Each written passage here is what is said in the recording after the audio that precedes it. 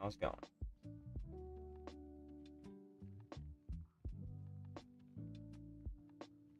Oh, we're at the open plan. Yeah.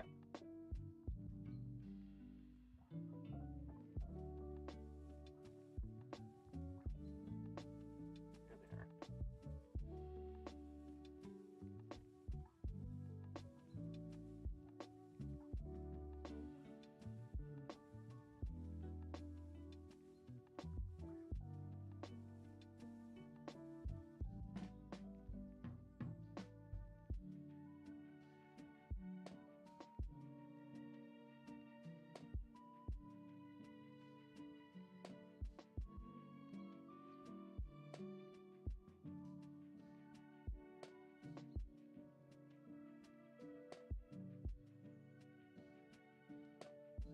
Just sub.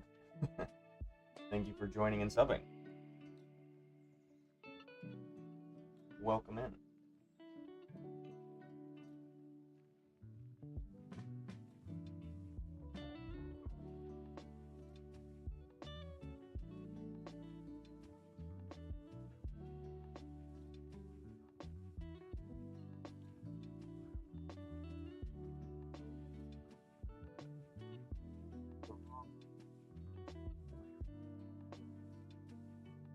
Maybe.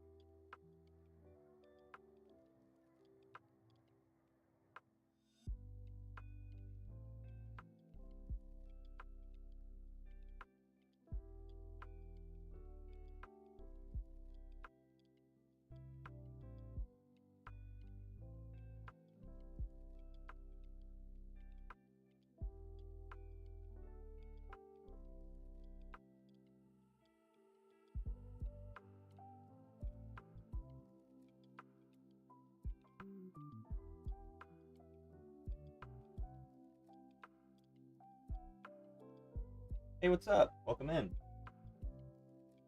How we doing today? Oh my god, this guy has so many freaking buckles.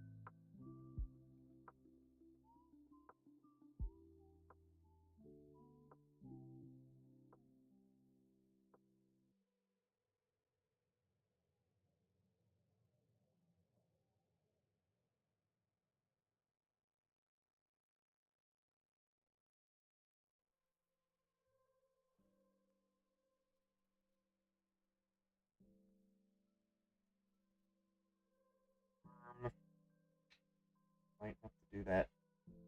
What am I looking at? I love Yu-Gi-Oh cards, but this is such a complex design for no reason. This is the most Final Fantasy adjacent guy that I've ever seen that's not a part of Final Fantasy.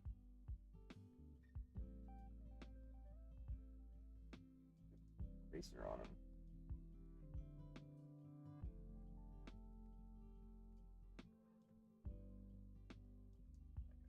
Okay, hold on. Let me do the interior ring. Exterior ring.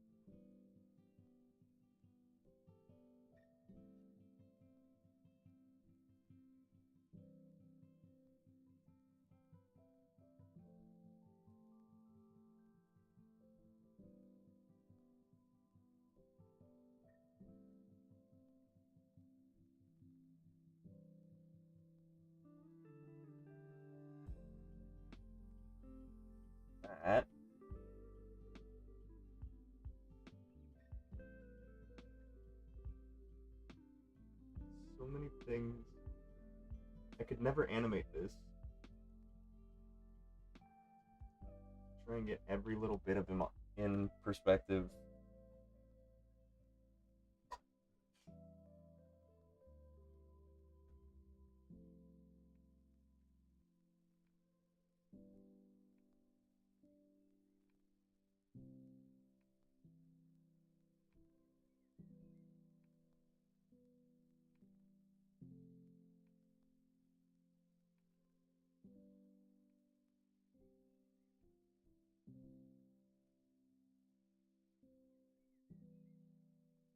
You do traditional art or art you do for yourself? I actually started with traditional, like painting and inking, drawing, stuff like that in high school, and then I moved into mixed media in college. I did sculpture, I did metalwork, and photography, and then I opted for photography just because it seemed the most accessible, and I had done that in high school, and animation specifically. But what I do for myself usually is animation. I used to do photography for myself, but then I decided that it wasn't what I was passionate about. But I have the capacity to do a lot of different things.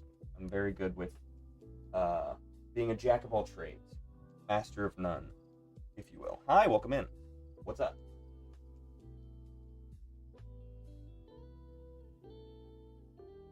So that's this, and he's got little shrapnel digging into his arm.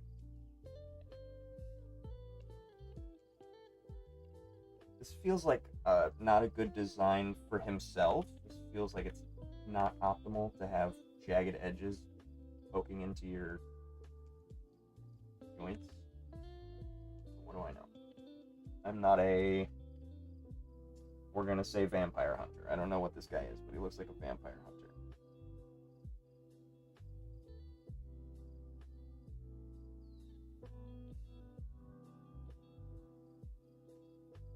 Your channel came at a time when I needed to push to continue. Well, I'm glad. That's exactly what I want to do, is to help other people feel comfortable enough to continue making art, because I don't think anybody should be discouraged from doing so. In fact, I think everybody should make art at some point in their life, because it is, one, great to express yourself, and two, very humbling. It requires a lot of introspection, and in doing that, I think people learn to talk to themselves in a healthy way. You're forced to think about what it is that you stand for on a deeper level, and in doing so, you have to address your flaws to then move forward. I think that's the biggest upside of art, is that it's an expression and a way to share deeper feelings with other people.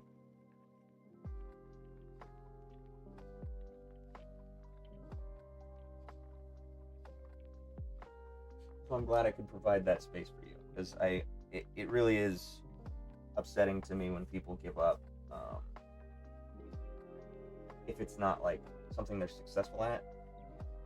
Because I understand, like, I'm extremely lucky to have, I'm in a position where I can make art, not for a living yet, I'd love to, but I have some disposable income to be able to settle and start working on things to hopefully be able to work for a living with art. But we're getting there. But I think there's a stigma about, like, you have to make something that you can then sell. And I think that was kind of why I opted for photography in the first place, was that it was a marketable skill at the end of the day. Like, worst case, if I couldn't make art, I could, if I couldn't get in a gallery, I could do photography for weddings or headshots for offices or high school graduation photos, stuff like that, which I've done all of those. But it's not my passion, right? But I encourage everybody to make art, regardless of whether you're making money off of it or not. I think there's a big problem with people thinking that every hobby they have has to be able to be sold. I think you should just be able to do stuff for fun. And so my issue now is trying to figure out what it is that I do here for fun. I think the line has started to blur for me of like what I'm doing for myself versus what I'm doing to be marketable. And that is an issue, but working on it. So based on the way that the arm is turned, it'd be like here, that square bit.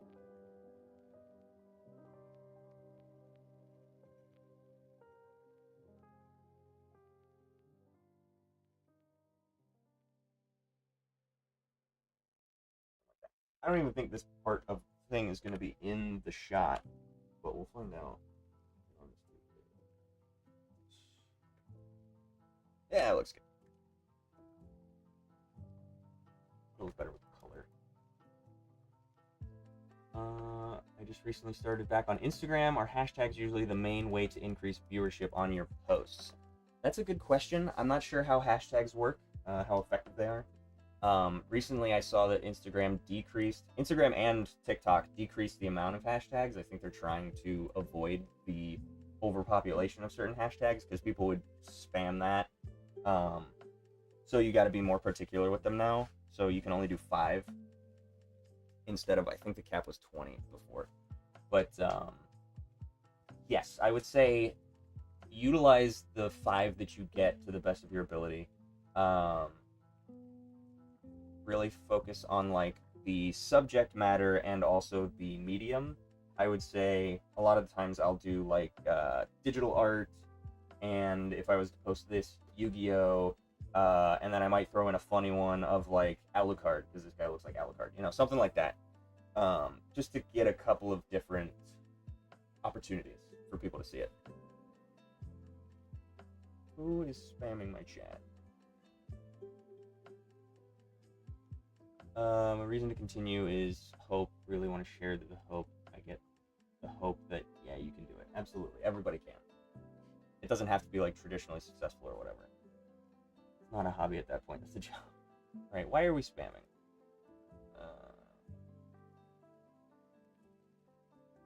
Can I stop you from doing that? Is that a cat?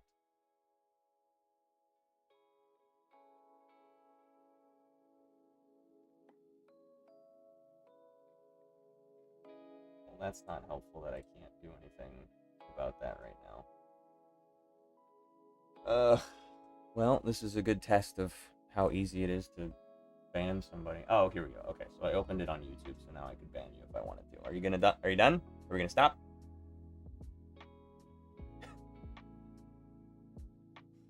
Lesson learned, I need to have that.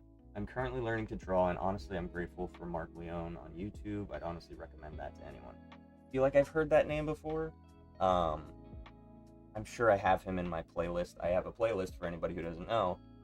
In the Discord, there is a video playlist of all of the lessons that I have watched on YouTube that I've found super helpful, and I organize them by like beginner to expert, I guess, level. If you were to watch them all the way through, I think you would be a really good artist by the end of it. And I feel like I have Mark Leone on there a couple of times. I definitely have Mark Burnett. He's there. Northern Kentucky University. Wait.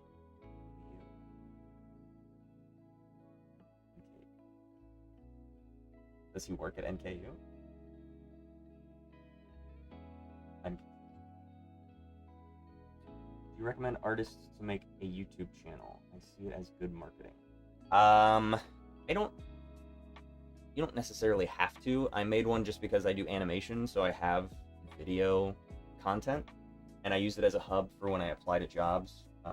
So I have like a portfolio, and I have a website, but it's not optimal. I had it in college, and I need to curate it more. But a lot of the times they just want to see stuff, and you can private videos. So sometimes I'll have stuff saved to my YouTube that I can then just link directly to. It's a very easy way to just upload a video if I have a different iteration specified for a certain studio that I'm applying to, so I can optimize like, okay, they do 3D work, I'm gonna make a video just with 3D stuff, and then I'll send them that link, and I can have that privated if I don't want the rest of my YouTube channel to see it. So, I think he works at NKO. Interesting. 68 videos. Wow. Maybe I don't know him, but that's good to know. Maybe I'll look into him and add him to my playlist. Also tricks people into doing animation. Yes, that I do that. I trick people into also joining. So yeah, make a YouTube channel. Why not? You can do like community tabs too. I don't know that it works too effectively exclusively. I've seen a lot of people who make video content and then will use their community tab to show art that they're making for concepts for something that they're gonna make, and they'll do like early release stuff like that. But I don't know of anybody who exclusively does community posts for their art. But you could be the first one. That'd be fun. The only downside of making a channel is the time sink. Yeah, if you... I don't see it as a time sink, other than, like... It's a shame when something doesn't go, you know, mega viral or whatever. People don't see it, especially if you spend a lot of time on something, but at the end of the day, that's true of all art, right? You can spend a bunch of time on something, and if you don't get any views, then there's no point in having done it. I personally see the value in having done it.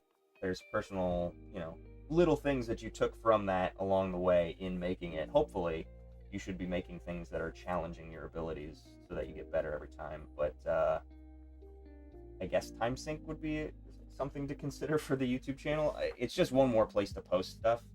And I think that's my biggest issue is, like, of the social media places that I've been to, which ones do I see the most potential for my audience specifically? There's certain websites where I was like, this is not the audience for me. Behance is definitely not. ArtStation is definitely not. And I don't think I make enough furry content for Affinity, but it's a great community as far as I've seen. So, yeah, I think it's a matter of what the media that you produce, where it's best suited to be presented. And so I like YouTube because I can do streams and I can do community posts if I want to do just like intersplicing little hints, you know, tidbits of things that are coming up, and then videos for reels or smaller animations, or I can do commentary videos, I can do comedy, whatever, I can do animatics. You know, I have the capacity. My media is geared towards video, and so I like YouTube. But I also post stuff on Instagram and TikTok, and, you know, some of the other little bits will go more viral there, whatever. But it's just a matter of where you're finding success, I think. So experiment with it. I recommend that you try YouTube, and if it's not something that you think is going to garner the views that you want, then you don't have to do it anymore. I'm trying to think of, because it really does depend on what it is that you make. Where are we? How convince you to join the Discord? Can also trick you into doing animation. I always do. I always trick everybody. We've actually had a couple of people start trying, and it's really awesome. I love when people get tricked. You've been tricked.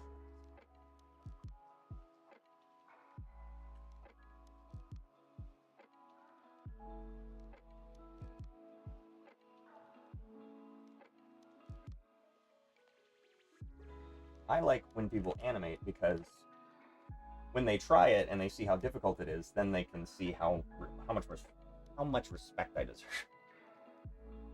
No, I'm kidding. I think most people understand how difficult animation is, which is why not too many people like to do it traditionally like I still do. I'm a very stubborn person, very persistent.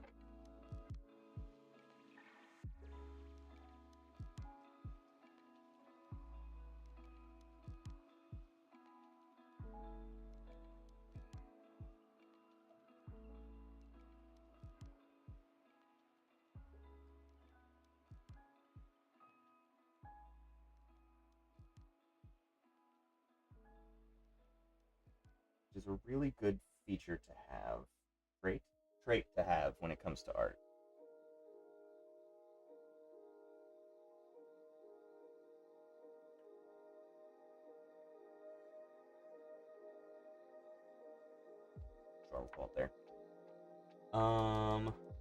what do you think is the best way for me to learn to draw? Should I draw even if it's bad? Draw the same way?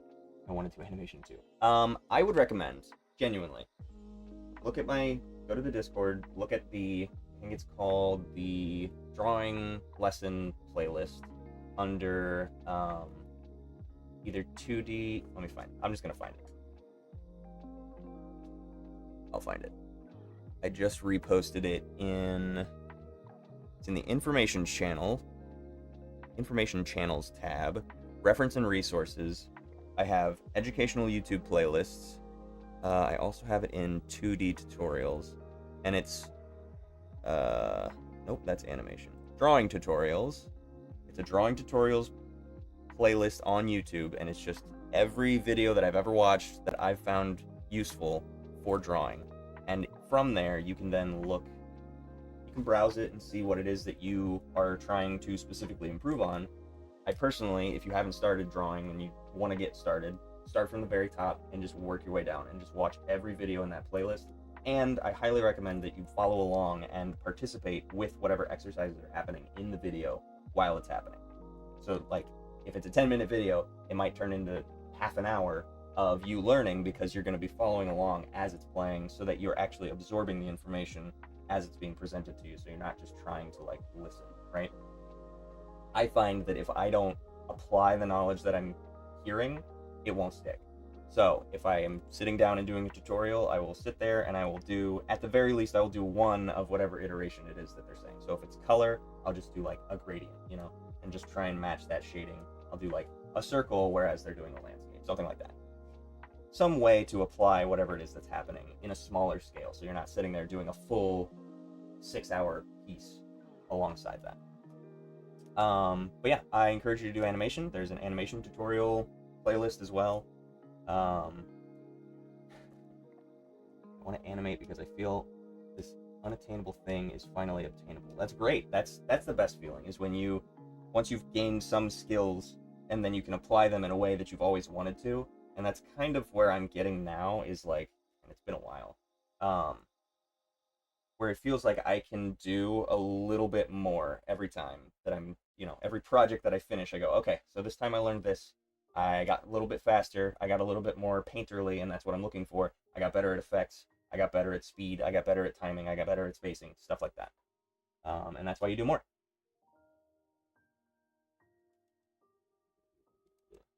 What was fun? You don't know if it came out well. Your hair effect animation? That was really good. I don't know why you're... Don't doubt yourself. You learned something. Let his magic work. I'll definitely check it out. Absolutely. Yes, we have weekly, monthly prompts. If you're ever looking for something to do, if you run out of things. But there's so many things, so I never run out. Although I do run out of prompts. I need to get better about, like, thinking about prompts ahead of time. Okay. So I don't... Oh, he's got fingerless gloves. I was going to say, I don't want to ruin his fingers, because I really like the pose that I've got.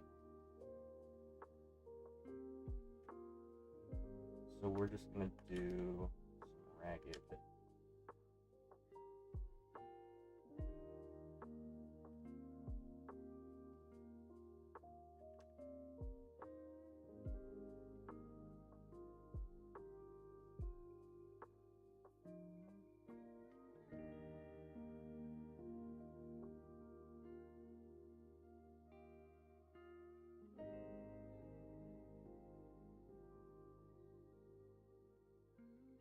That's fine.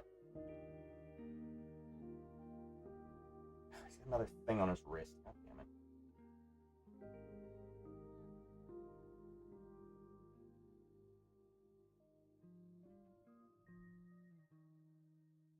Oh, also, I know it sounds really stupid.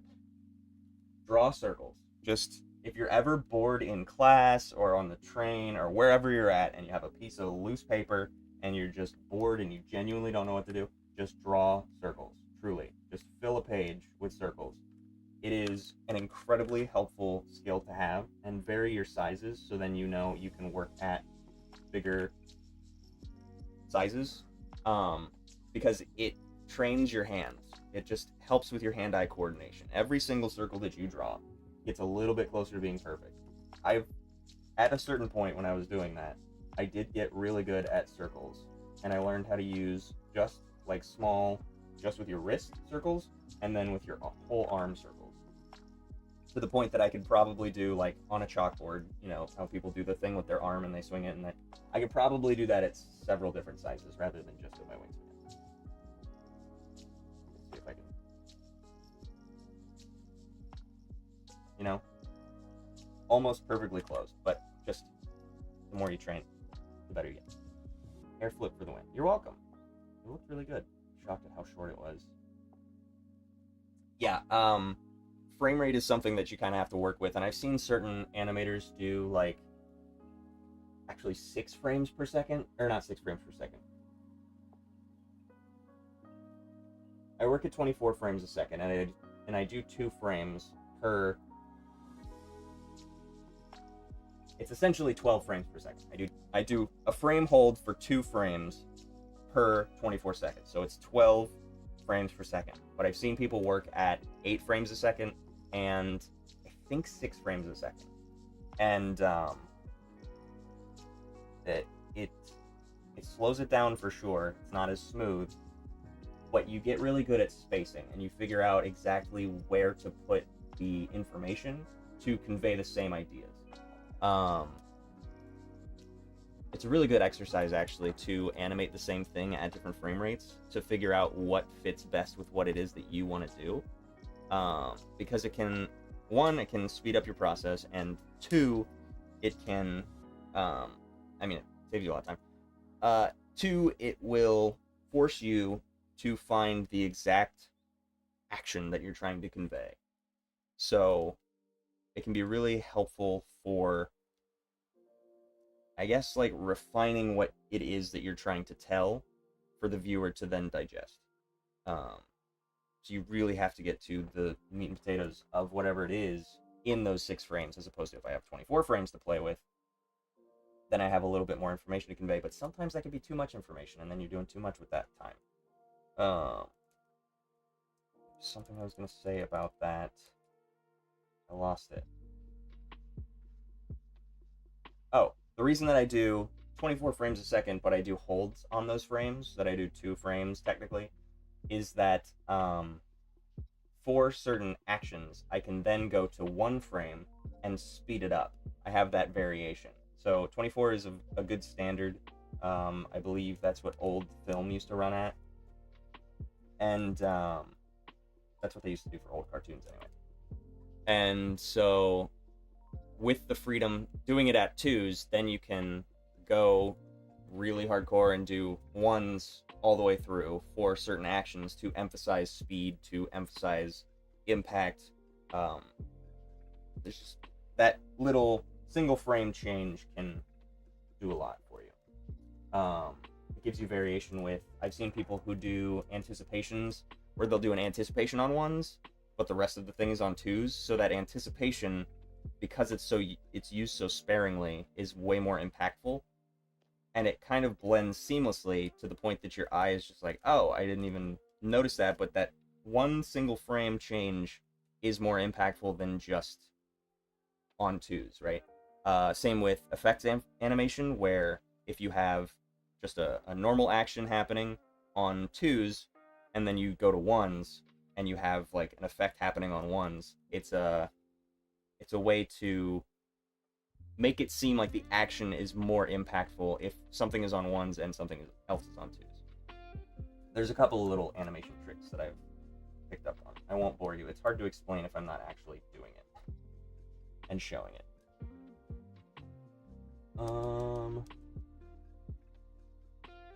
I've drawn so many circles, it's diabolical.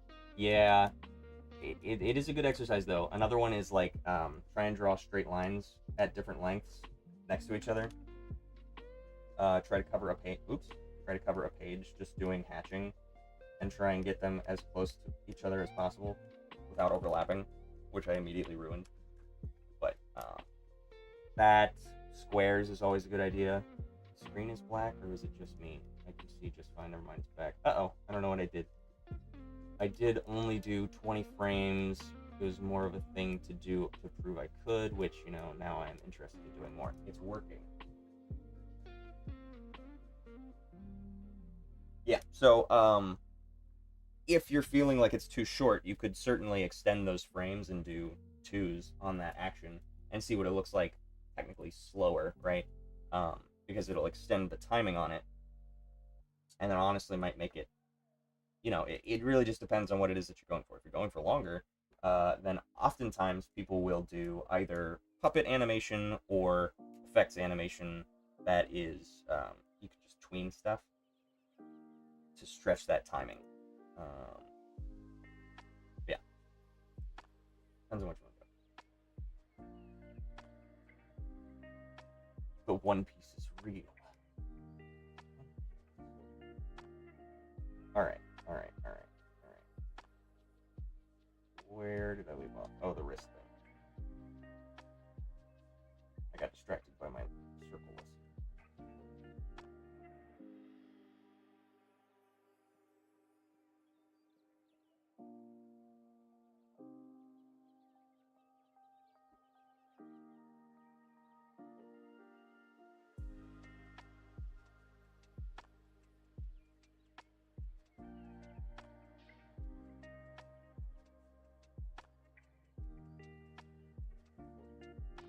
Okay, so the problem is, I need to figure out where this is going to go on its wrist.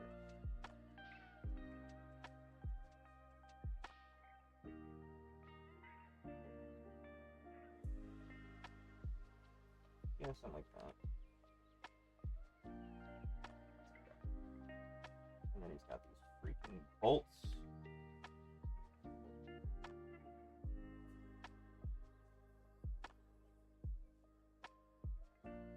That one doesn't have.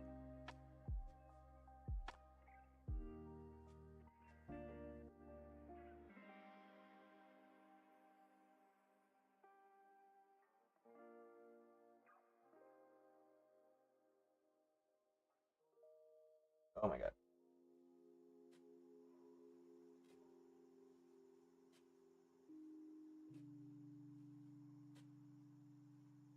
There we go.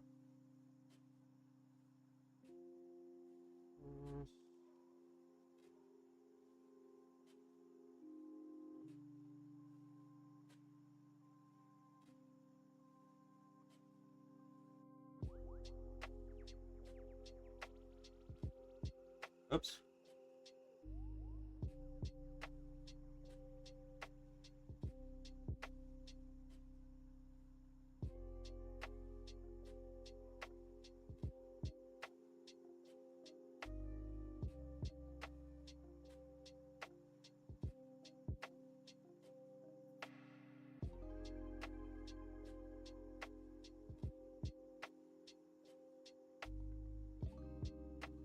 Anyway.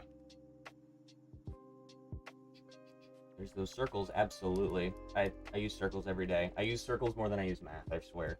Geometry was crazy, way more helpful of a class in high school than anything that I learned in calculus. I should be learning right now, but it's whatever I love supporting artists, even if it's a little. I appreciate that. Advice given and put into actual art. I try to teach things that are applicable, you know what I mean? Like, I'm not gonna tell you to, like, do stuff that's not gonna work for you. Now, problem is, back arm one is a little too big, potentially? Or is this front one just too small? Honestly, I think I'd like it bigger.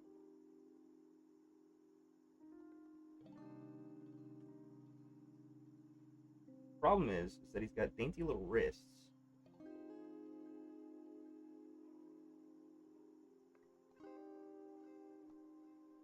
So I can only do so much with that.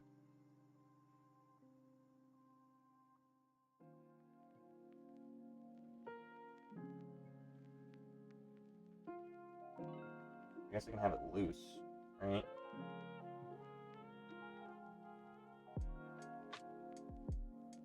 Let's see what that looks like.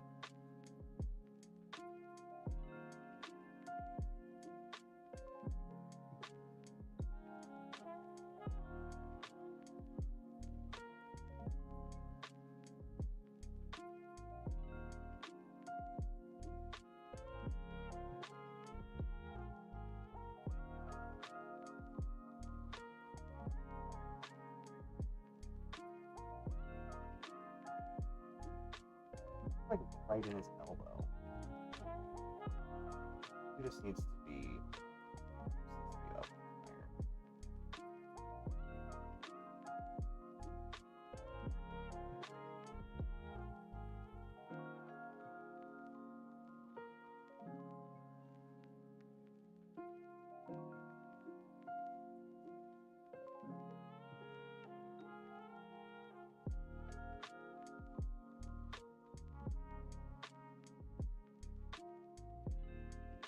I need this one to be down here, like digging into his elbow.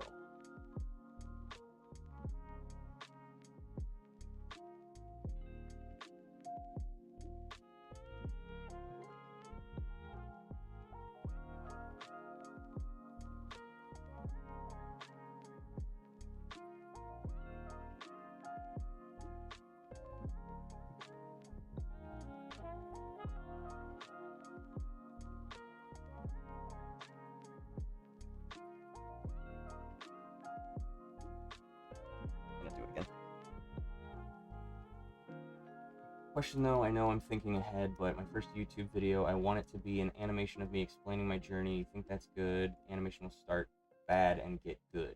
Interesting. So you want to animate as like you're explaining your journey. That's a good idea. I'm trying to think. So let me think. I think that's a fine idea. A lot of the times what I see is students will post like their college career, and they'll show like, you know, starting with the bouncing ball and the sack of flour and the pendulum swing, and they do all those, right? And then by the end they post their final thesis. And I think that's a good idea. And I think that's kind of self-explanatory. So I guess my question is like, do you plan on releasing it in individual parts, or you want the only thing that you post on your YouTube to be the full experience, I assume, of like, and then like what is finished, right?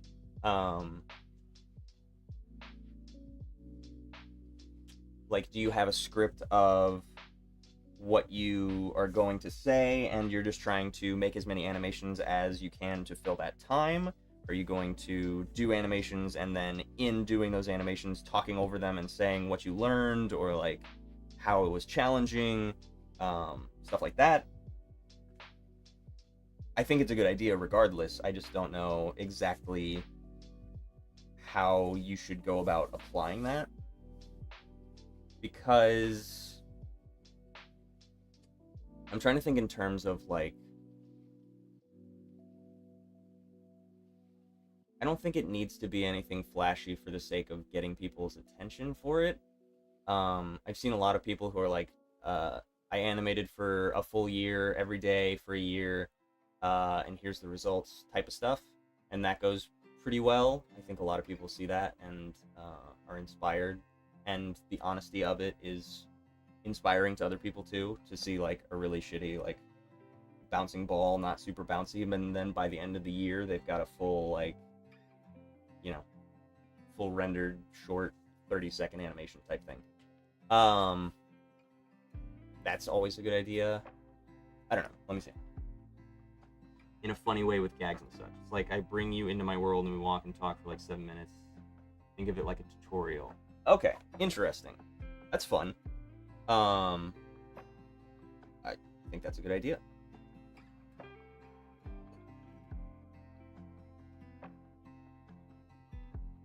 So, okay, I see what you're saying. So you would be actually animating yourself walking through the world of you showing your exercises in animation, and then by the end you would get to a point where you walking and talking is more well animated towards the end to showcase the better animated parts that you've gotten to. I think that's a good idea. I think that's very fun. I'll animate myself and the watcher walking, and I'm talking to you, but the animation starts as like bad, but we walk, and sometimes it gets better and better by the time it's done. The animation is okay. Okay, I guess the biggest thing that I would say, that's a great idea. The biggest thing I would say is like set a time limit for yourself, so then it's not um you said 7 minutes, but I would say like the length of time in which you're willing to spend on animation to make that video come to fruition should be a decent amount enough of time in which you can then showcase your improvement, right? Because otherwise it might not come across as improved, and it's more just an idea of like you just spent more time towards the end on something. Because I can animate something really well if I spend like a year on just some 30-second clip, right? But if I'm doing stuff short, then I can make it really bad and loose just by nature of making it quickly, right? So I would set aside a certain time limit and just say like, okay, in this span of 6 months, I'm just gonna animate myself, and then as I do each of these, maybe say 5 exercises. You know what I mean? Like, I think you should also have some amount of things that you're going to do to then showcase that changing happening. As like an evolutionary stage rather than just slowly happening. Trying to put it into better words. I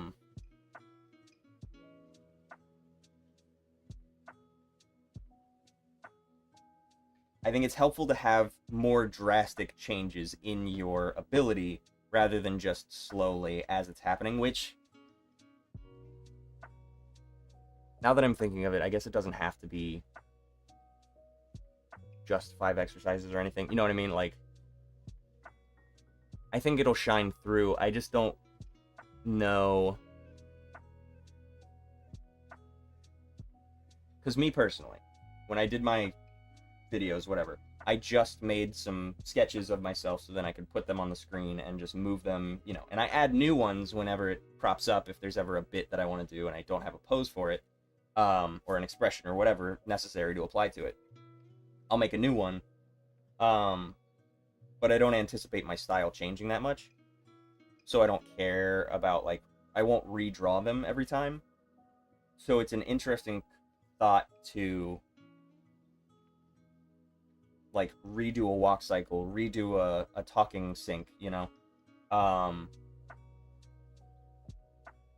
don't know, just some things to keep in mind is, like, it might be more impactful to do, like, a very concise period of time. Like, in this 6 months, I'm going to do 1 exercise every month, and by the end of it, you'll have 6 different things, and in each of those 6 different segments, you'll have an improved animation of yourself talking and explaining it. I don't know. Up to you if you want to do a set time limit.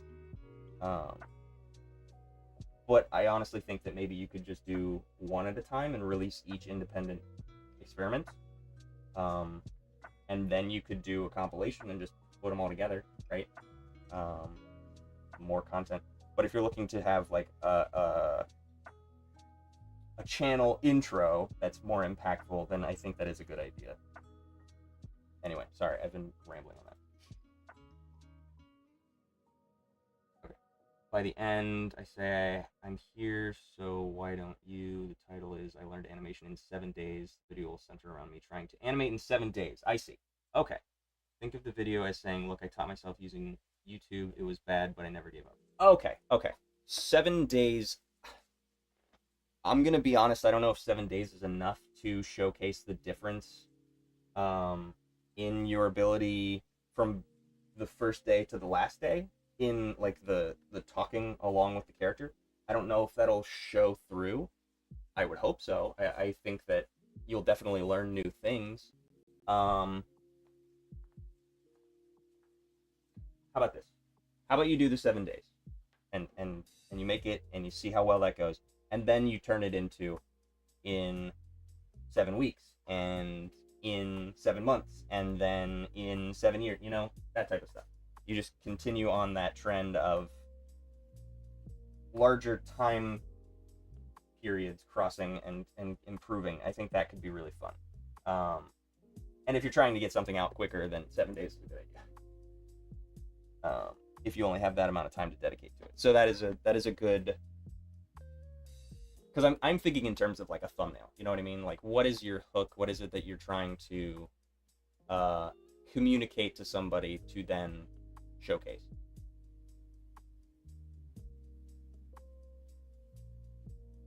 Seven days isn't bad, but I feel like a month would be more convincing for as an example of like not giving up, because I feel like 7 days, not that it's not that it's easy to make animation, not that it's easy to do that, but 7 days is not uh, a long enough stretch of time, in my opinion, to learn enough about animation. Like, because you can't really apply the knowledge that you're going to get in that time frame, because you do have to set a lot of time aside to even animate in the first place, right? Um, but we'll see. I think you should do it. I think you should see how it goes, um, and report back. And yeah, if you have the capacity to learn everything about animation in 7 days, then I will applaud you and I will point to you and go, look at that. That's crazy, right? But I fear that that's not going to be enough time for you to get it done and also showcase a drastic enough change in your, specifically the gag of you walking through and doing it, right? But by all means, I think it's a good idea.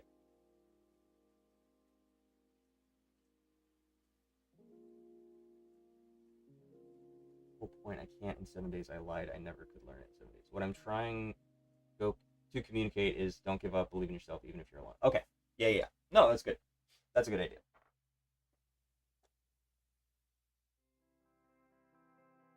I think that's fun. I'm always going to encourage people to animate.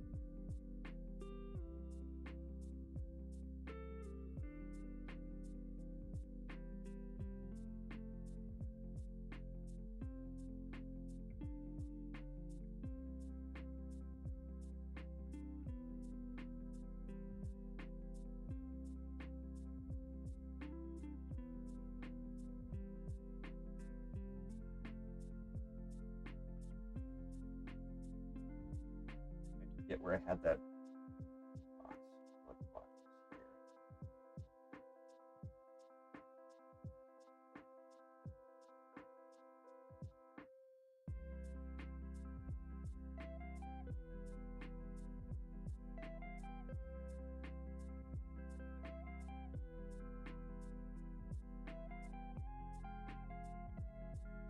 Okay. I figured it out. Nope. Figured out my issue. Do that. Cutting off the arm back here. That's what I needed. Teeth.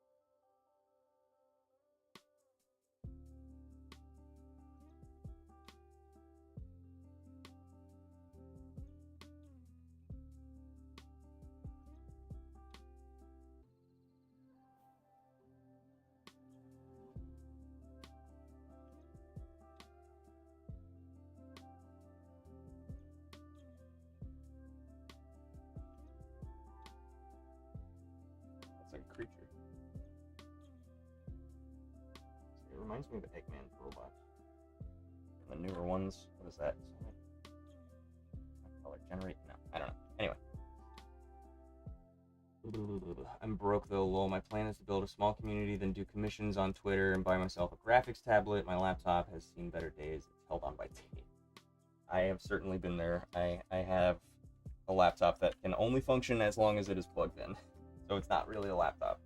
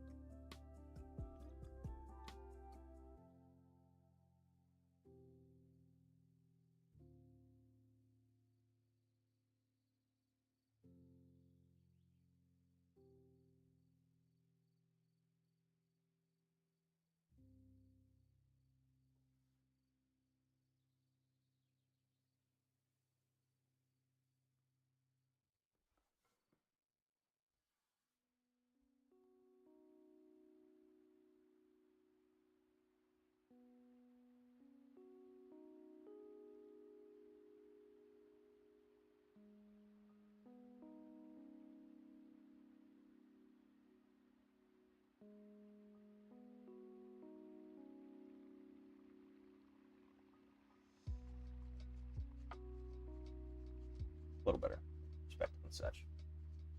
Battery is shot, but it works. Yep. Whatever works. Gotta make do. What artists do.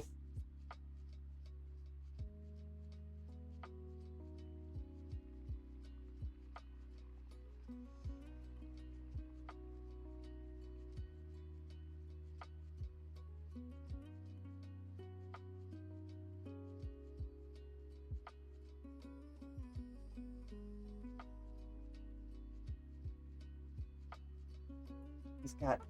Oh, shit. That hair? That's hair. Okay. Belt buckle. Classic anime. Anime boy.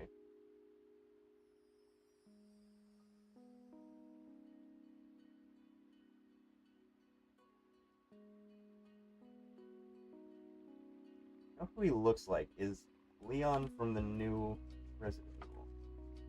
He looks like the grizzled Leon with longer hair. Okay, got a belt buckle chest. Got all these bindings.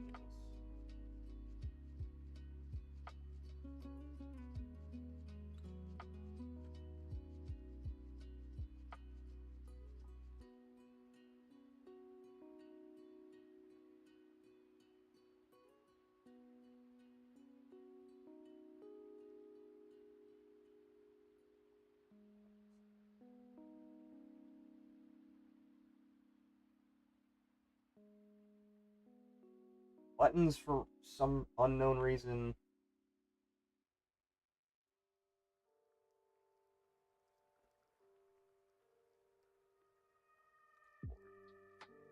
You have a choker? He's got a choker. He's got. I didn't even notice the BDSM kitty strap thing going in a triangle right here. We're working. We're getting there.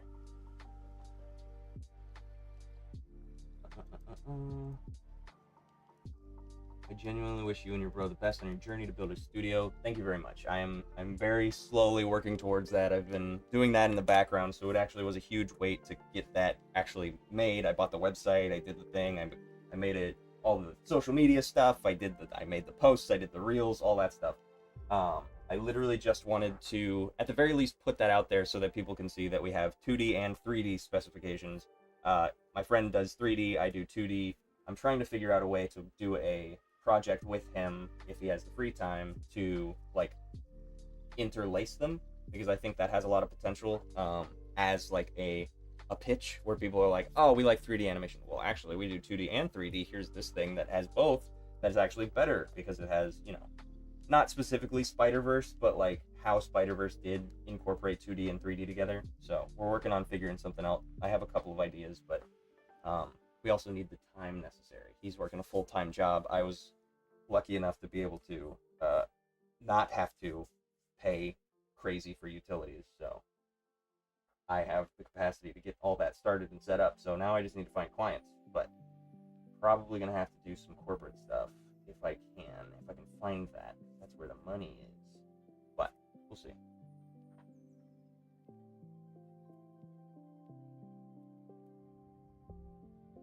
All the luck with that. Thank you very much. I'm very slowly making it happen. I'm broke with money to support your page. You don't support my Patreon yet. I actually should take that down because I don't have anything extra to show people. I would say, if anything, Ko-Fi, but don't. If you are not in a place to give me money, do not. I'm not actually asking. I'm gonna take that back. Don't donate to my Ko-Fi either. Don't do that. I don't need money right now. I have side gigs that I do. I'm doing commissions, as you can see. I have photography stuff lined up. I've got little gigs here and there. I have enough to be okay for a little bit. I genuinely, the only thing I need right now is just support here, views, whatever, because then I can point to that for clients and I can go, look at how many people will see things. How about give me some money and I'll make you a thing and then I'll put it on my channel and then people will see it. That type of stuff. I wish I knew people looking for animations. It's okay. It's okay. I'm not expecting smaller people to be able to help with this because animation is pretty expensive. So I'm not anticipating a high volume of independent funding from people.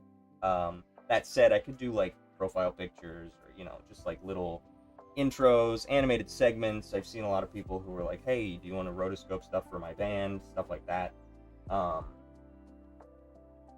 Yeah. I had a run-in with somebody who wanted me to do it. They were like, hey, can you do a full 3-minute animation for free? And I was like, no, I can't right now. I need money. So, yeah. That was... I understood that they were a band and they were, they didn't have much money, but I did get upset with that. I was like, listen, I wouldn't ask you to come play a gig for free. You know what I mean? So you can't ask me to make you a music video for free, right? Anyway.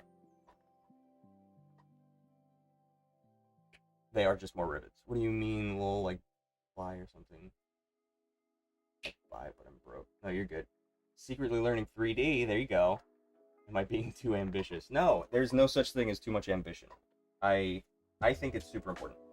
Interestingly, and this is just something weird about me, because I know so much about 2D, sometimes I find it hard to motivate myself to do it because I feel like, I obviously am not an expert, but my brain tells me that I'm so good at it that I don't need to focus on whatever it is, and then it becomes tedium, and then I get bored with whatever it is that I'm doing, so I find it hard to motivate myself to do 2D stuff. However, whenever I have to do something in Blender, I get super involved, and my brain just, goes into overdrive in learning stuff because it's so easy to find tutorials to do the thing that I'm looking to do. I'm not doing anything complicated, I'm not inventing the wheel. It's just a matter of, I don't know how to do it.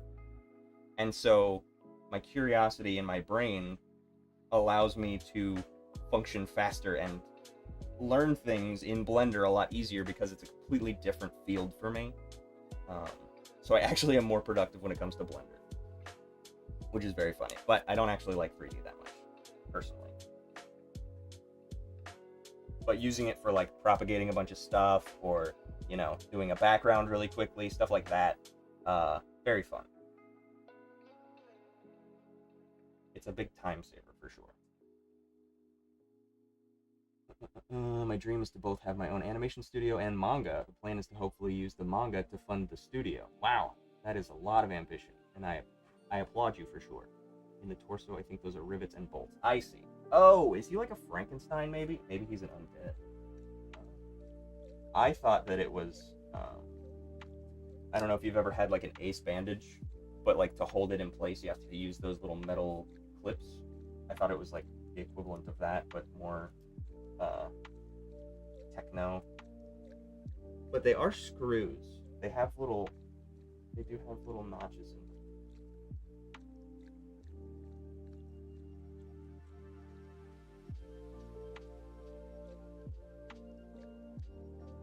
Yeah.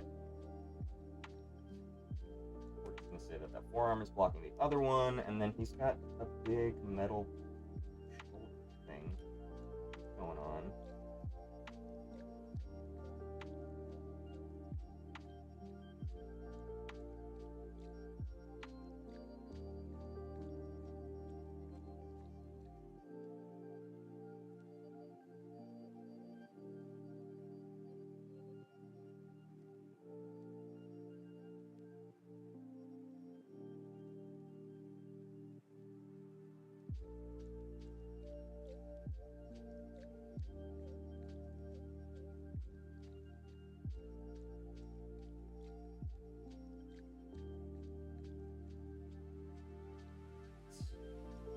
Got those freaking things on his arms. They take up so much space. It's my biggest thing with them.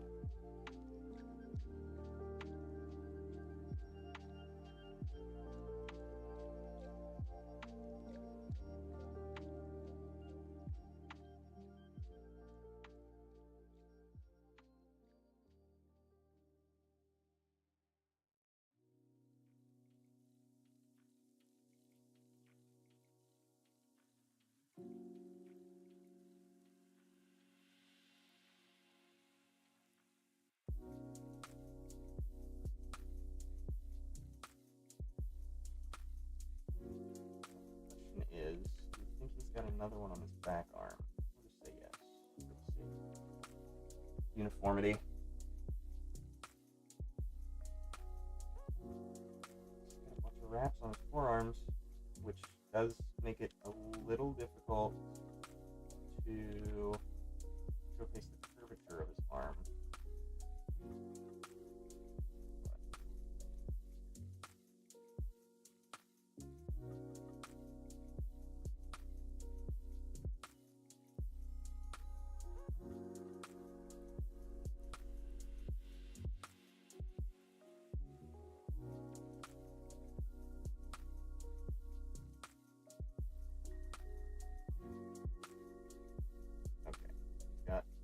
Not fingerless gloves, it's just wraps around his fingers.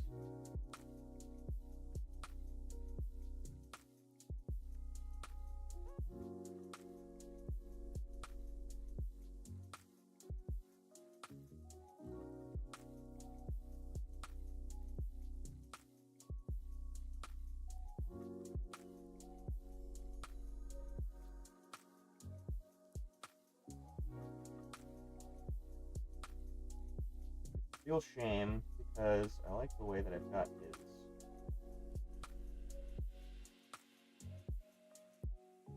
and whatever, and not veins. I guess they're bone tendons. That's the word, tendons.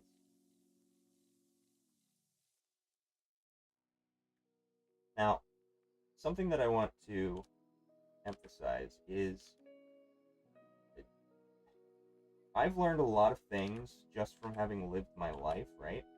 So I want to inspire people to go out and experience the world, to be able to learn more things, to then apply it through their art.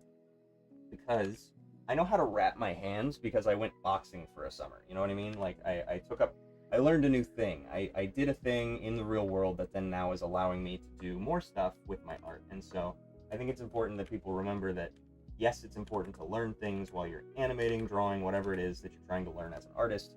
But to be able to apply that, you also need to live a life. You have to go outside and you have to do things with your friends, whatever. So I want to encourage people to also not be worried about, like, I have to constantly be learning things, because sometimes it'll just come back around to you later. So I know how my hand wraps look because I used to wrap them for boxing. Just a little life lesson. Don't be afraid to not be productive. You're allowed to just hang out, because you can still be learning things. Not that you're constantly like, oh, I need to be learning right now, but, you know.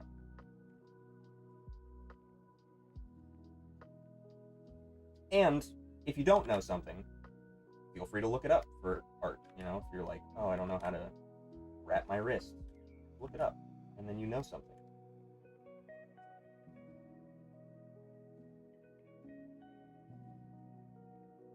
What I'm saying is touch grass. Just kidding. Whatever you want to do, whatever your method is, but it is helpful to just have those things happen in life. I think it's good. Okay. Oh, maybe. Okay. Ambitious but funny enough. The more I watch the course on YouTube, the closer I get, the more I feel the burn. There you go. That's what we want. Because of this commission, I've been seeing other Yu-Gi-Oh cards. I think that's why, and I'm just like trying hard not to pick that up again. I'm currently learning horizontal, vertical, and diagonal alignment lines. Interesting. No, I'm not going to touch grass. Okay. That's fine. Whatever you want to do. I don't care. I just think sometimes it works.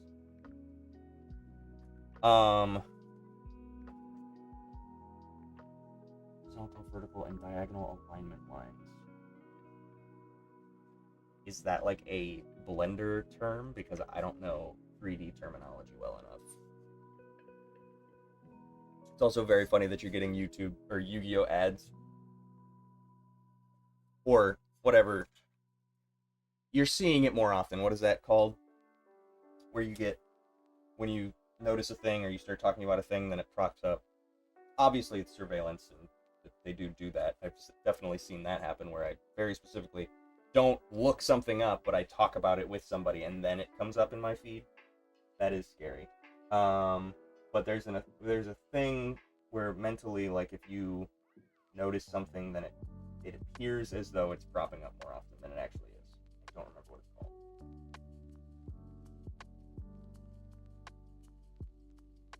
I don't want you to be listening to me. I turned off that function. Why did that happen? Now I'm scared. It was listening to me. I don't have Hey Siri on. No, I don't. I turned it off. Why are you listening? Why do you keep doing that? Maybe my phone updated and it turned it back on, but I absolutely turned that shit off. Alright. Now I'm scared.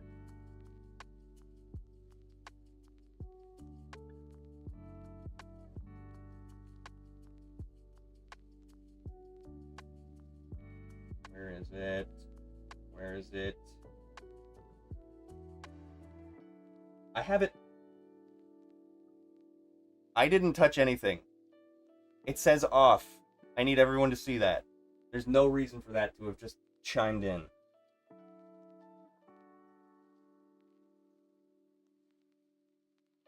That's crazy.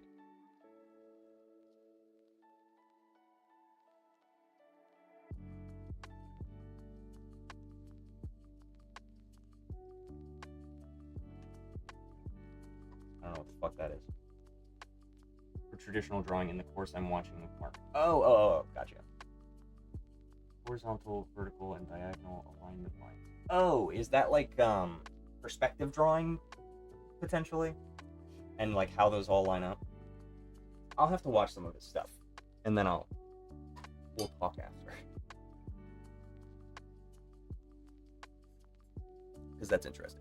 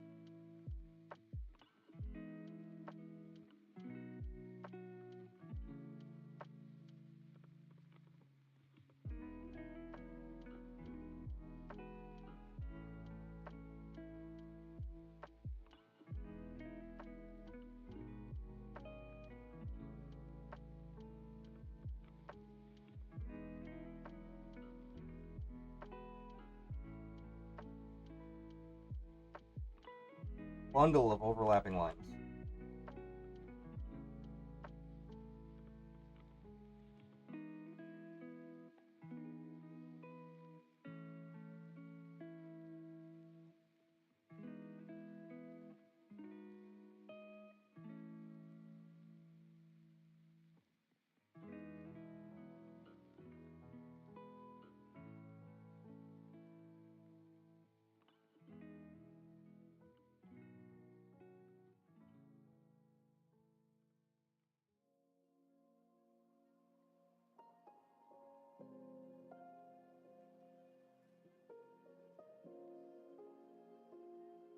Let's see if I can even decipher all of these overlapping lines. I'll make the opacity different on each of the layers. I think that's what I'll do to make that a little more decipherable.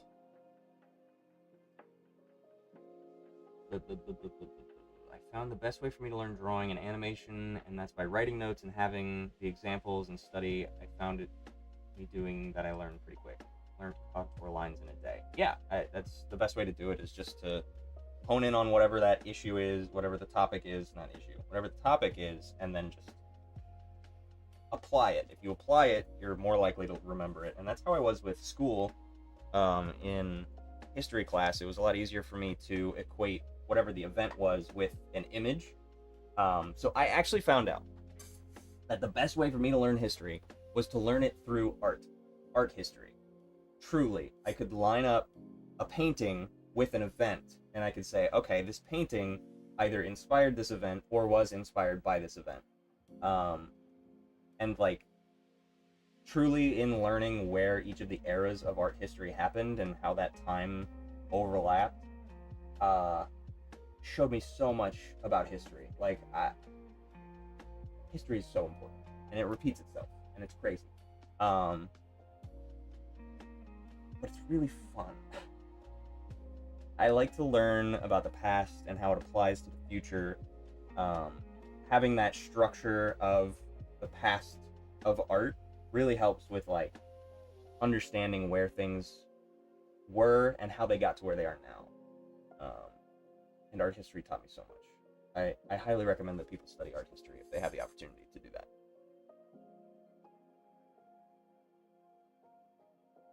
Find it easier to learn by writing it in my own words and finding the meanings if words I don't understand. That's a good way to do it too.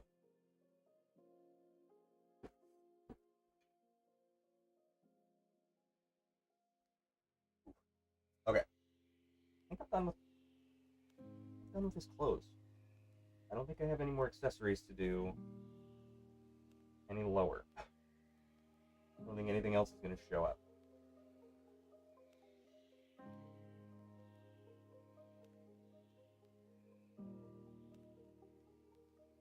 So we're gonna go do a final pass. Put this down to like 50 here. 20. There. No, I need it even lighter. There we go. So then I know if a line overlaps, I can get rid of it.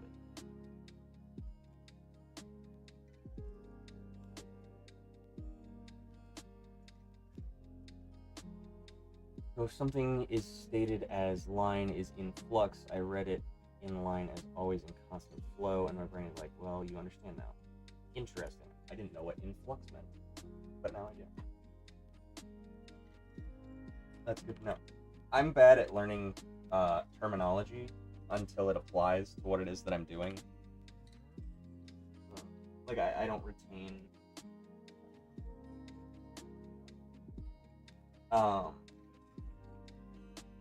I'm bad at applying terminology unless it actually is something that I utilize often, regularly. Like, I don't care about what the names of the elements of animation are, the 12 principles of animation. I don't care to name all of them, as long as I am using them, you know? Until I have to teach it to somebody else, I don't think it's necessary for me to know specifically what it is. I've tried memorizing them, but, there's 12. That's a big one. How many did I get? I feel like I got like 8 when I tried to list them, but I could be wrong. Let me try again, real quick. I'm drinking more water.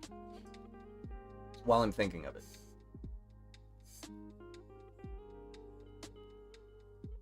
Let me write them down. So then I can memorize it, if I don't.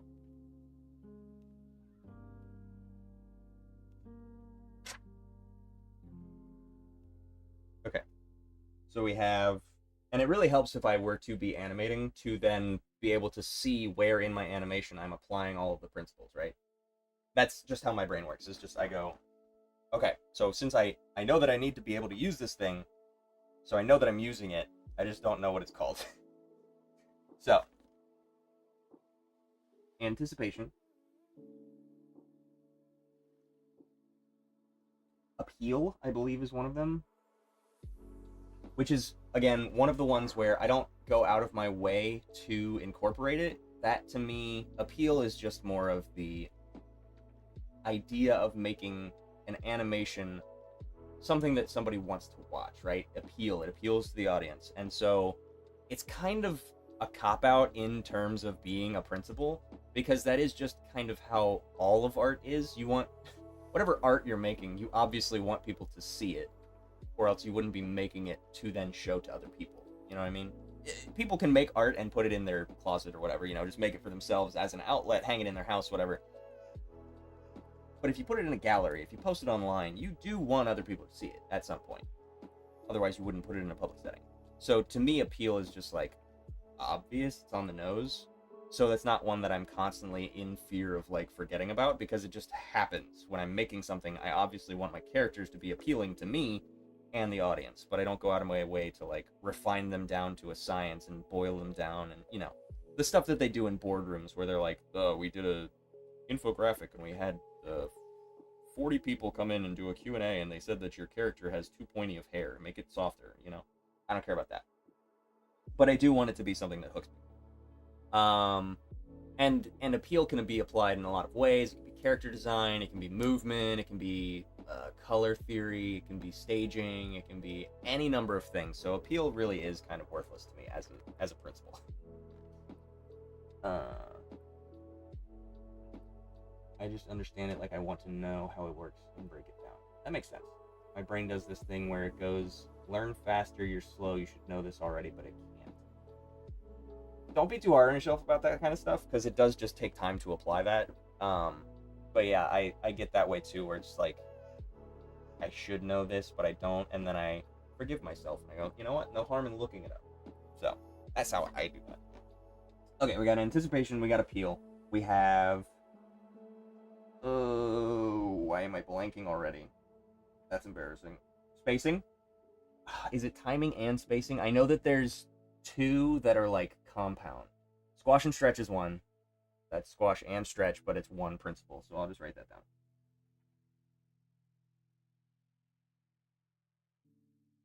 But then there's like timing and spacing, and I don't know if those are two separate ones. I think there's another compound principle. I'll put them together. I think they might be separate. They might be separate. But we'll find out. If I'm out of them by the time I'm done, I'll split them. Anticipation, appeal, squash and stretch, timing and spacing. I think staging is one. I'm gonna say staging. Because it's separate from appeal, where the staging is literally like the setting in which your whatever is happening is taking place, is how I remember, how I'm thinking of staging being, if I'm remembering correctly. But I could be wrong, I could be making up staging. Okay.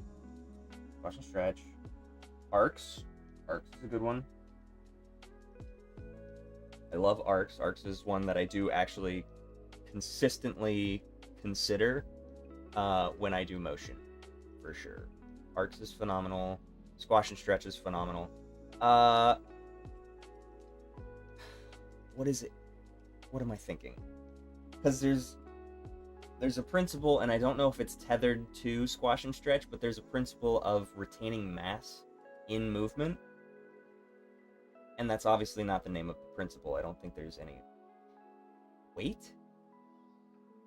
I think it might be weight. But I think underweight is mass and conservation of mass when it comes to squash and stretch. But that might be like an overlap, like a Venn diagram of squash and stretch and weight. I think weight is a principle.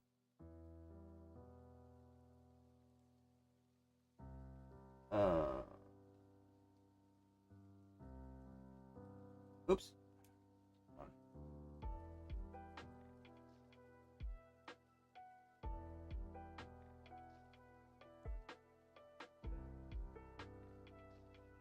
There's this voice that says, give up, you'll never understand. Today I looked up how many types of perspective, and I'm seeing 16, and I'm seeing 3. How many are there?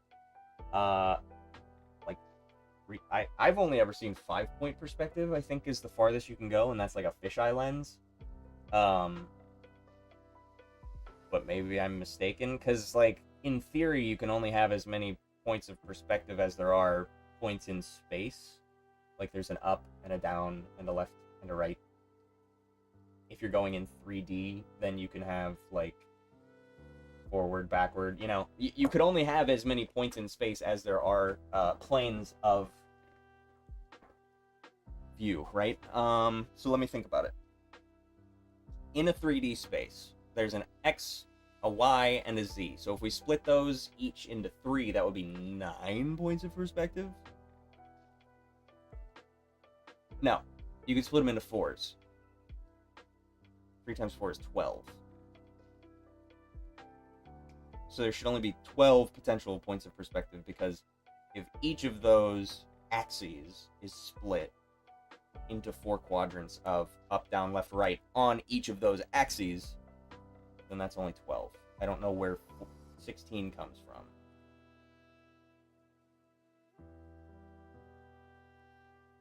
Potentially. But I wouldn't even use 12-point perspective. That's crazy. That's way too many lines. The most I've ever seen is 5. I only ever use, if I were to use perspective, I usually use 1 or 2. 3-point perspective is for, like, top-down landscape type of stuff, where you know that you need a line that's somewhere off to then do an angle, like, you know, more dramatic camera angle, dynamic camera angle. Yeah, I don't know that I'd go any higher than that. A max out at 3-point and art is like a fusion of 1, 2, and 3. Yeah. I personally don't use perspective that often unless I know that it's going to play into whatever it is that I'm doing. But most of the time I can just work from observation and get it done. Because, like, this drawing itself that I'm working on currently would potentially be 3-point perspective. But I didn't use perspective to get these shapes or these angles. And maybe that's evident to somebody who uses 3-point perspective, who knows where my proportions are off or whatever. I don't know too many people who would break these down into shapes first before then moving on to anatomy, but I could be wrong. I feel like most of the time it's just observation and reference, and knowing where things would then naturally go with the capacity. Like, having this reference and seeing what his arm looks like, I can see what that arm would look like in a certain position, and I don't really necessarily have to. I could have gone in and done 3-point perspective and, you know, done a dramatic. I could have done 5-point perspective and had his hand, like, coming at the screen, whatever. But I just referenced this image that was already done, right? So I don't really have to be perfect.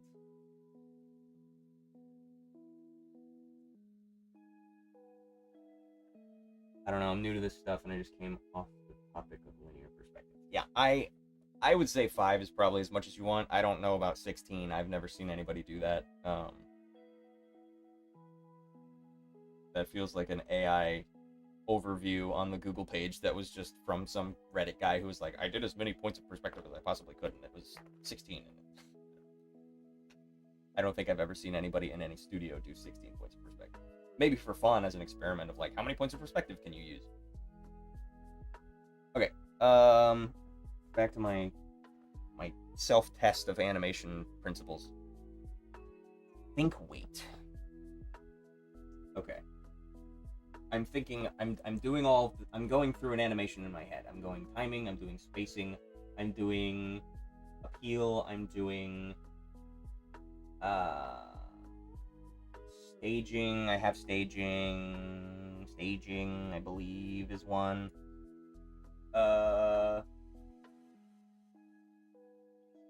Stretch.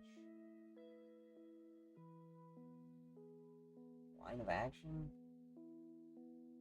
Why am I thinking line of action? No, I'm thinking of force. Line of action. No? No. For some reason, line of action keeps popping into my head, and I don't think that's correct, but I could be wrong. Anticipation, follow through.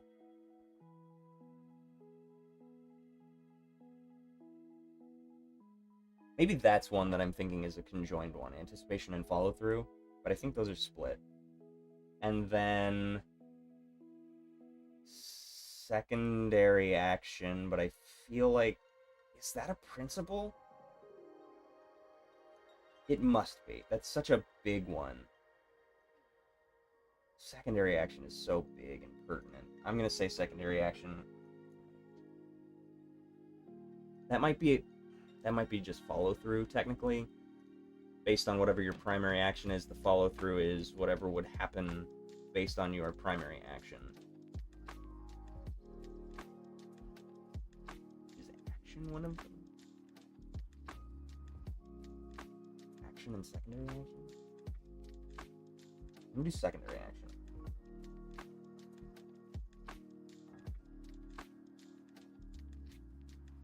Okay, I'm so questioning on so many of them. Is that my goat Yuta? Yes, it is. I didn't want to show it for too long if it was, spoilers. When I say 16, I don't mean 16-point perspective. I mean 16 types of perspective. Ah, I got you. I was like, okay, I don't know if that's how many. Interesting. Yeah, I don't know that many different types of perspective. I would just say, like, 1 point, 2 point, 3 point, 5 point. I don't know how you would do 4 point other than, like, 4 backward. And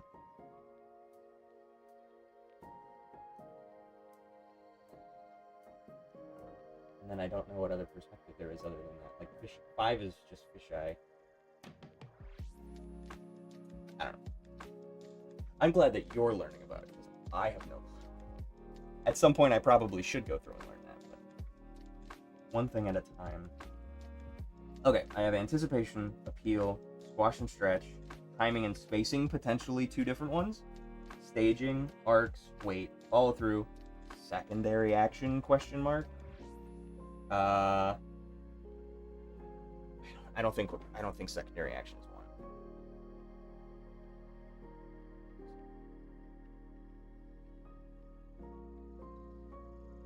Okay. Impact? Is that crazy?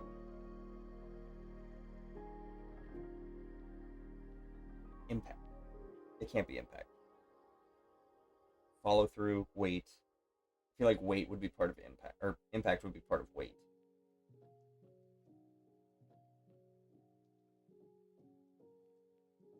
I'm thinking in terms of squares. I saw somebody do a little animation and they just had a cube on the screen and they just had it do a bunch of different things to then showcase the implication behind each of these, or the application, the function of each of these principles. And so the cube was like, sliding around, anticipating, follow through, overlap. Why am I thinking overlap? Overlap. I'm writing it down. I don't know what it stands for. Overlap, but I definitely remember that as a principle. How would that apply? Why am I remembering that? I think it's to show like space within the scene.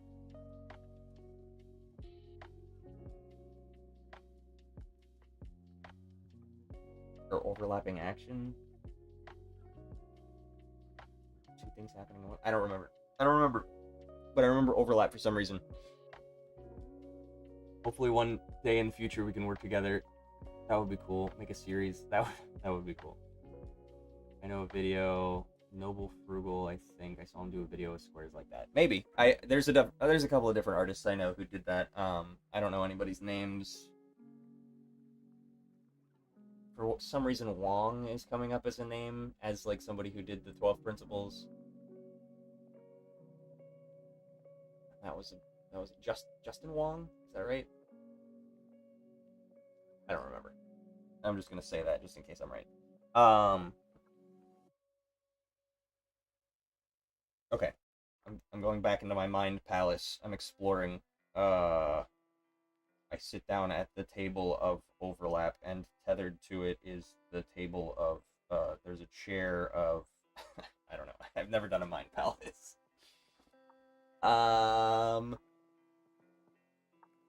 The chandelier of anticipation. That would be cool to work together. Yeah, I have too much on my plate right now. I'm trying to get some personal stuff done. I do encourage you to keep animating, and maybe we can get there at some point, but I need to work on my stuff. I hope you surpass me, I do. Because that'll just encourage me to do more. Why am I blanking on the rest of these principles? Alright, I think that's all I have. That's all I got.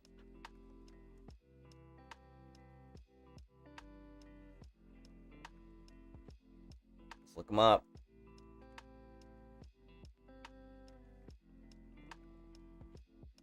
There we go. If I keep doing this little quiz I give myself, why is this on Adobe? I don't care. Oh, the illusion of life. I have that on my desk. Okay. Anticipate. Okay. Squash and stretch is 1. Check. Bam. 1. Hold on. I'm just gonna...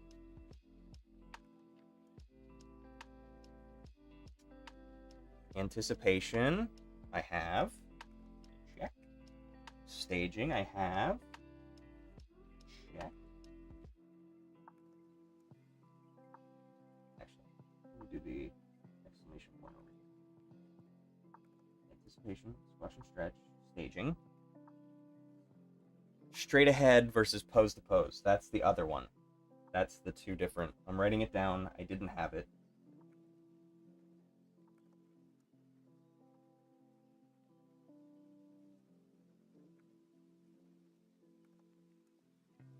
And I didn't think of that because it's very specifically methods of animation rather than application of animation itself.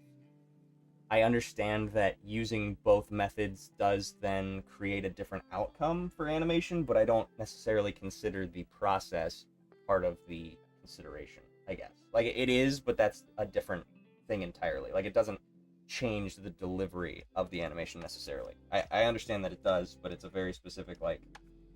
I'm making excuses for myself. I'm gonna move on. I didn't have that one.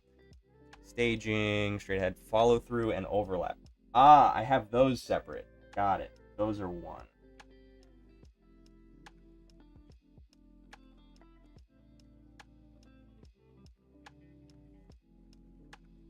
Okay, so I did have those. I will erase overlap. I had them separate though, so that does eat into my number of things I had. Slow in, slow out, I did not have.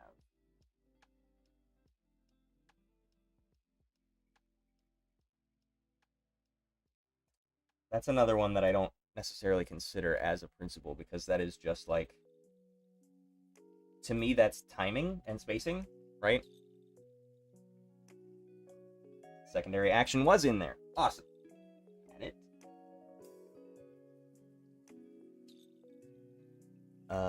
Timing. Exaggeration is interesting. It's just time. Hold on, let me see if spacing is on here.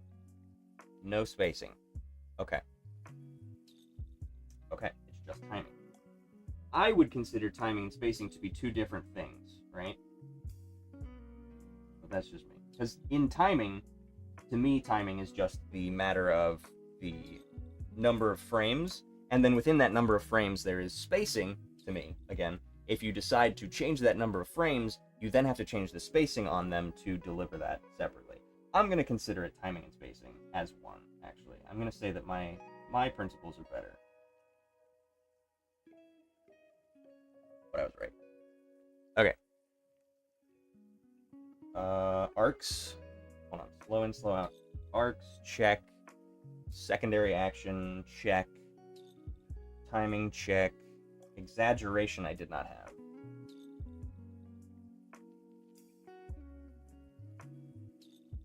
Okay.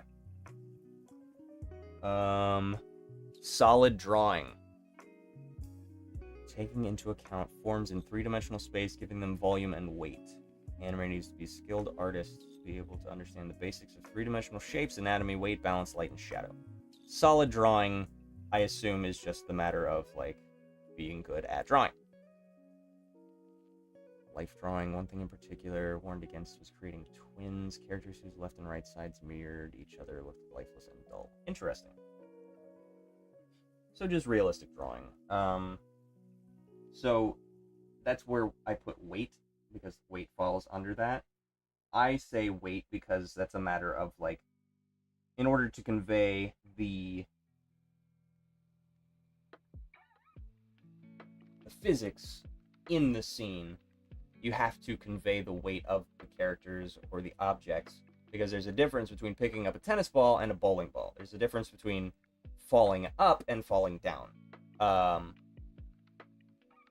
So that's where when I said weight, I guess I was implying physics, but it also, this seems to be a catch-all for the matter of, like, good drawing in general, which is interesting. So I'll write solid drawing. Because I think that physics should be one that is more important, honestly. Appeal, charisma, interesting. I did have appeal. Okay, so I got 8 again.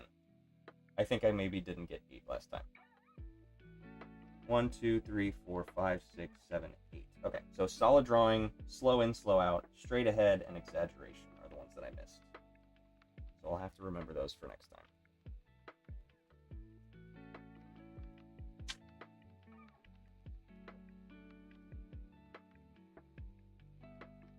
I'm going to do this quiz every once in a while. Whenever anybody brings up the principles of animation, I'm going to get there. I'm going to be great someday. I believe in it too.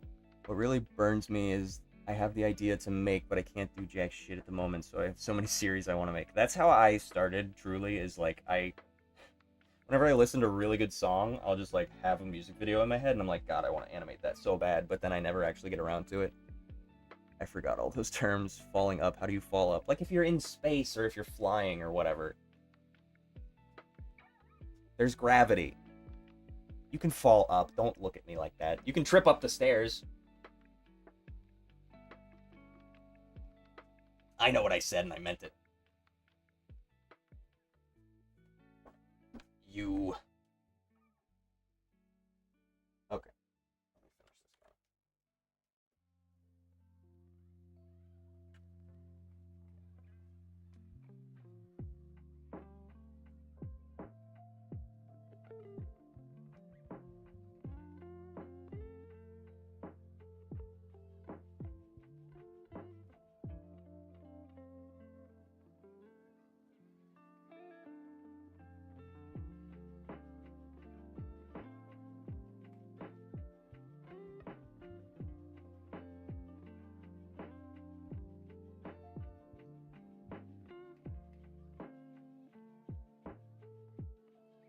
Clearly, you've never been to outer space.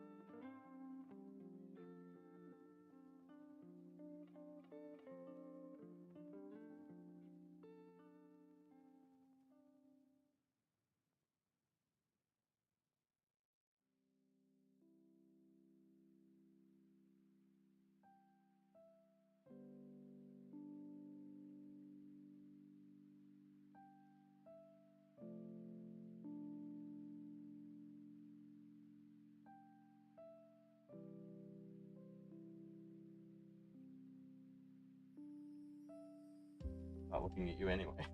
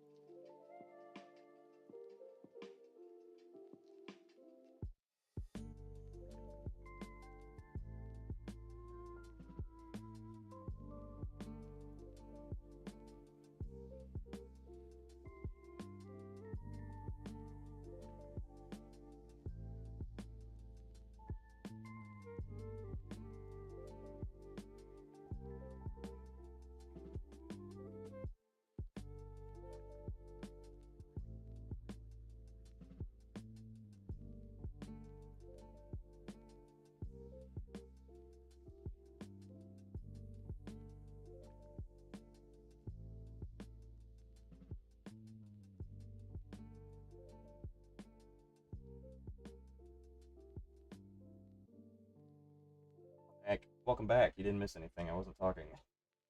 When I finish this course, I'm going to go so hard because by the end of 2026, I want to be able to draw anything.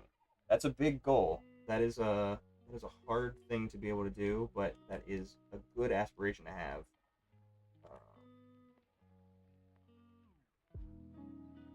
That's kind of where I've just recently gotten to.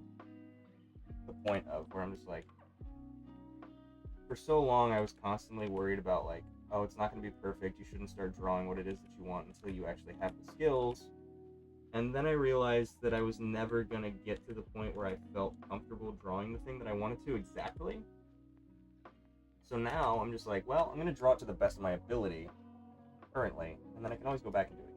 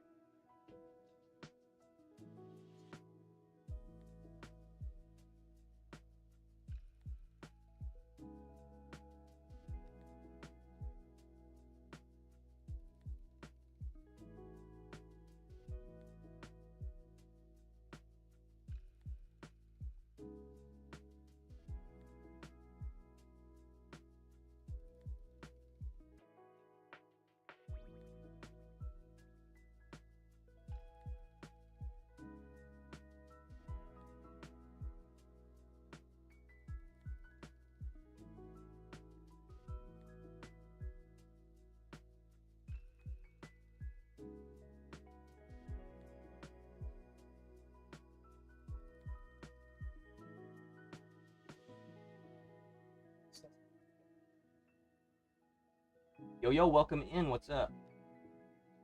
Even if it's not perfect, but to be able to look at something and draw it. Yeah, no, that's a good idea. Observational drawing is like the goal, because then you can, if you can perfect observational drawing, then you can literally draw anything that you see at the very least. Honestly, the best way to do that is just do a bunch of figure drawing, do a bunch of like, in the same way that you're doing observational drawing, you should also be doing studies of basic shapes and anatomy too, if those are the things that you want to draw. Because there will be instances where you don't know, like for this, for example, I don't have the back of his arm over here, but I moved stuff, and so now I have to be able to draw this, right? And so that's just a matter of, I know anatomy, I know what this side looks like, so I should be able to recreate that easy enough on the back side, right? So just being able to do that kind of stuff is a really helpful tool, I guess I'll call it. But yeah. I finished the Pokemon piece finally after color correcting and editing for like 2 hours. I hate coloring, personally. I'm much better with, I love a dynamic pose, and that's about as far as I love to do anything else. This to me is very tedious, the doing the lining and everything. and then even more tedious to me is the color. But I'm trying to get better about doing it, so I applaud anybody who is willing to sit down and do it. Coloring is the best part. Well, how about this? You can do my coloring, and I'll do your line art.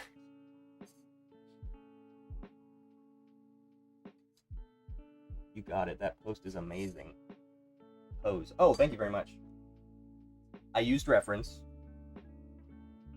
My friend wanted a commission from JJK, a bunch of different characters. So I used this as reference. I didn't trace it. I will say that. And I did add my own. I cocked his wrist a little more. And gave him a knife. I try to, when I'm doing observational drawing, I do try and, like, once I've done it for studying, I try and do it when I'm doing, like, a commission, for example. I'm not going to just trace something. I will add some spin to it, and it is a different character, obviously. But just something to differentiate myself from just straight up tracing, because I don't want to do that.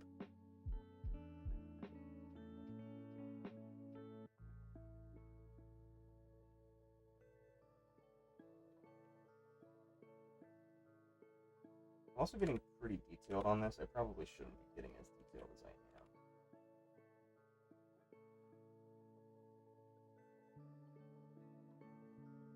I've got 2 more characters to do.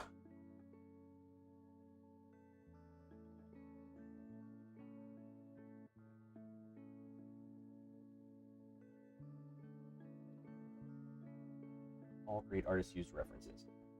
Yes, they do. And honestly, it took me like until I think last year or the year before to actually recognize that, because nobody actually like posts their references that they use. And so I genuinely just thought that everybody who worked like that just drew everything from imagination, and I was like, I am so far behind. But only to find out that apparently everybody uses reference. So I've stopped stigmatizing reference because it's very important. So silly. I'll do your color if you do my line art. For sure. I think that's a fair trade. I wish I could draw like you guys, but here I am learning. I want to go faster, but I over-perfect things. No, that's okay.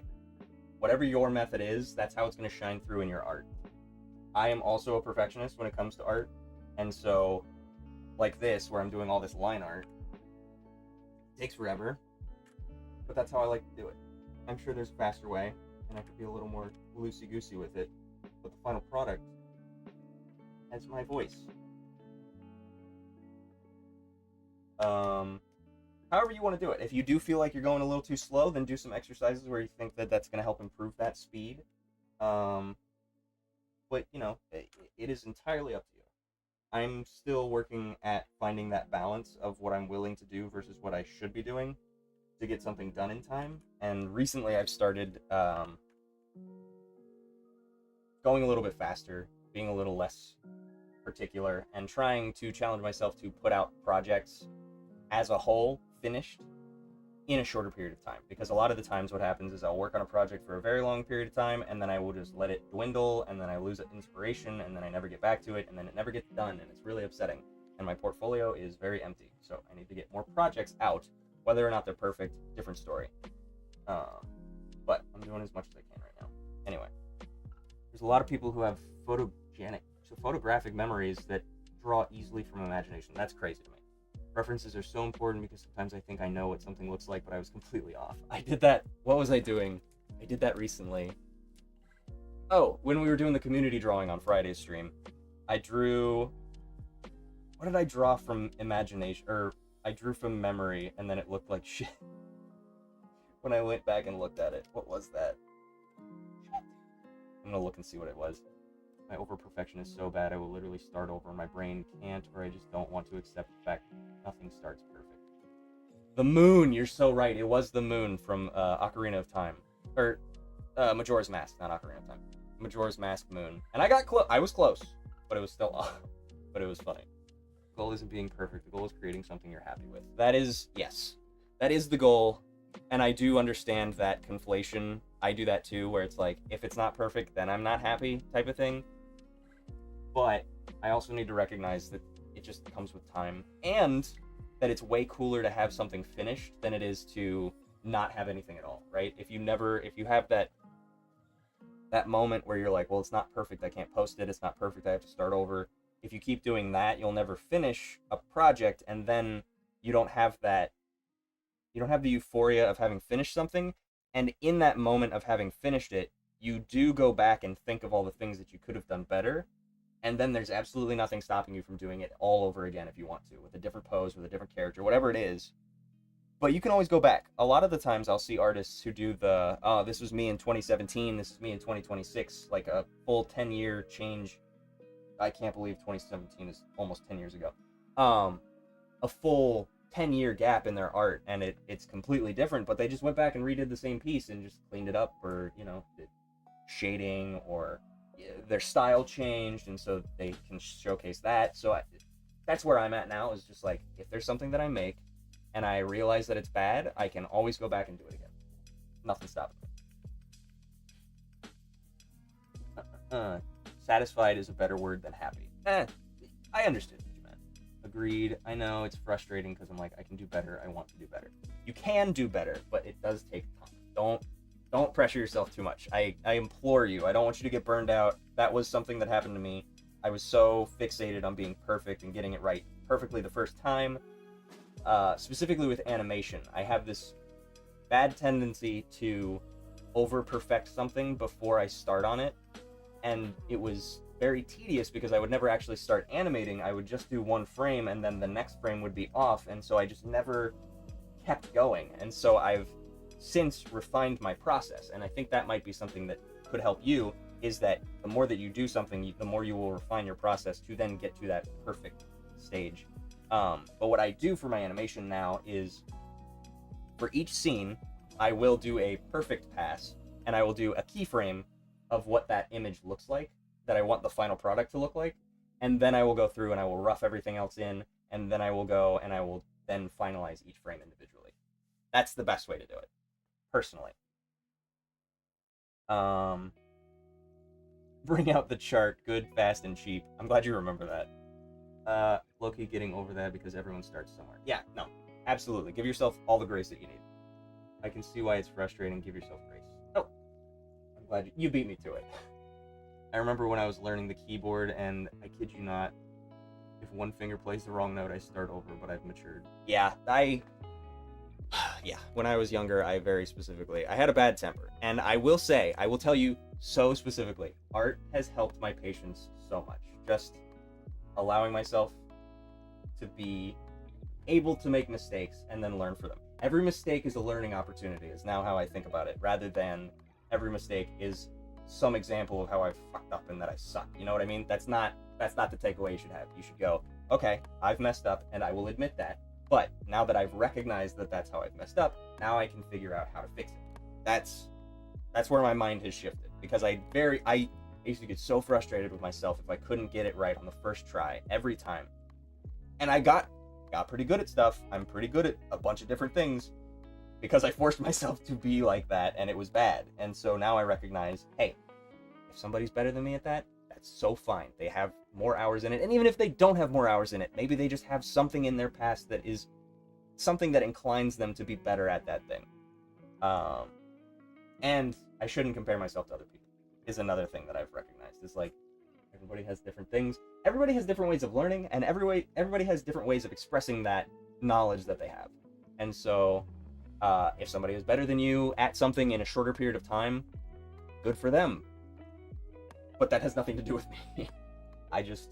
Whatever it is, I need to be learning in a different way, and maybe that takes more time. And then whatever I decide I want to make is what I make. And if they make cool stuff, then I can follow them and use them as inspiration, right? That's just one more thing that I can be benefiting from rather than hindering myself with, instead of a brick wall. I love drawing so much, and that's the only reason why I'm still doing it. It's my whole life. That's great. I think that's all it needs to be. I love art too, and honestly, it's the first thing where I actually sit down and go through with one thing, and that puts me at peace. It makes me dedicate to something. There is productive comparison, and there's comparing.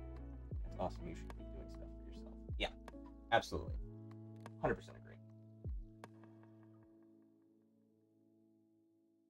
I didn't do this line.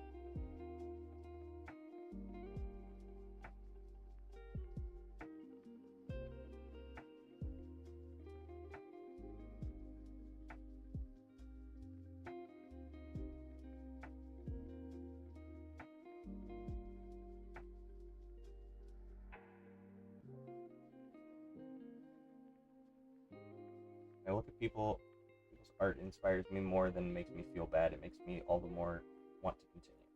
Drawing feels so free. Yes, I found something. I don't remember where it was, but I learned that a lot of the times when people have, I learned this because I was on my Instagram and I was like looking at all my followers versus following, and I have so many more people that I follow than are following me, which, you know, understood. But it's like such a big gap, and I was like, I follow way too many people, but like I also don't have that many friends in real life, so these are all people that I don't know. And a lot of the people that I follow are other artists, and I found that there's some science to like the more good artists that you follow and allow yourself to be humbled by, the better you end up being at art, because you have subconsciously this library of reference to go back to if you ever are like looking for something. And just having that exposure to better art makes you a better artist inherently. So follow people who are way better than you, and absolutely like strive to get into contact with them. Like I still feel like I'm not in the right spot to be able to reach out, because a lot of the people that I follow now are like working on people that I've been following for a while, and I've watched their progress, and it's so amazing that they now get to animate on like One Piece or Jujutsu Kaisen or Chainsaw Man, and I'm so jealous, but in a healthy way, where it's just like, wow, that's amazing. Like I'm so happy for them. And so I want to get to a point where, not like fame wise, but like ability wise, that I can reach out to them and be like, hey, are there any tips that you could give me? Are there any, you know, as a peer rather than a follower, you know what I mean? And I need to come up with some kind of cold calls. I do it with studios when I'm applying to jobs and stuff, but I need to get better about reaching out to people, because there's no reason not to shoot your shot and just like, hey, what's up? I'm trying to be better at this. Do you have any tips? Do you have any people that you follow? And even if it's just stuff that you already know, being polite and being like, oh, thank you so much for reaching out, or having the time, taking the time, and then maybe they follow you back. I don't know. But I need to, there's a couple of people that I want to reach out to and just be like, hey, could you like look at my portfolio and tell me what it is that I'm doing wrong, or, you know, how to get a job in the industry, or if you know somebody who's looking for somebody who's not proficient, you know, I'm not an expert, I'm not at their level, but yeah, I want to reach out. Specifically, there's a guy who does, he's been doing anime keyframes and stuff recently, and I want to reach out to him to see if he has any advice on getting hired for the Soul Eater reboot. I so badly want to do just like one single frame, and then I could put it on my wall. I could print it out and just be like, I have a frame from the remake because I made it. That would be so cool. Anyway, I need to do that. I know I'm good, but I'm at a point where I kind of like shine. I don't want to outshine other people, I guess. Trying to get over that. No, absolutely. Show off, please. Please show off so that we can all see how good you are. No, absolutely. I genuinely, again, I will always reinforce with people on the Discord server, like, don't compare yourself to other people. Don't critique other people unless they ask for it. Also, that's another thing that I'm big on, is like, unasked for critique is the least constructive ever. Like, you can critique it to yourself. You can go, oh, I don't like that, I don't like, you know, whatever. But keep it to yourself. Don't tell the artist, because that's not why they posted it. They posted it so that you can go, oh, cool, neat, whatever, looks good, whatever.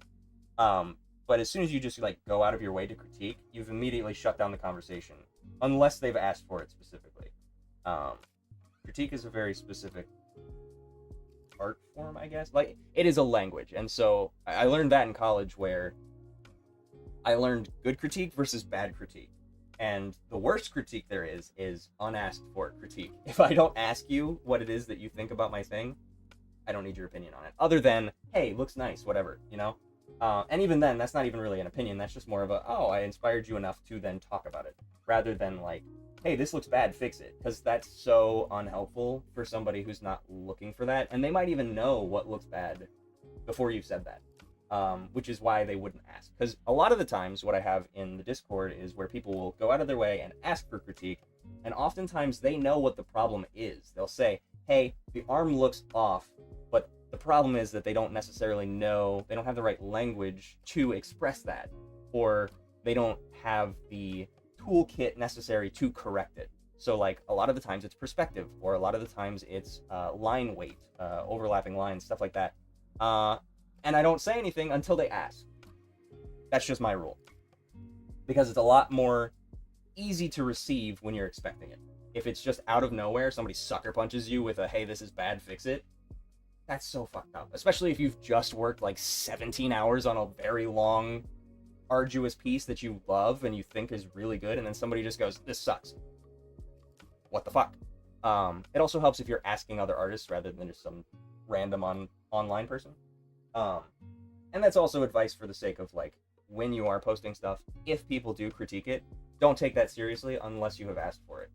I don't give a shit what other people say about my stuff unless I have asked very specifically, hey, what can I do better? What is it? I'll keep it in mind if people are like, hey, your thing is off. I'm just like, okay, I'm actively working to make it better anyway. But since you said so, now I'm not going to. No, I don't do that. But that's just my rules with critique. Be kind to one another. You also should keep in mind, some of us have been doing this for 20 plus years. It's not right to compare yourself at the starting point to somebody else at the midpoint. Oh yeah, for sure. Yeah, I've been doing this since I was 15, and now I'm almost 30, so 15 years. Old as hell. All my friends are online, no shame in that. I'm too scared. I'm scared of networking, putting myself out there, not as much as before. It's still in the back of my mind. I love your server, it's chill. Thank you. I'm glad you like it. Yeah, I need to get better about networking too. I'm an introvert for sure, and that's what this is for, is to help me. Working my IRL wedding photographer job is a lot of intensive social interaction, so I have to be a lot better about interacting with people, being more extroverted.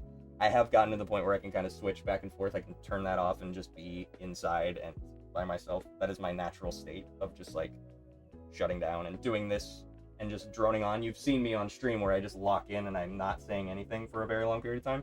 That's my natural state. It's just like, all right, I'm just gonna do this and I get it done. But I recently have started, because I started my studio, I went and I talked to as many people as I could, actually, because there's so many people who are like, hey, I know a guy. And a lot of the times it's not the guy that I need to know.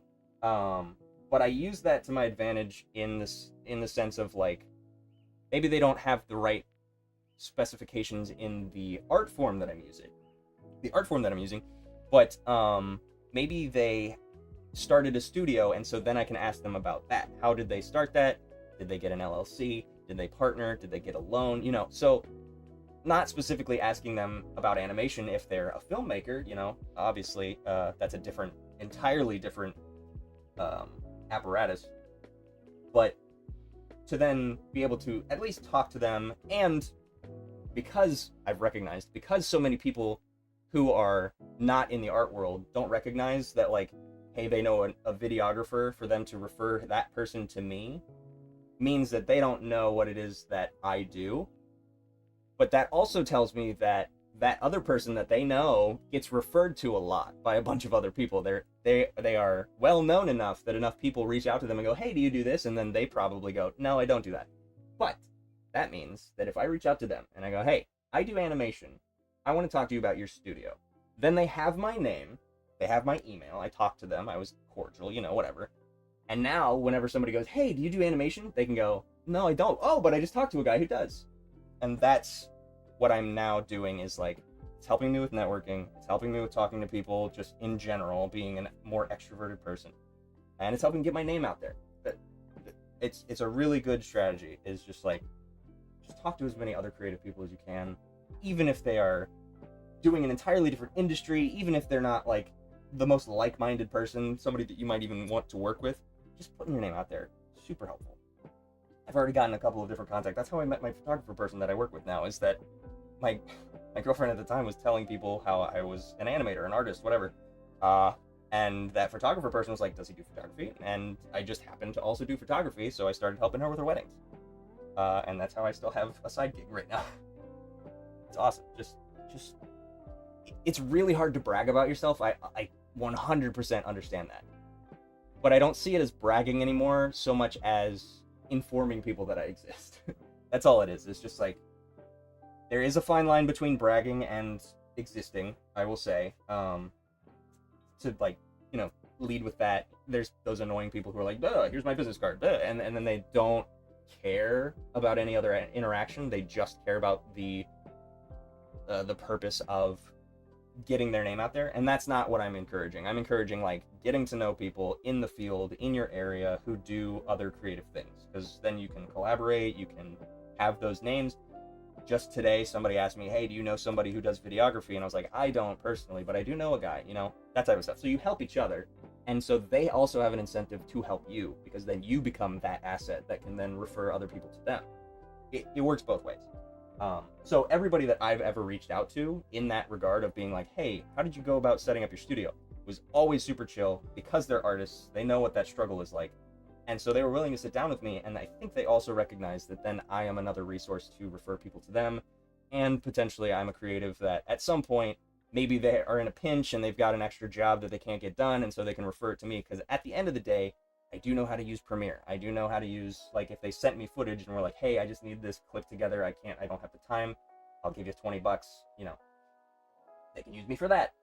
So that's how I've rationalized, is that I'm not the type of person to just like, hey, I need to get my name out there. I'm just gonna spam people with cards, or, you know, go into different people's group chats or whatever and just like spam my information everywhere. But it is like genuinely connecting with people to then be able to help each other. Currently, the reason that it's hard for me is that I am the person who needs the help. So that's why I see it as like a struggle to put my name out there. But at a certain point, hopefully, I'll be in a position to be the person that is approached to then give information, to give those resources, those references, whatever, and help out as many creatives as I can. So that's how I'm like, okay, right now, I'm the one who needs help. But eventually, I'll be able to help them, right?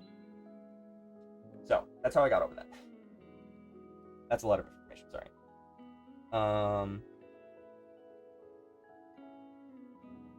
Where was I know how you feel, but you got to. It's like being afraid of talking to people. I am so deathly afraid of talking to new people.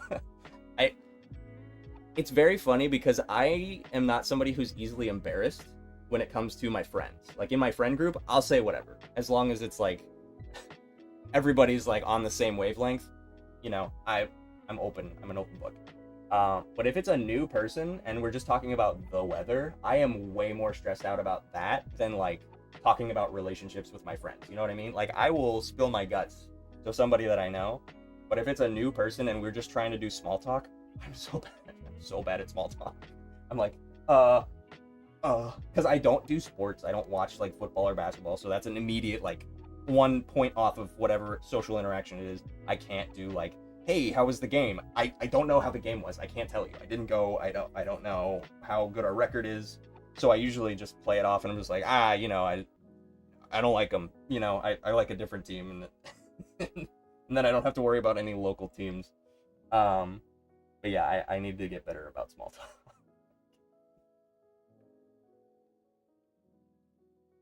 I like when people say my art is bad in a way, because when they do, it's like, I'm gonna make it better and I'm gonna be better than you. No, that's actually a really good way to inspire yourself. I also get the same way, where I'm just like, I have a determination in my heart. I'm very much oh, you said I can't do it? Here I go. You know, I'm going to. That's just who I am. But I also know that there's a lot of people out there who don't have that same determination that I do, where they'll take that critique and that will be enough to like devastate them, and then they will be put off from making art.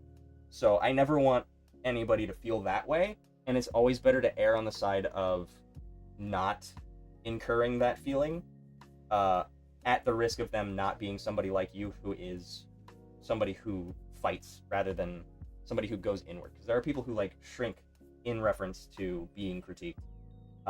Whereas I am somebody who's just like, okay, fuck you, I'm gonna make it better, whatever. And that's what I encounter, is the people who are the most vocal about critiquing things are people who don't make art themselves, or people who make art but aren't self-reflective in that art making, and so they actually aren't the best people to get critique from, because they would never say those things about their own artwork. The best artists that I've ever met were the nicest ones when it came to critique. They always had something nice to say. And so I try and carry that with me, at the very least as a projection of, hey, I'm a good artist if I am willing to take the time to appreciate your art and give you critique when asked. I'm never gonna do it unasked, because all the nice people that I know just like, they just encourage each other back and forth, and then I'm sure, you know, in the background they're probably talking to each other about like, hey, what did you think about this, what could I do better, you know, that type of stuff, but only when it's asked for. That's just how I do it. Anyway, I would like to encourage other people to avoid critiquing unless they are asked for. I've been drawing since you were 6. That's 30 years. I don't know that I would consider any of my younger drawings beyond high school, like, towards my art career, personally, just because it was like, I don't think I ever, as a kid, tried to get better at art. Like, obviously, when you're drawing as a kid, you do it enough to then get better, but you don't like sit down and you don't critique yourself as a child. You don't go, oh, this guy's arm is bad, this guy, you know, because again, you don't have that language, you don't know what it is, because a lot of the times art is unguided at that age, where it's just like, all right, everybody draw a rainbow, everybody draw a house, that type of stuff. And so you don't have anybody to turn to who has more knowledge on the subject than you do. I think the average adult probably has the same drawing level as a child in grade school, you know what I mean? Because they just haven't drawn since then. And so their skill wouldn't have developed otherwise unless they've been exercising that muscle. And so me personally, I'm not discrediting you saying that that's when you started art. I'm just saying, me personally, I wouldn't consider myself to have actually started working towards my art path until high school, when I actually was like sitting down and trying to retain information on it. I realize now that I haven't drawn in like 15 minutes. Anyway, I've just been rambling. That's good. I was afraid, but at the time when I would talk to ChatGPT, it's opened me up in a sense. When I say I'm going to do this, and ChatGPT is like, it's not going to work, so I have to post interest. It's connection. My favorite motivation is spite, for sure. I hate small talk. Small talk sucks. But I have to do it when I do weddings. I'm trying to think. The most embarrassing... Yeah, there was one time... I try and make small talk to the people that I'm taking pictures of. During the reception, after, you know, the ceremony itself, I usually am the one who takes pictures of all the different people in the wedding, you know, all the attendees, and I try and get individual pictures of people who are there. Usually you attend a wedding with somebody. And I remember so vividly one time, I took a picture, or I went to take a picture. I usually go around to the tables and I'm like, hey, do you guys want a picture together? And everybody that I've ever encountered is like, yeah, absolutely. And they put down their drink and they turn and they, you know, pose for it. I asked this couple, hey, you guys want a picture together? And they went, no. They were in a fight at the wedding. And I was like, okay, goodbye. It was bad. I was like, oh God. Sorry, I hope I didn't just end a relationship there. That's embarrassing.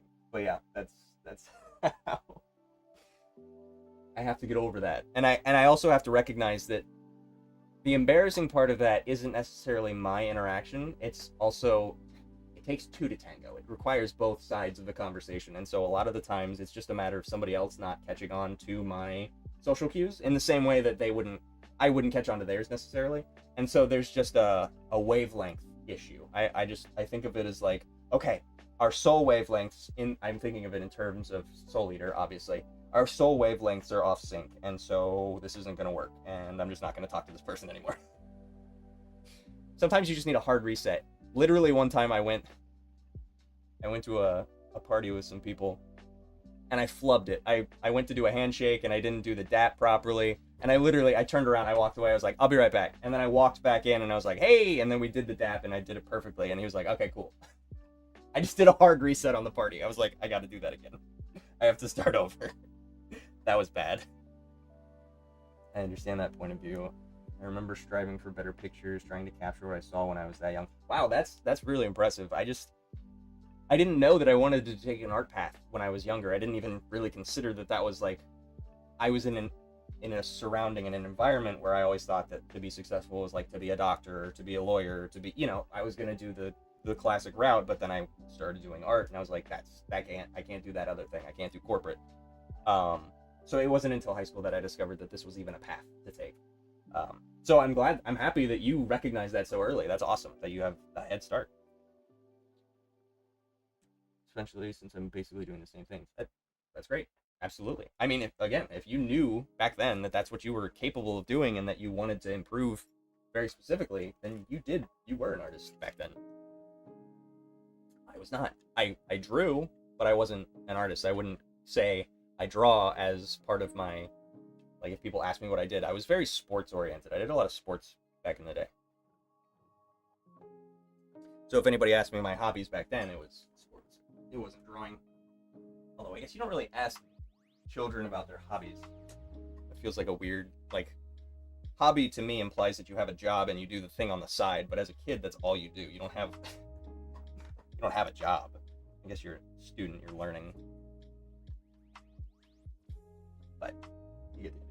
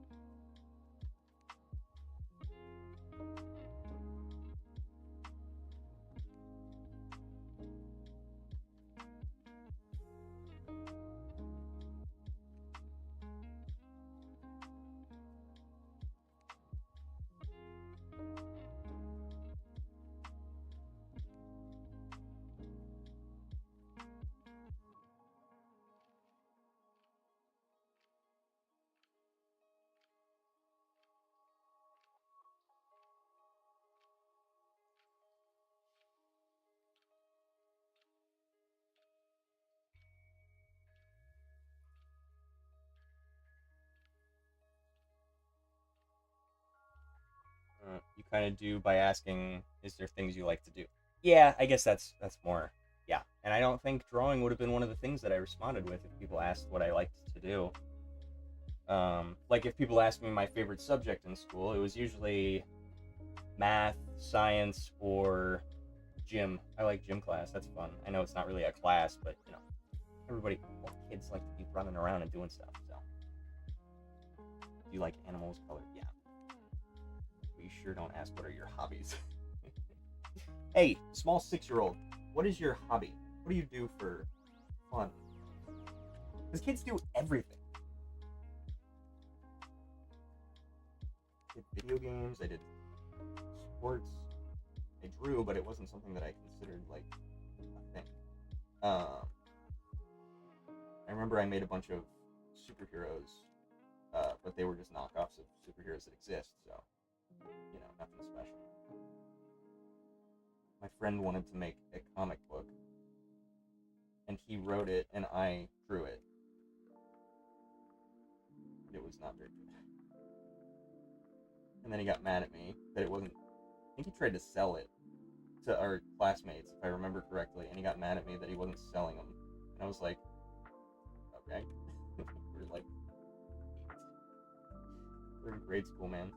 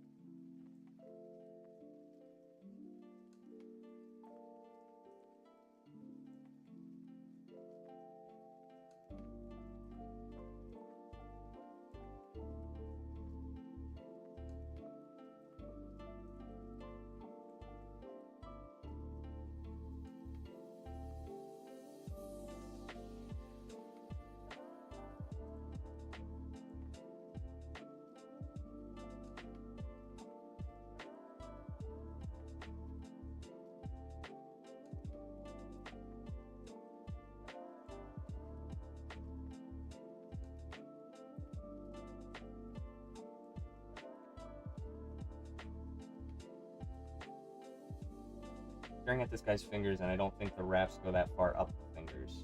Oh, you mean in the reference? I guess they are kind of... Oh, yeah. They are kind of low on there, aren't they?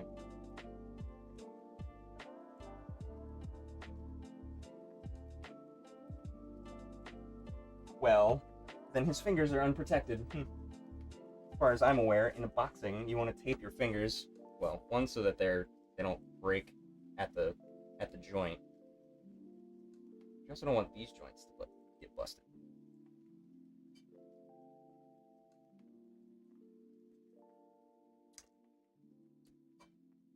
I'm trying to keep him safe. I'm trying to protect him. I mean, it's not that big of a deal to go back and just not draw the wraps. Could cut it off right here. Yeah, let's do that. Why not?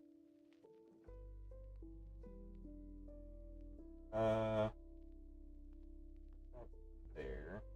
Go here. Go here.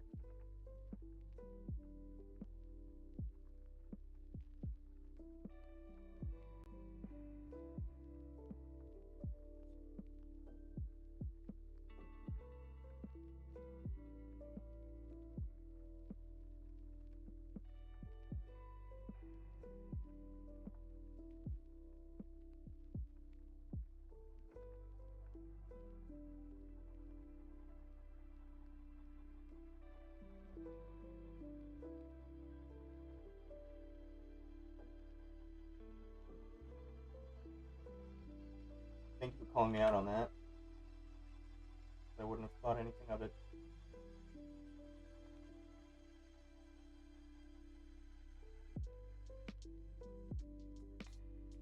Yes.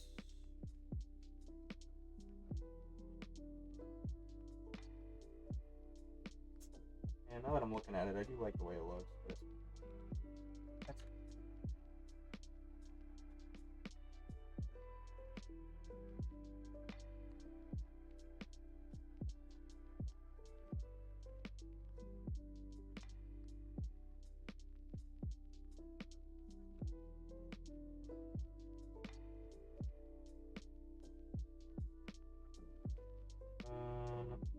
let's do...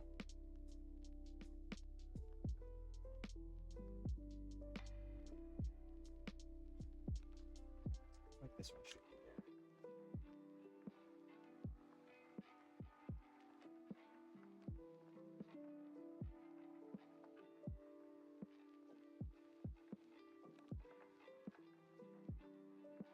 Yeah, we'll do that just so that that's overlapping, and then that can be the top of this one.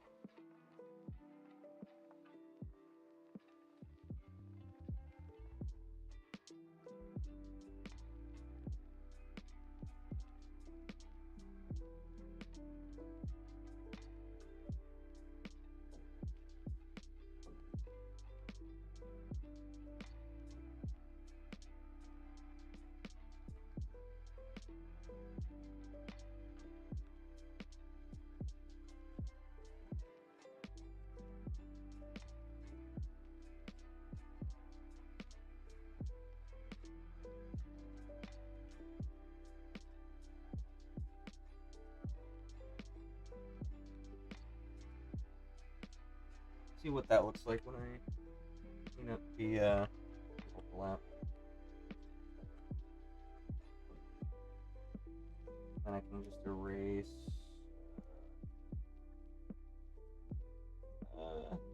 Yeah, that one works, but I'll erase this one.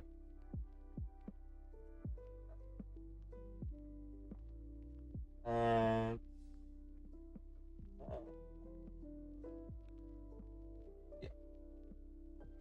yeah, that works.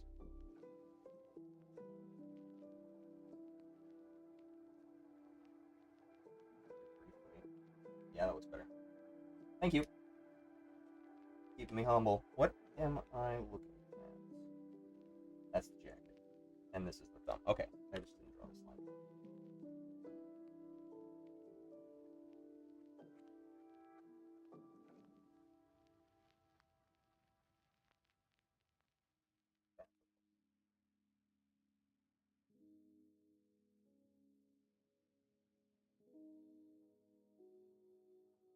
Got everything on this side. What am I looking at here? Is that my neck?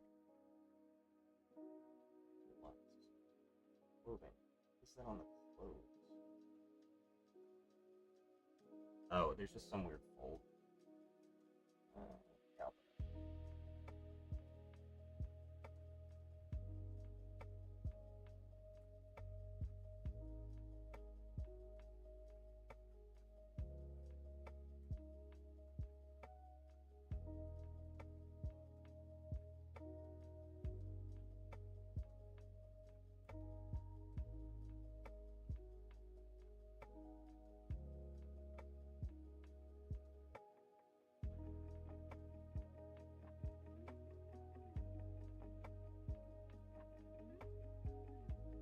Do that.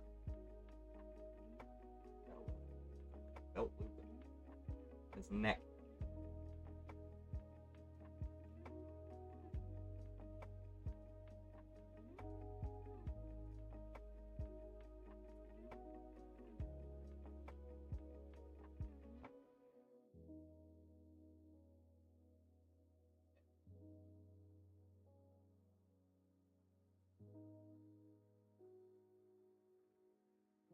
So many things on him. Protected older soul. Don't let me tell you how to do anything. I was just remembering how you were mentioning they went a whole way up. I remembered that they were at the very least fingerless, and then in my head, I think I just remembered the fingerless gloves that I used to wear when I like worked out, and it was just like the tips of my fingers that were showing. Very different. Anywho, okay. Where are we at? Okay, we're going for like almost 3 hours. I'm gonna go to the bathroom, and then I will continue. I will be right back.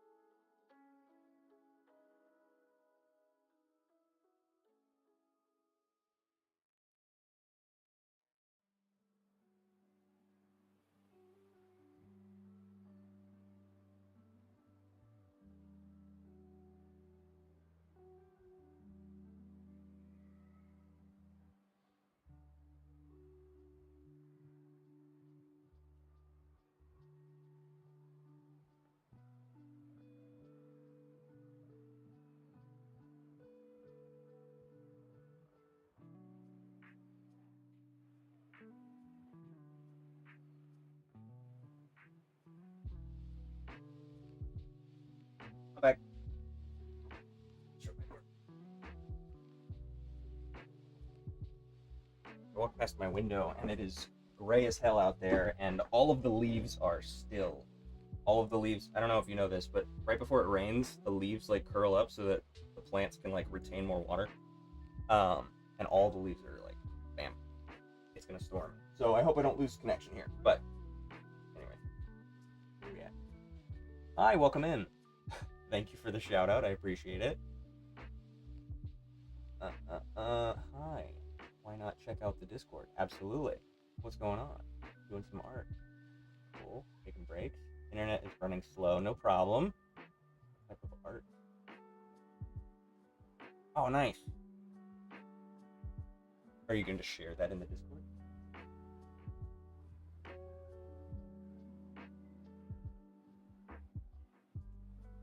Okay, where am I?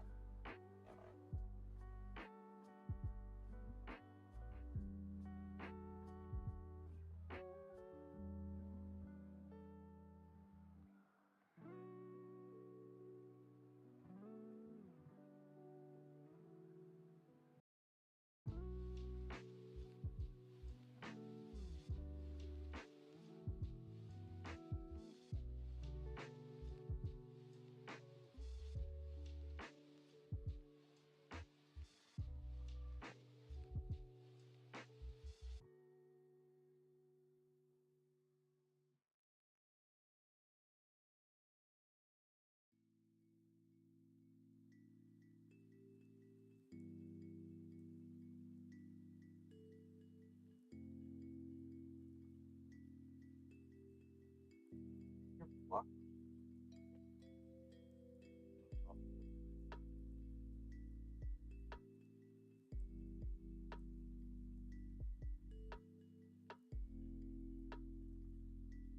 Oh, no, it's supposed to be this way.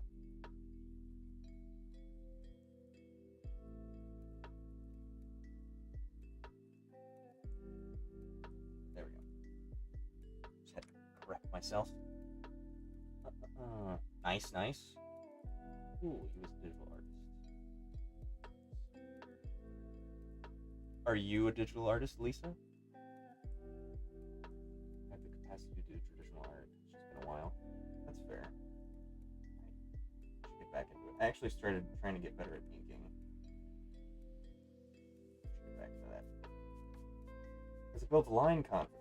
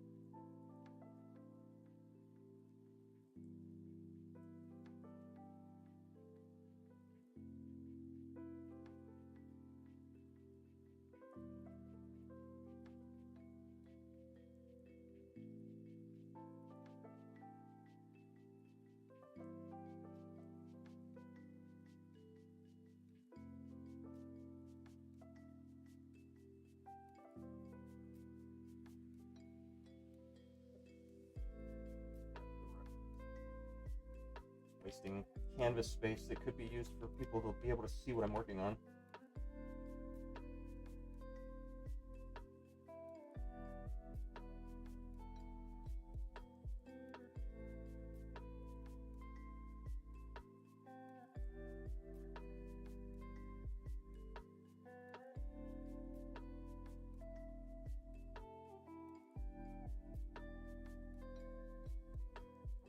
Nice.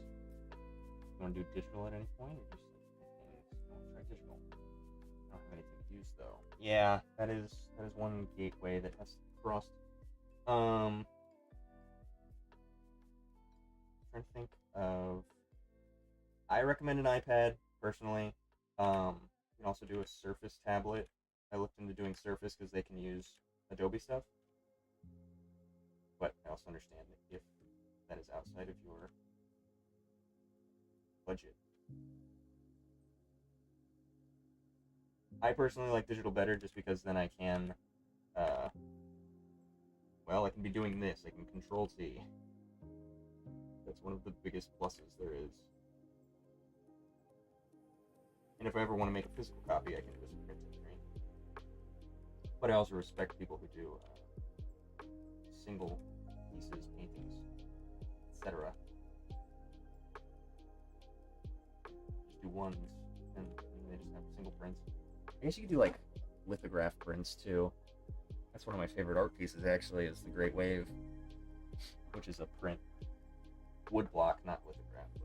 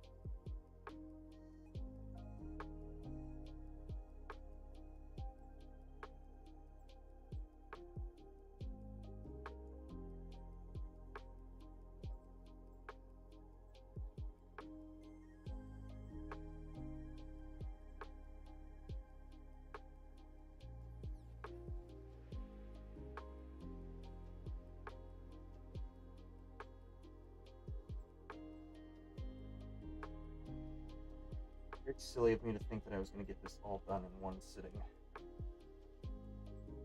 So 2 more characters to do and color.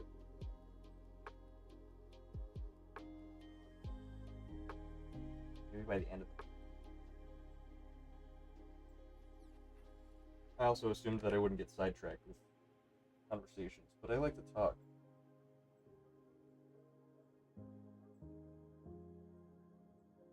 Oh, it's the bangle. I was like, what is this? Forearm.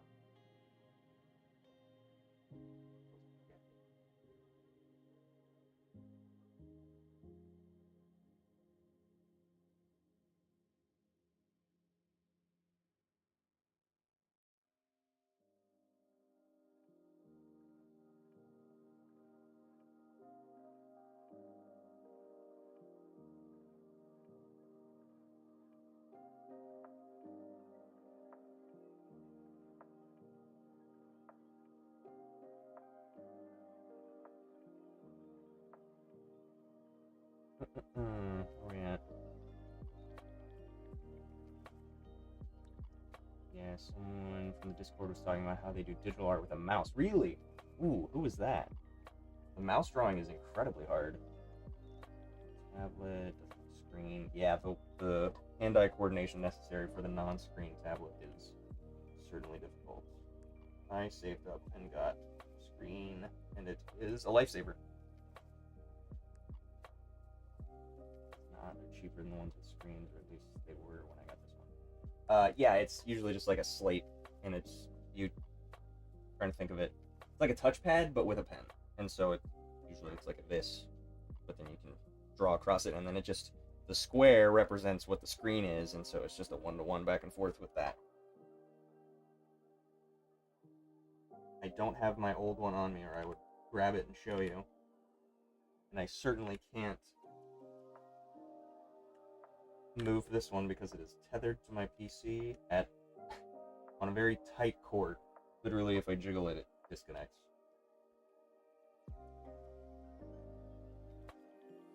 So I try not to move it as much as I can.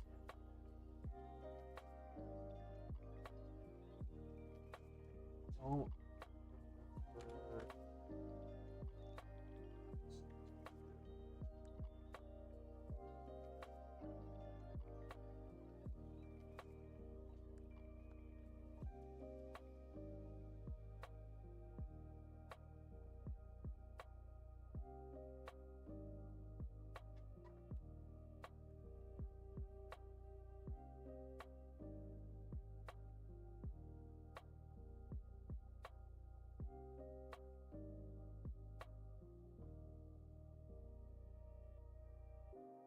remember that it's a piece of the armature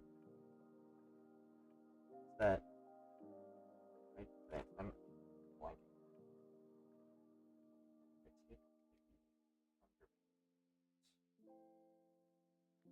My look.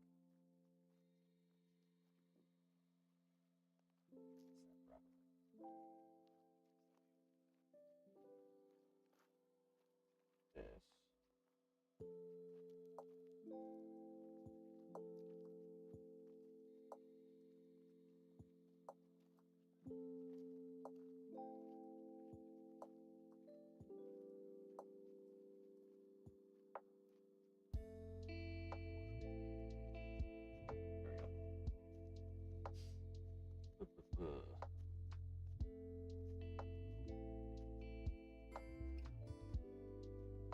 Oh, okay. Should I start a GoFundMe for a new laptop? I mean, you're welcome to try, but I can't offer you any money right now. He was the artist of the mouth drawing. I believe they were getting a tablet. I want to get a job to be able to get one, I believe. Yeah. Probably not. Yeah. Oh, they were the one who just recently joined. Yeah. Yeah, no, mouse drawing is crazy. I follow somebody on Instagram who does mouse drawing.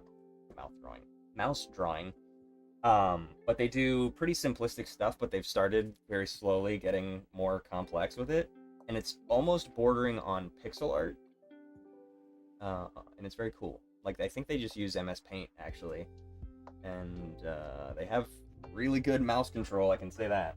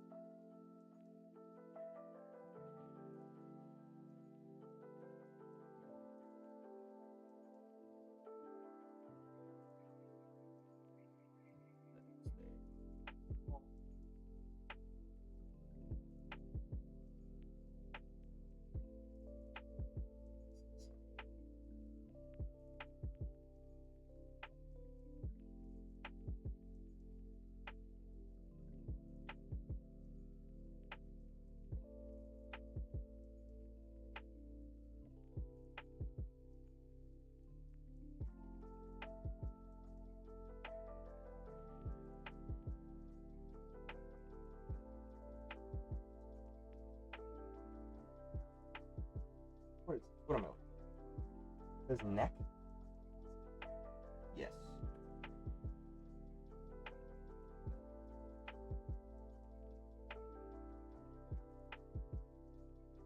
What is this?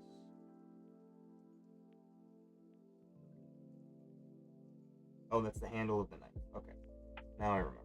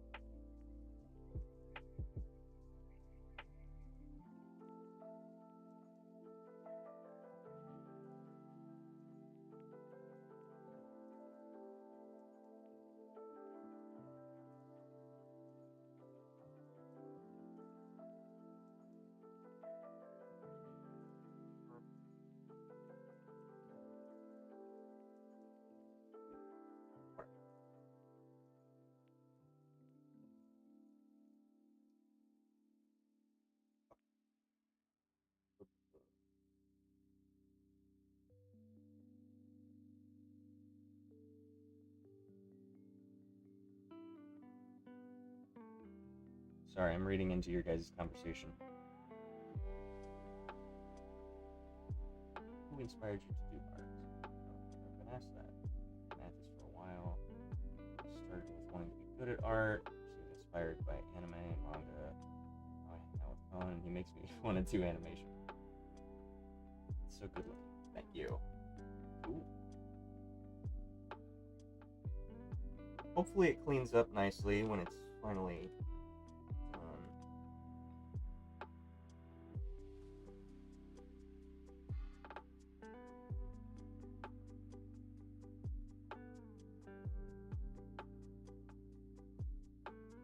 I'm worried that it's going to be a little too messy.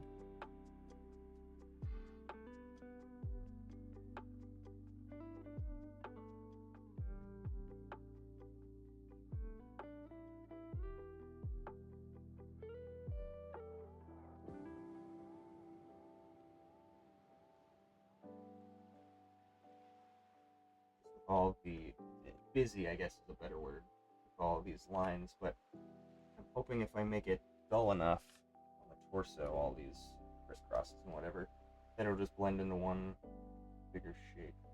It'll be okay. I'm gonna have to remember that line is the knife, because I keep forgetting.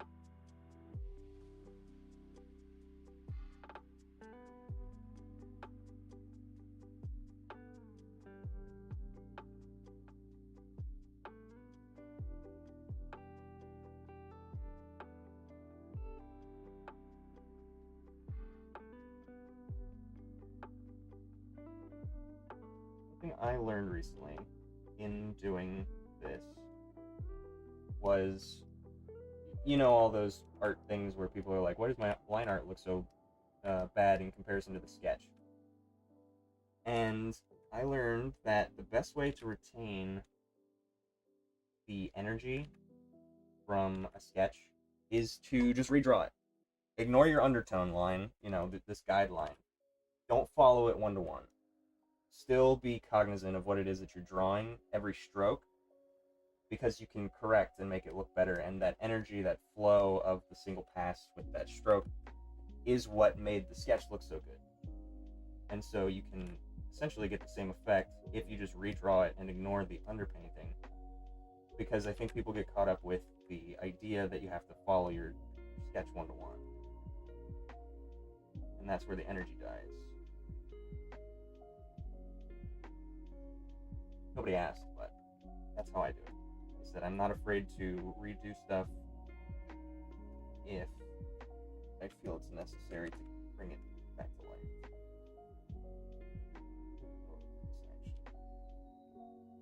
To draw the eye.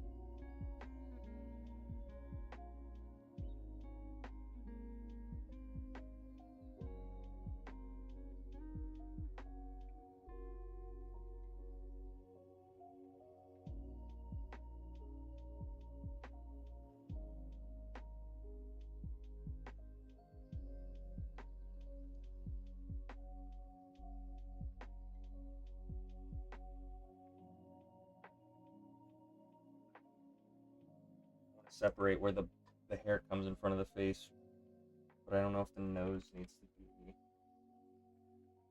where the nose needs to go.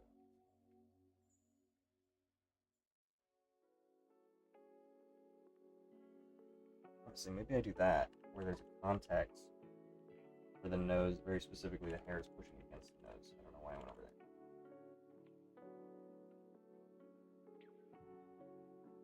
Might work.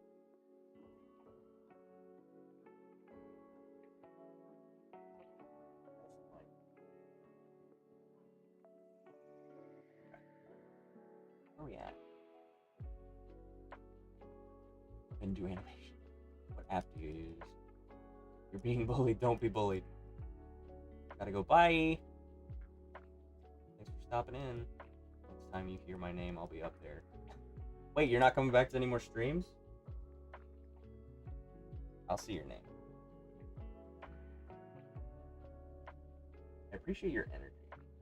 Keep that passion, please, for the love of all the boys.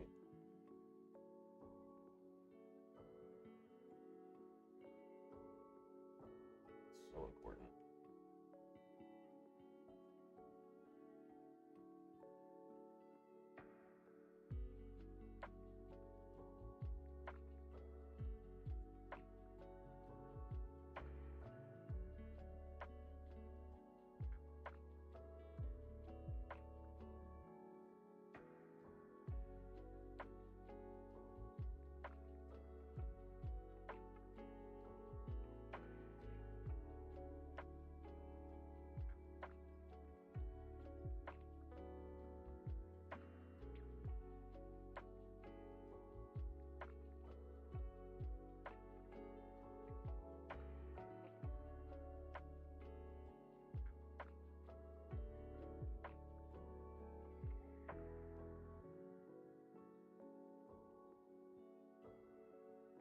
Well, it's not forever. How did that go farther than my mouse can?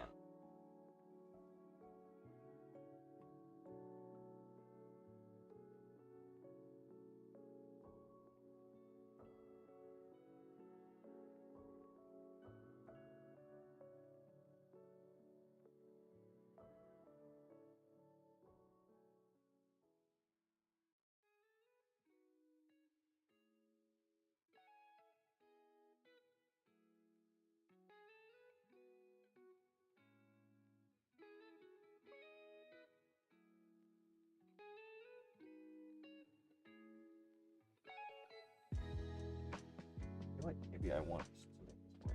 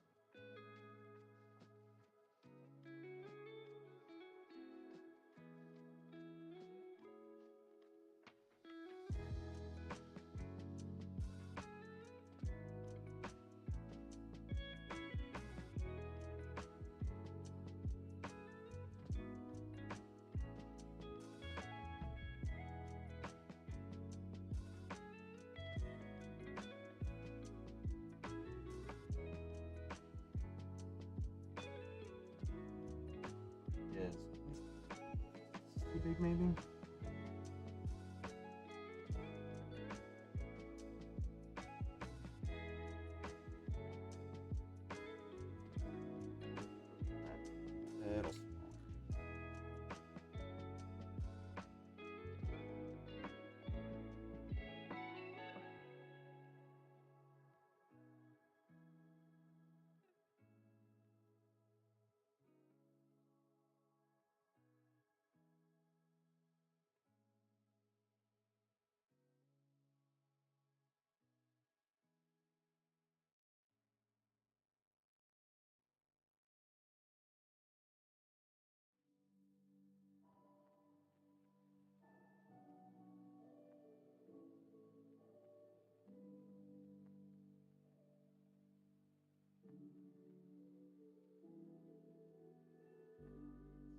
you have good eyelashes? I forget.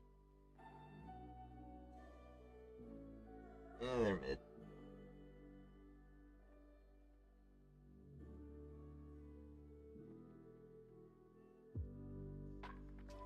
Let's do that. Some eyelashes.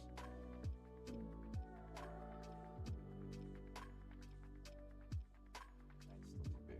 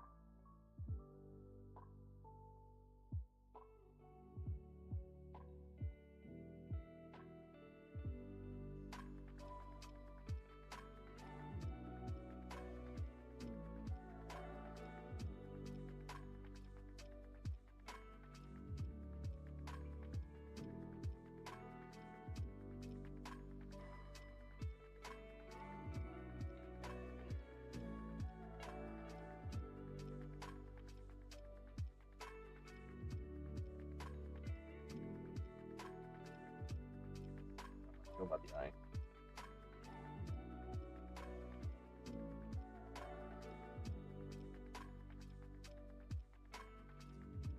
Put it more into perspective. I think I need it more spatially skewed.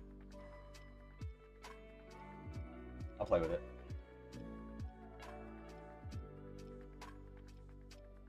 Did you all hear about Hurricane Melissa?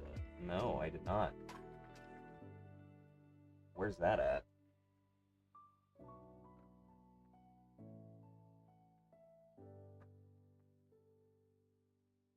Oh, I accidentally closed my window. Silly.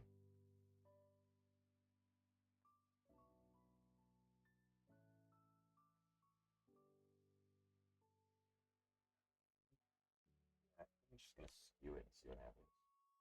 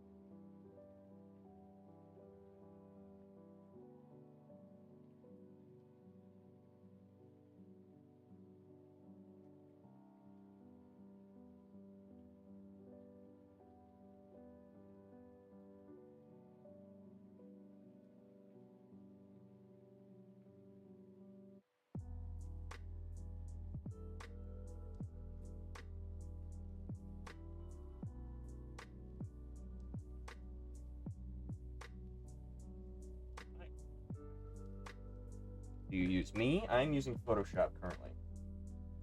But I also use Clip Studio Paint and what's the other one? Toon Boom. Those are all paid. So what I've seen people use is Krita as a free one, because you've mentioned that you don't have anything digital to work with. So Krita is free if you wanted to try that out before you actually like invested in getting it. Whatever other equipment you feel you need.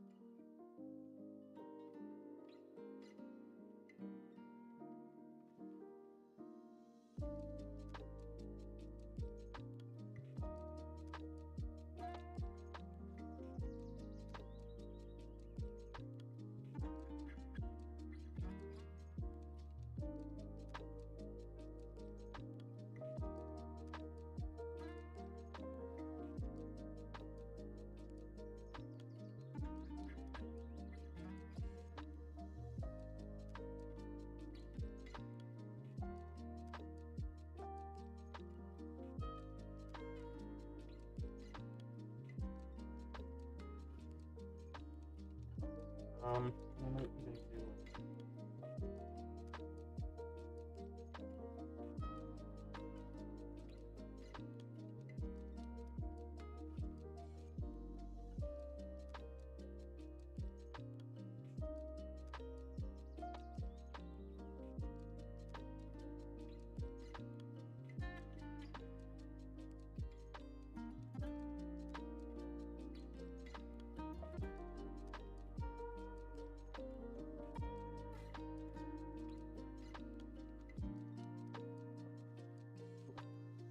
Have you tried Procreate? I use Krita, but my friends use Procreate. Krita is free. I have Procreate on my iPad. But that I think is $12 entry. Yeah, but Procreate's really good. Okay, I think I figured out his eye. His freaking eye. Do I move it forward a little bit?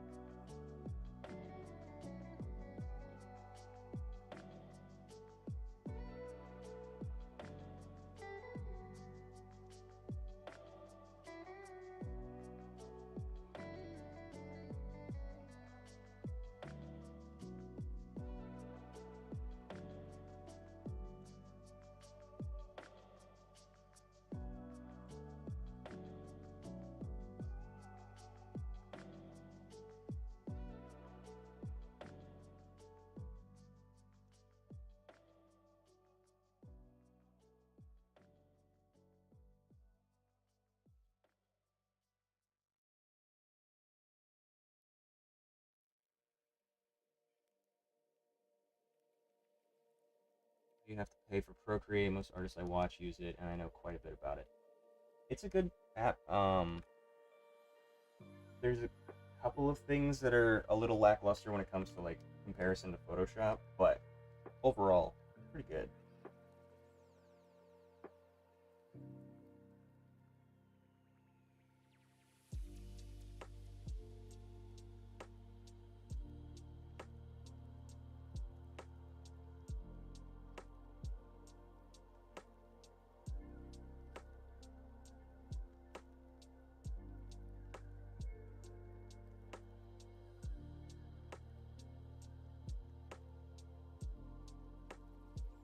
Okay, let me see if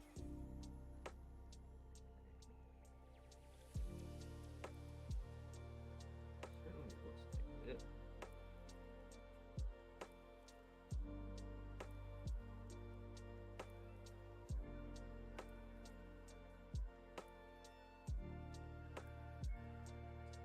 Remember what it is. Plug in.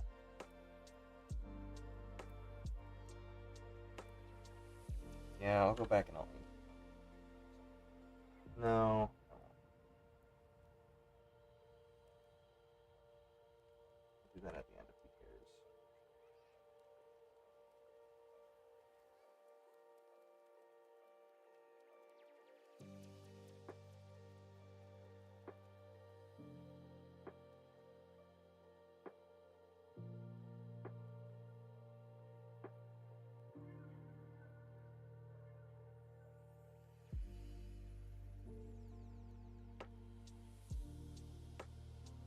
Okay. So red is good to be colored.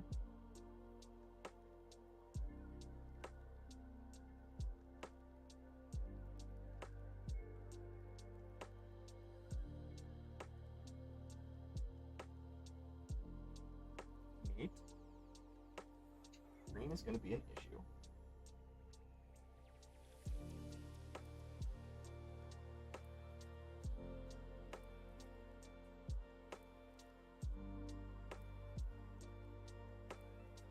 And I have to make some decisions for green. I also haven't done blue yet with all of her clothes, but we'll see.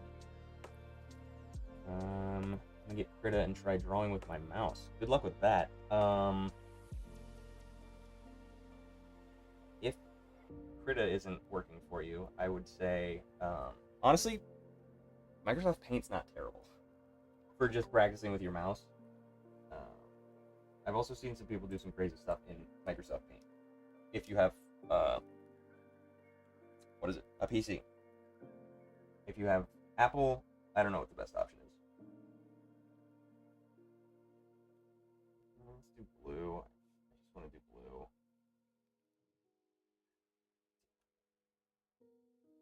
Well, the clothes.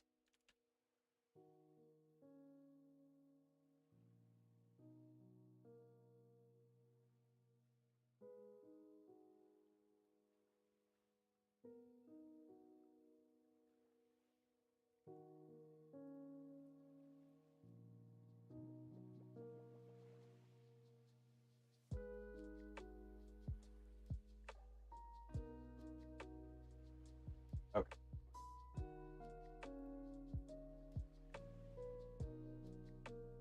What are her clothes?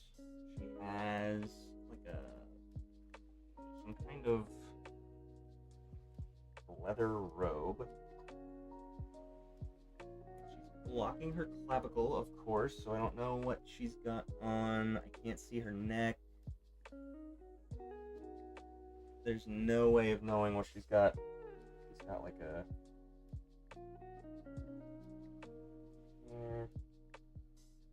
We're gonna go with it's a V-neck thing.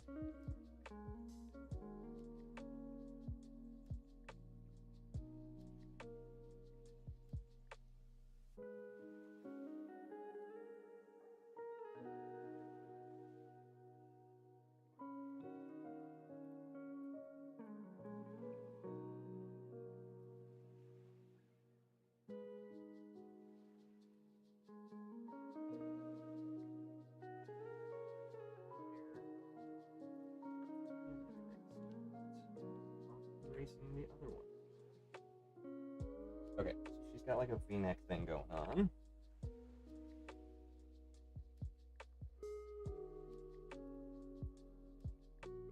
That would actually curve this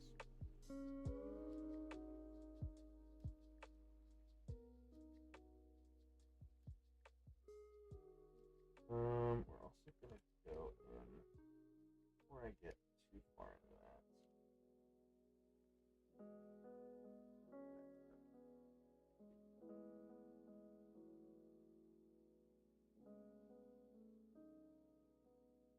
Yeah. Okay. It wouldn't be a bad idea to start that way. This is gonna be hard. Yeah, mouse drawing, I don't think I've ever even attempted it other than like playing around in Microsoft Word. But yeah. I do wish you luck, truly. I've seen people get really good at it. There is hope. There is the capacity to be done.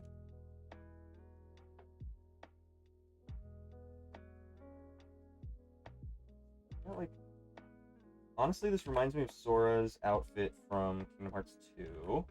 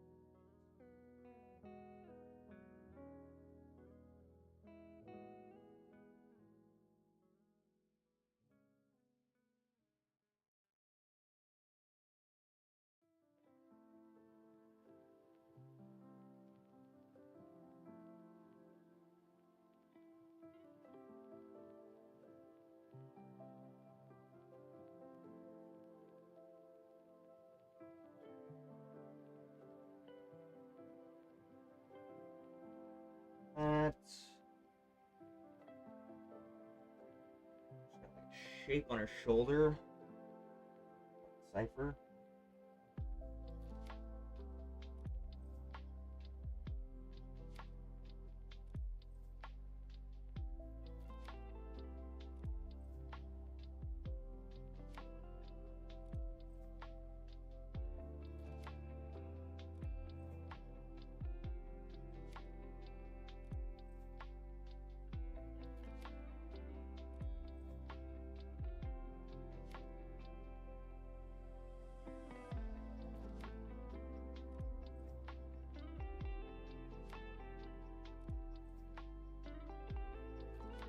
Hearing a lot of thunder, so if my Wi-Fi cuts out, I apologize when I disappear.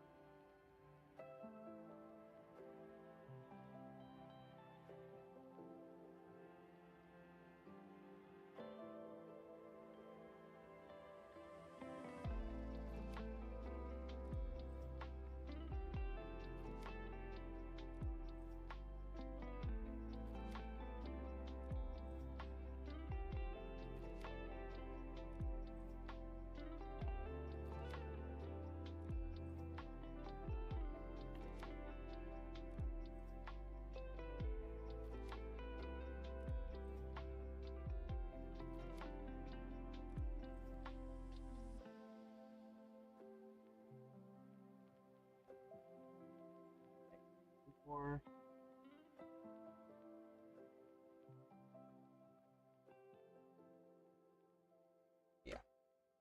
yeah. What should I draw? Don't pick anything hard. Draw cubes. Cubes are the best thing to practice for the sake of like space and distance. You'd also do circles just to get used to the idea of, you know, that hand-eye coordination, getting used to that rhythm with the mouse. But basic shapes are very helpful to draw. If you're looking for an actual subject, you could do flowers, you could do... Trying to think of something that has very basic to break down into shapes in it. A TV, a toaster, picking up appliances, tea kettle. I'm trying to think. There's a shape that people draw. My pin fell out. There's a shape that people draw to practice with that is super useful because it has like cubes and circles and cylinders in it that helps you draw those shapes. I can't remember what it is that I used to practice all the time.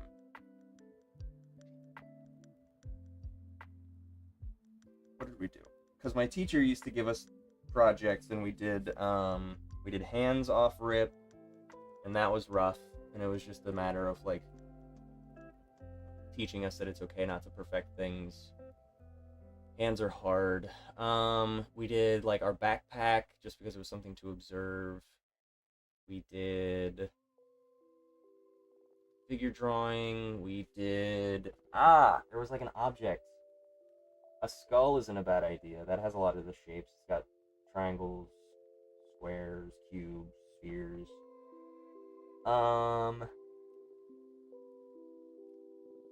I like to do a skull. I also like to do hands, but blood for punishment. Hopefully that helps. I feel like it's something that's not, it's something you could find around the house. I don't remember what it was.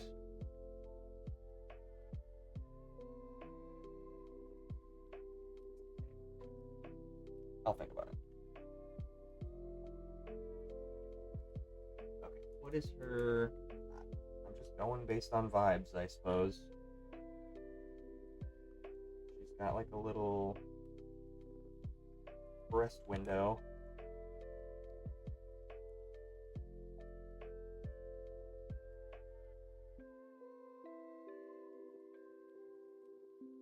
This.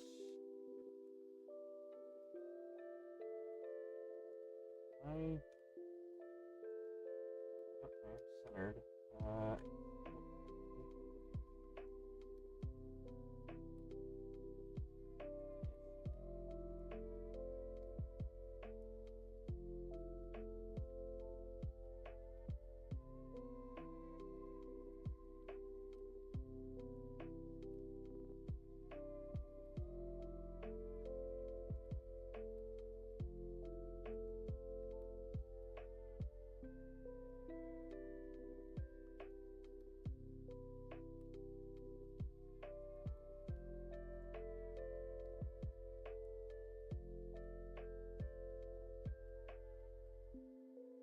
Got this ribbon around her.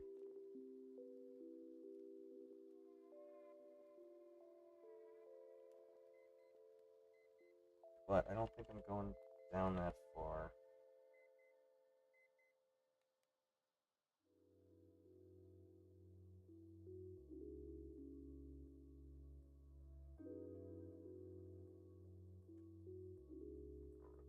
This.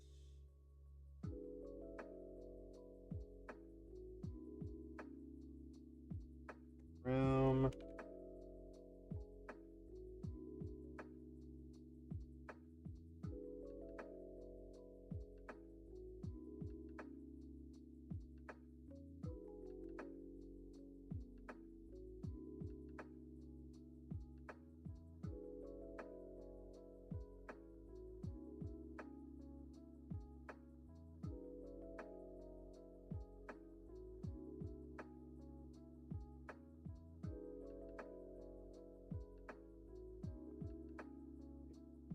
fucking brooch on her hip.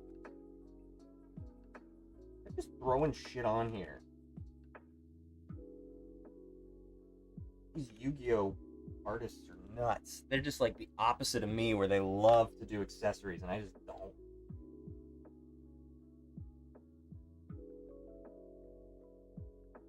A water drop.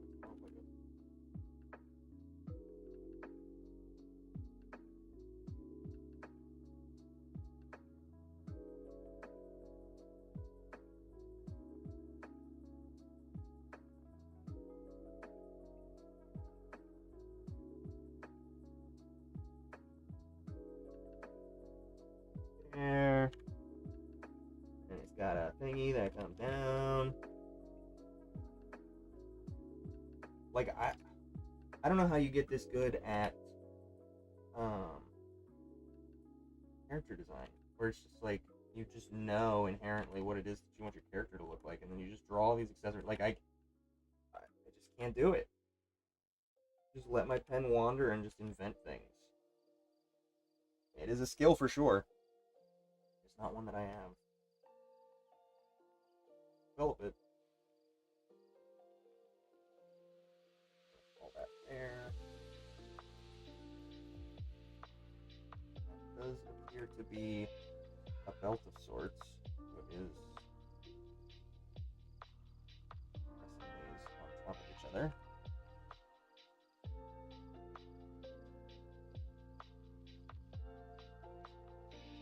I feel like that needs to be up higher.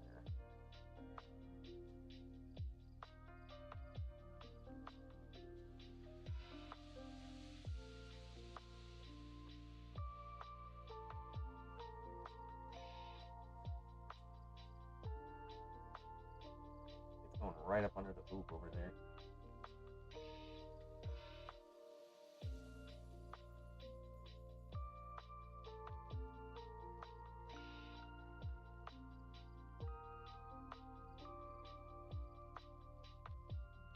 I have no idea how to use this app. It is certainly a learning curve.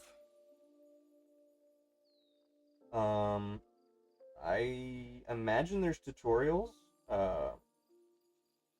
If not, I would recommend maybe you look up just a basic, like, Krita walkthrough. And there's probably some stuff on YouTube about, you know, people who are new to Krita. Tips and tricks, etc.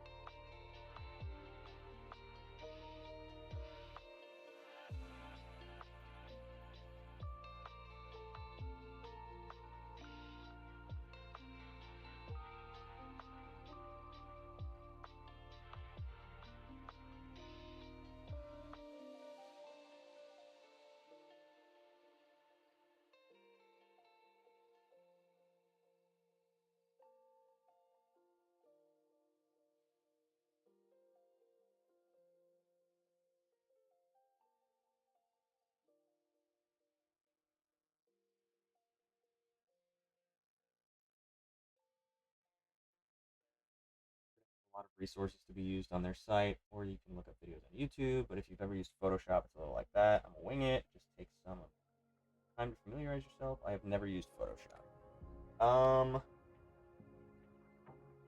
I've used it my entire career, so that's just what I'm familiar with. And luckily, most softwares do base their product around that being the standard for the most part. So that is nice. Like Clip Studio Paint also has a lot of Photoshop shortcuts and such that are fairly standard.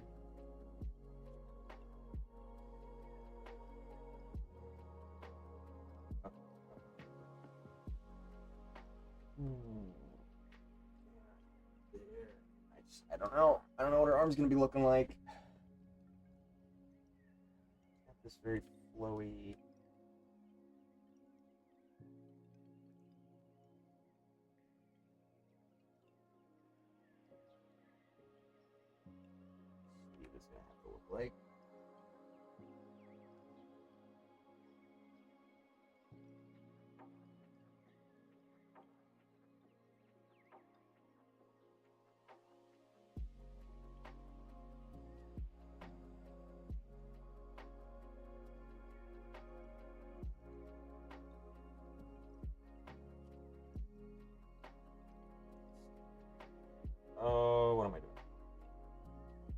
way too far down on her arm.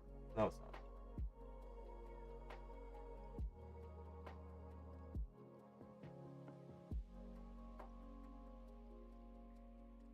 Yeah, it kind of is. Here. Sleeve is here. So this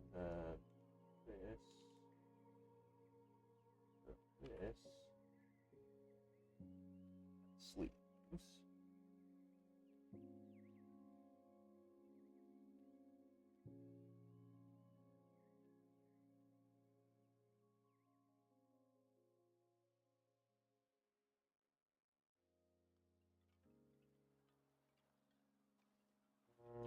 Yeah, that can just go there. This can just go here. Good interior shots.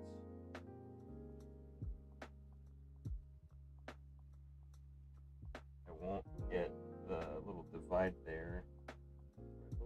Get it here.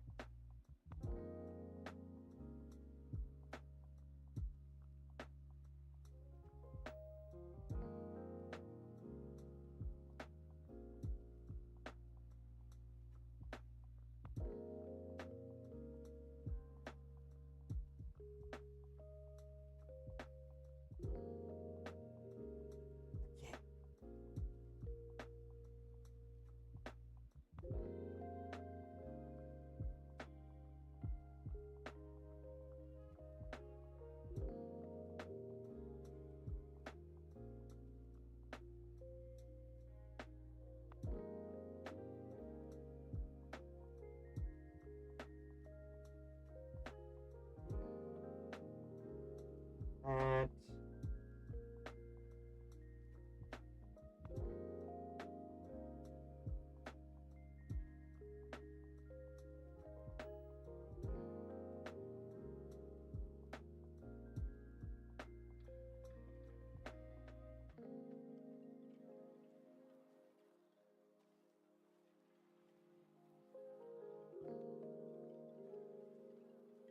Oh, that's the sleeve. God damn it. So none of that's even gonna show.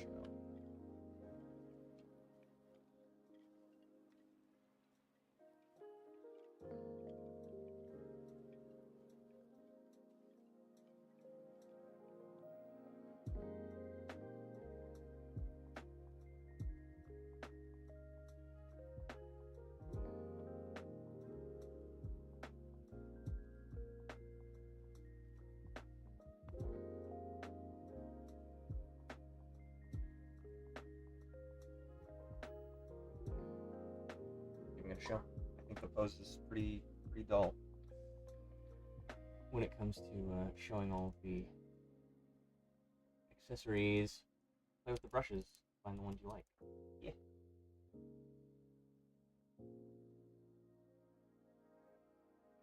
There might also be like a shortcut preferences tab where you can figure out what all the shortcuts are. Could be helpful.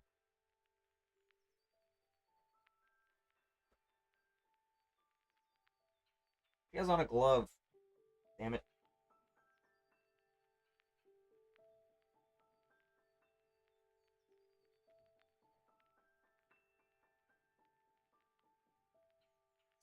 Remember that. Glove.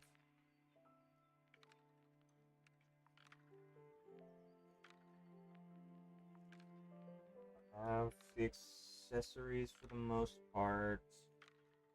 Let's do a bow. Do a bow on her. Little pigtail.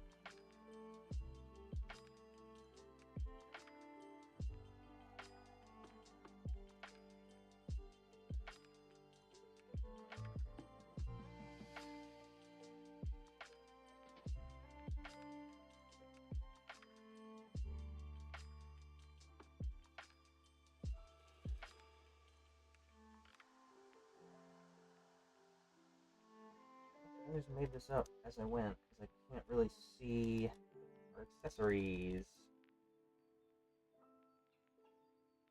That's okay. The less I have to draw, the better.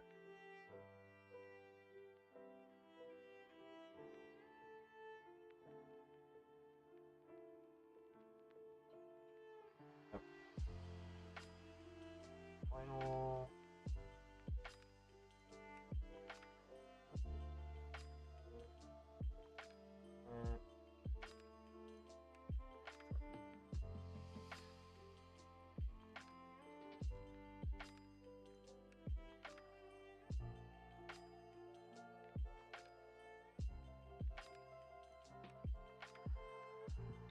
Oops.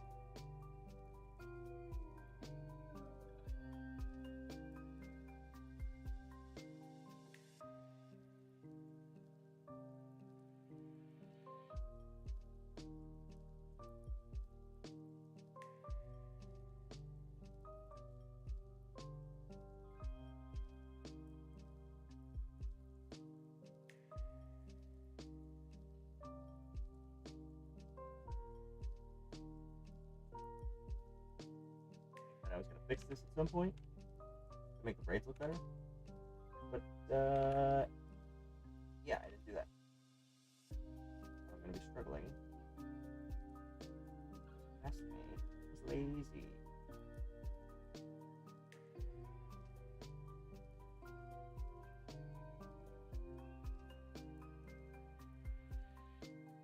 Doesn't look terrible, but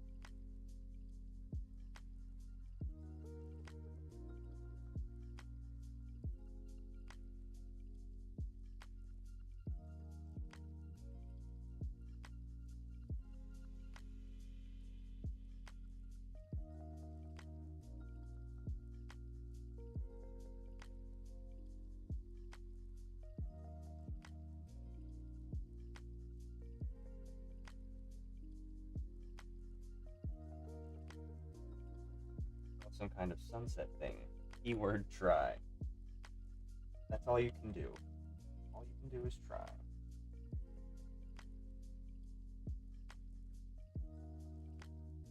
Yoda would disagree, but I disagree with Yoda.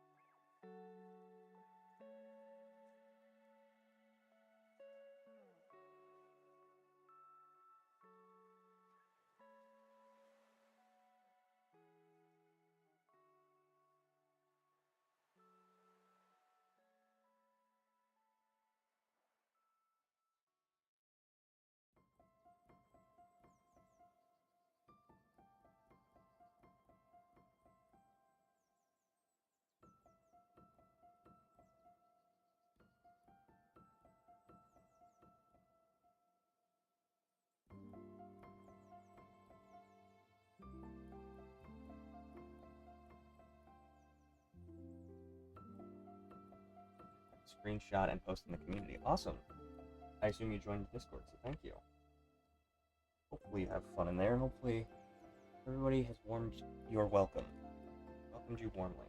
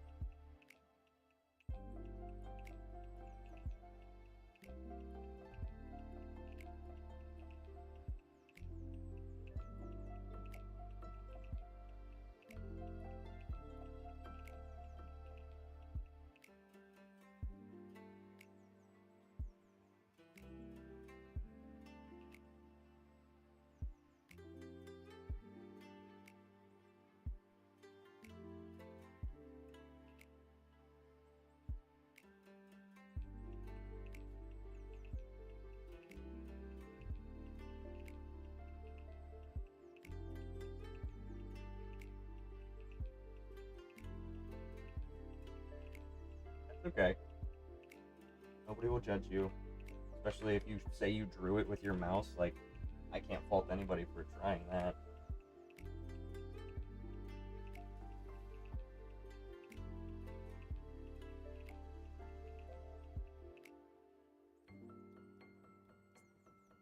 Well, I guess it is just design.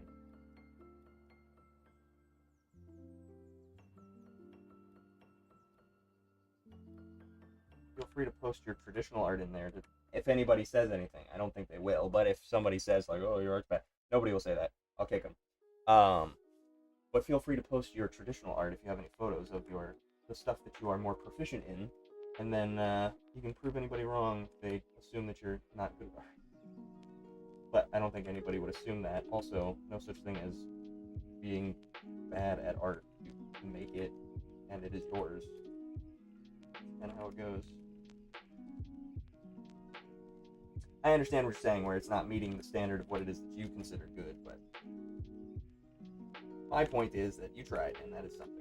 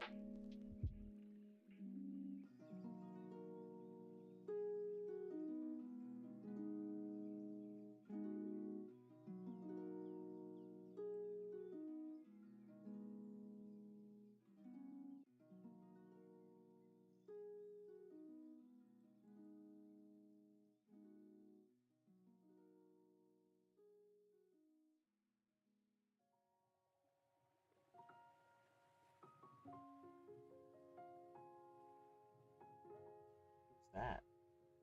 New girl. Who dis? Same commission, just different character.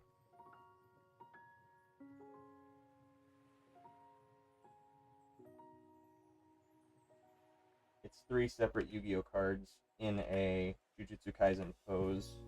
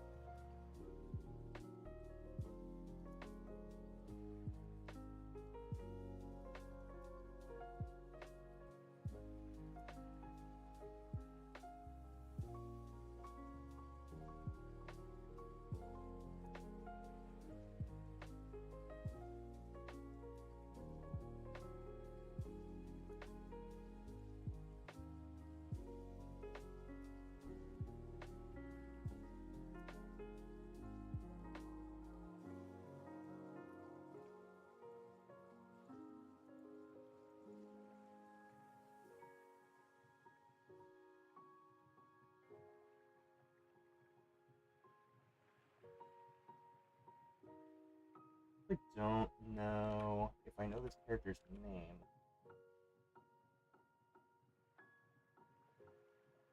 I think he sent it to me just so that I could reference. If I needed to look it up, I could look up more reference. But usually Yu-Gi-Oh cards only have one edition.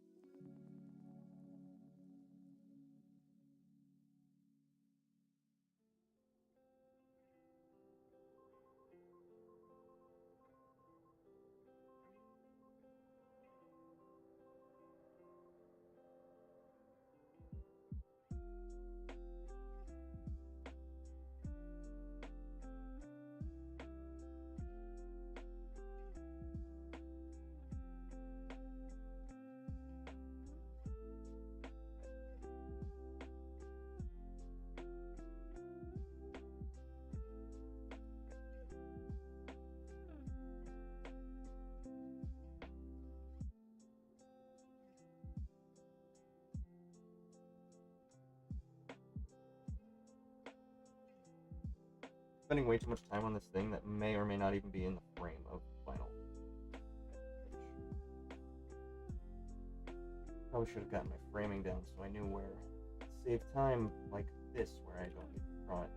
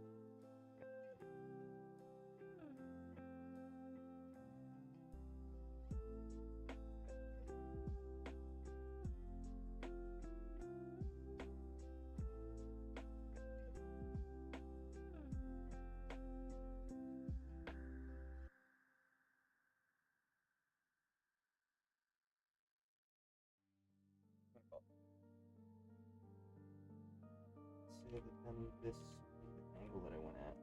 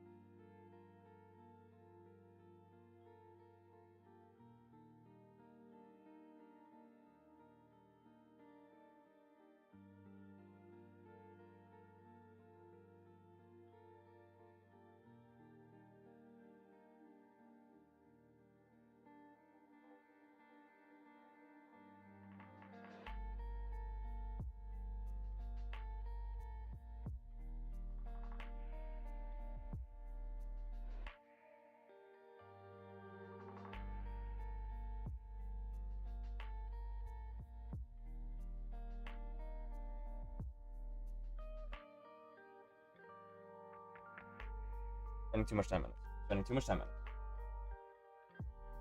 Make it fit in the frame. Please do.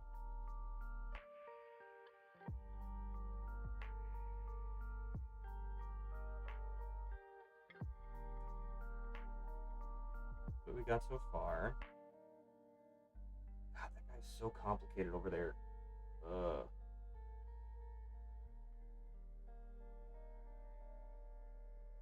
Oh, and Green has so many little accessories and trinkets on her. Ooh. It's fine. So we have so far.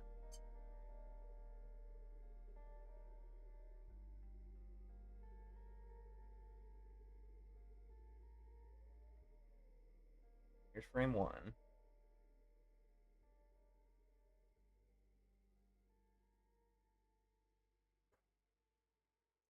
Just gonna duplicate this.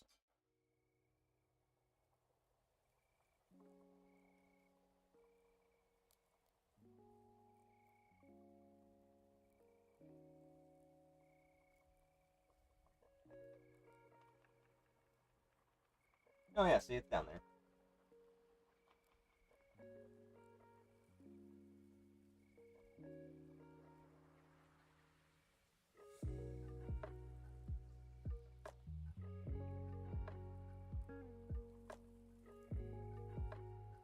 I'll have to give him legs to do her torso. Did I walk out? I did. Oh, I like that the bow is down. I might move them within those frames.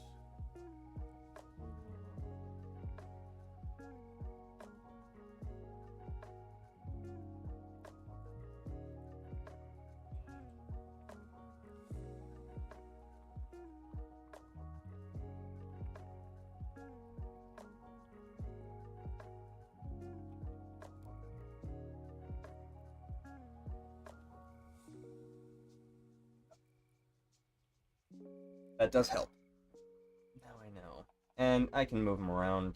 I go off the frame anyway, just because I like to be able to move stuff around. With my animation, I like to be able to have that extra stuff if I move the camera for any reason to add an additional sense of movement. Stuff like that. 7:30.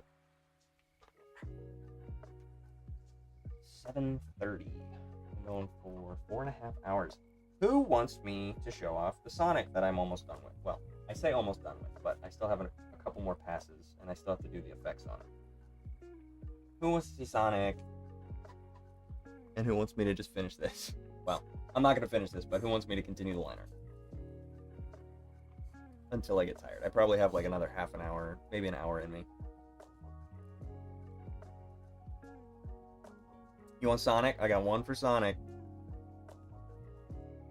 Who else?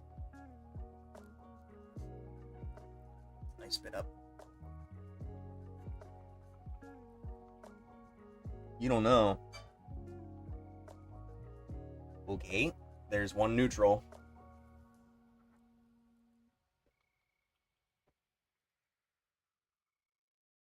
Anyone else? I thought I saw somebody else in here. Sonic. Sonic's here.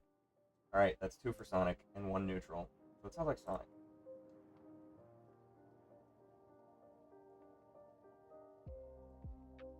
So I did my final pass on this, and I'm really happy with how well I was able to capture the style from the original in Clip Studio Paint. This is not the actual original. Let me close this.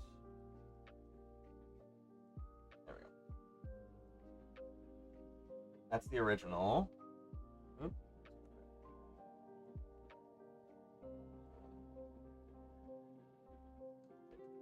There we go. Here's the original. And here's the animated within the frame, within the software. It took a while, but this is so short. This is only 30-some frames, so I think I'm gonna do like shadows and effects on every single frame and just make a very clean, concise, quick thing. It'll only be 1 second, but it's gonna be clean. It's gonna look nice. The only Sonic I know is Sonic the Hedgehog. That is the Sonic that I am referring to.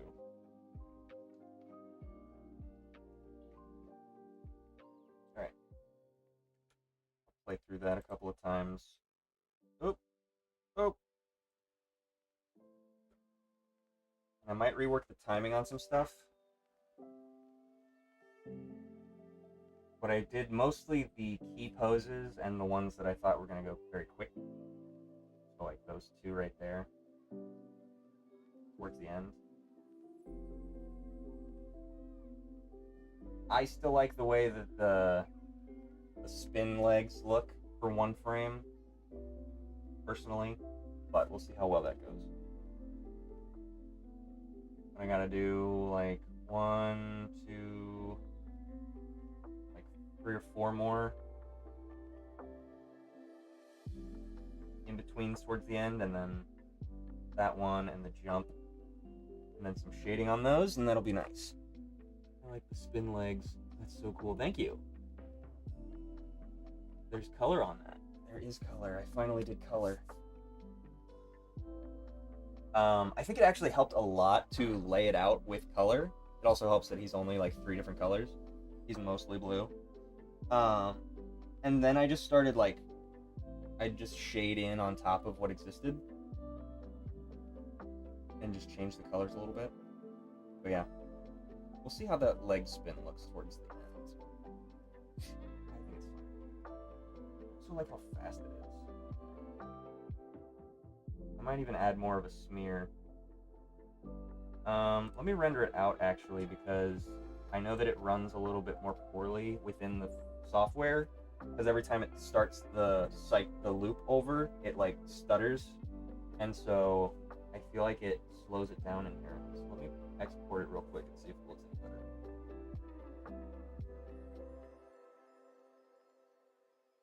Desktop, we'll just do Sonic Rough.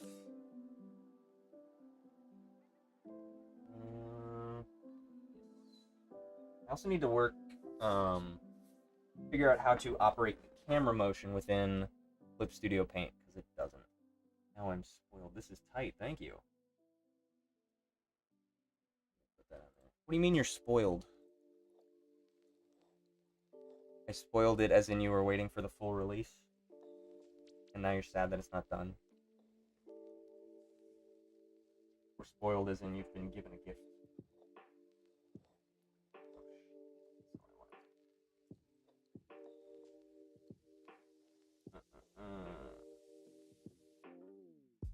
I don't know why I'm using a mouse for this. I have technology. Come on. That must have been why I was using a mouse. Why? Oh my god.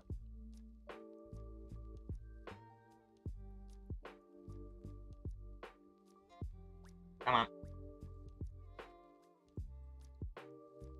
Lord, what is happening?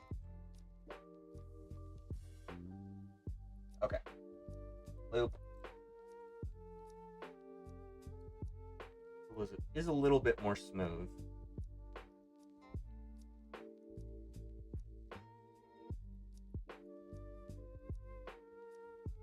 It's like the sketch. I like the sketchiness. I need to add some effects. I'll add some dirt, the slide cloud. I'll really emphasize that. I don't think it'll be as big as it is in the illustration. I mean, maybe I go off screen with it. Maybe I have him zip in and then slide. I don't know. I'll play with it. But I need to figure out how the camera works in Clip Studio Paint. I haven't used it enough. I'm more familiar with Toon Boom. But yeah, I did this because I planned on making an animation for this at some point based on the illustration. And then somebody commented on the video I did about when I posted this to all of the different stuff. And they were like, oh, dang, I thought it was going to be animated. And then that was like, that was where I was like, I should have just animated it off rip. So that's why I did it now. And the monthly is speed, so I figured, what's faster? Nothing. I think it'll look nice once I add more shadow and actually finish the in-betweens. The in-betweens I'm also considering making very rough, on purpose, and I think that might play into the speed aspect. But we'll see. Anyway, that's where I'm at so far.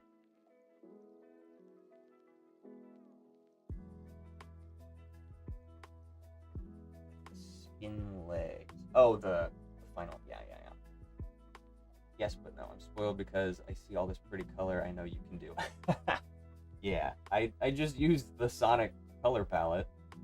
I expect more. For shits and giggles, you should add another frame between landing and running. Where are we?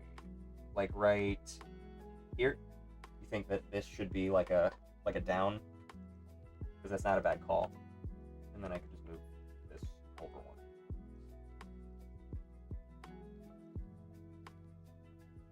one. Yeah, usually I do all the frames and then I figure out the timing. This one I need to, I'll say, I need to make him skinnier.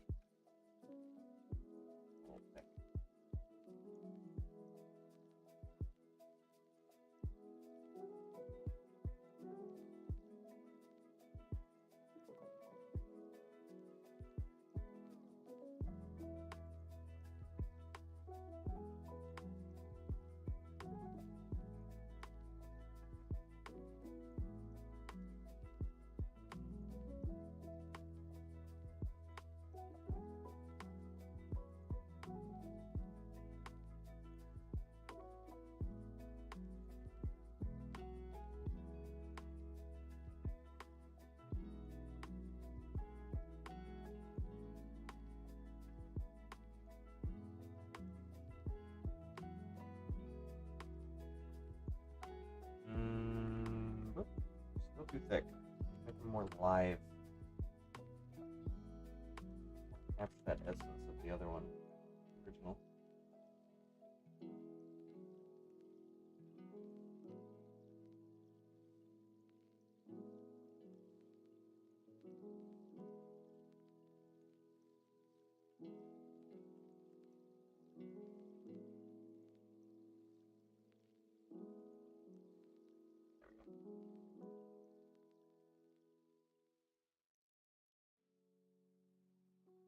Still too thick.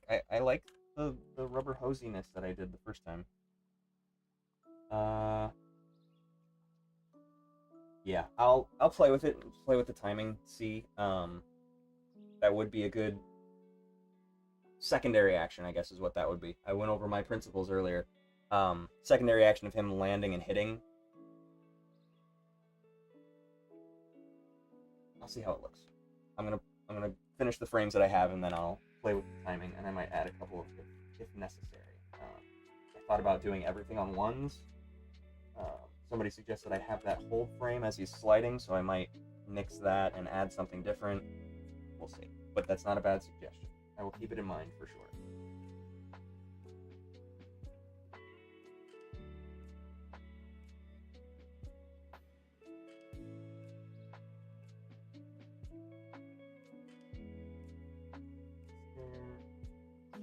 Yeah, cool. That saves me so much time. I love that it outlines what the line actually is going to look like too. That's really great.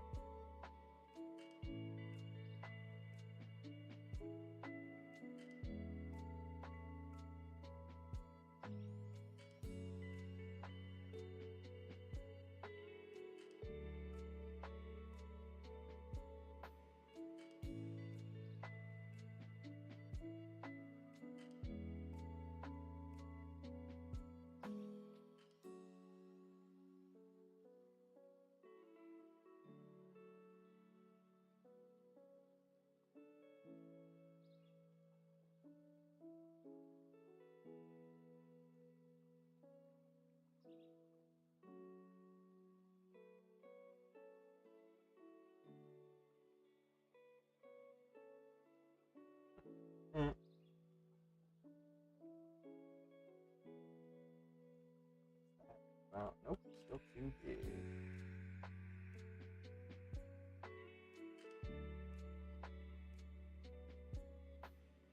I'm drawing. Should I post it in the Discord? Absolutely. I want to see your art.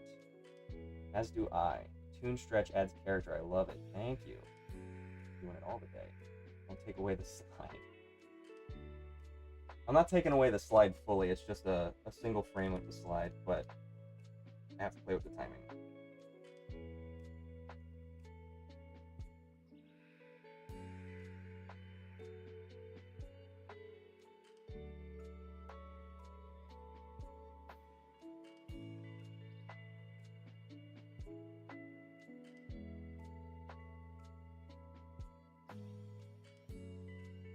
Yeah, I want to mix it up. I feel like if I just stare at the same illustration for a while, I get burnt out, and then I make mistakes that I then forget to go back and fix. So, play with this a little bit. Keep it fresh. Keep the audience engaged.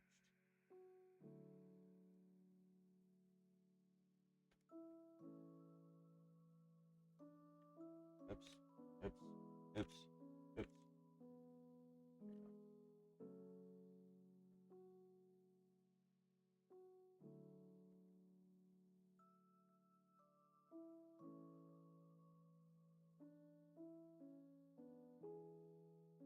Not undo any less. Go for it. Go in here.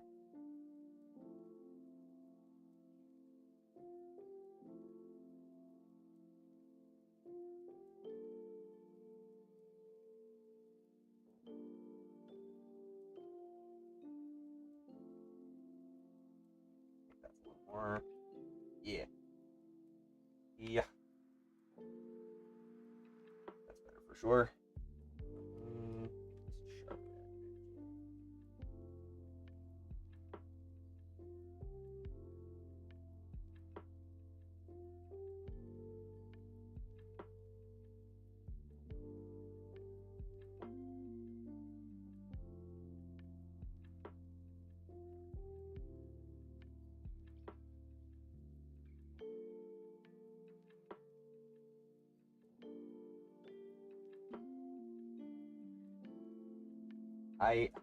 So there's me personally with my animation. I really like snappy action mixed with squash and stretch. So as much as I want to do like a anticipation where he lands, kind of like the snap from immediately from here to there. Personally, I really like the way that his foot kicks back and hits that. We'll see. Again, I'm not disregarding your suggestion. I understand. I feel like it looks real nice to just be bam, and he's ready to go. He's fast. Fast as fuck. I don't know how to use Discord. Give me a sec. No problem. BRB. Take your time.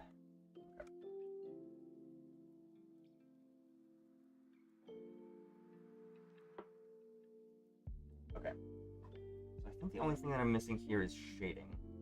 I think the pose is good. I think the action, the thing looks nice. So I think I'm just gonna move on and do all of the silhouettes of things, and then from there I can go back and do the shading, because I'm gonna have to light each pose differently, because I only had reference for the one. So, worked with what I got.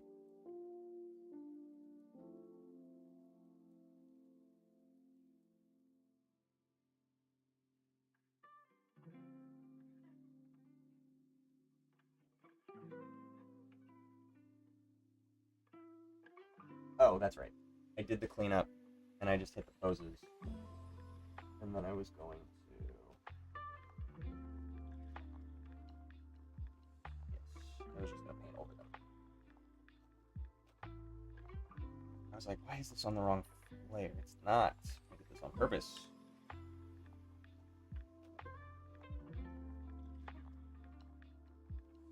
I'm gonna block stuff in.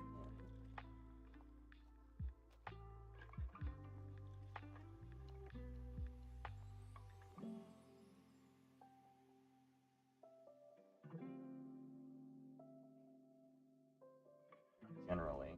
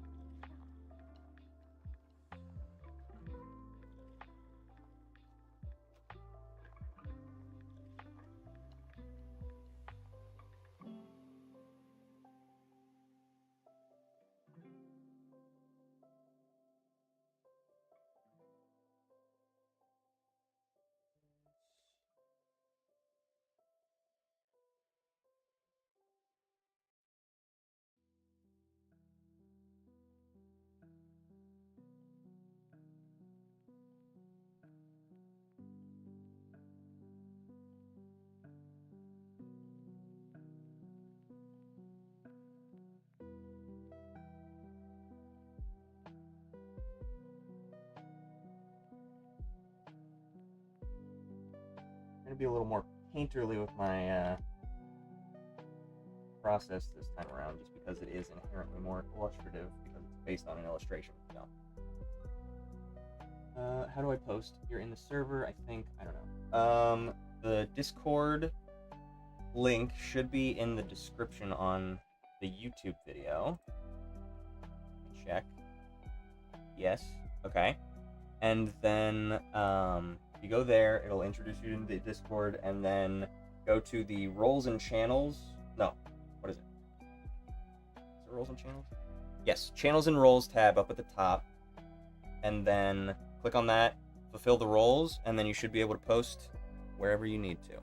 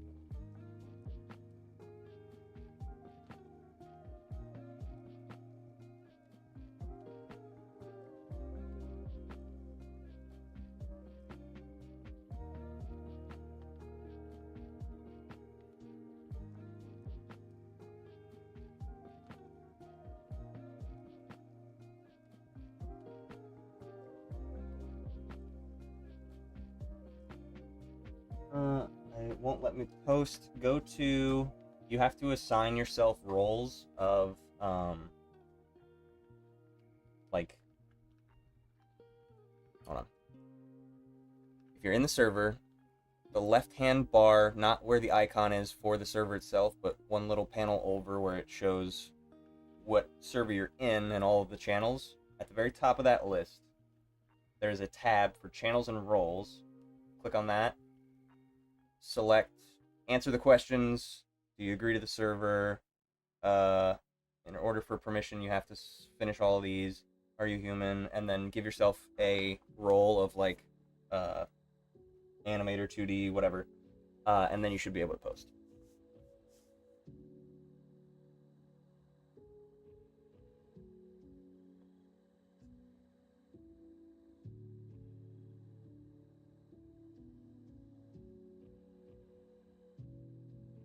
You did. Okay. Where are you trying to post? Try general, maybe? think Discord hates me. Could be. You should be able to at least post words, text of some kind in the Discord. On the general tab.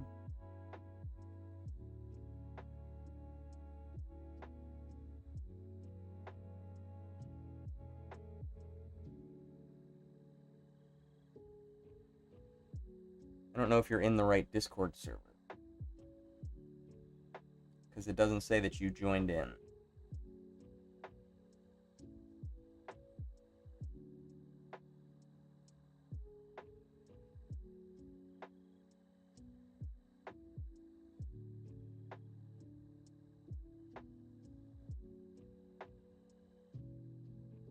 It said my account is unclaimed. So you probably have to make an account first to then be able to post, if I had to guess.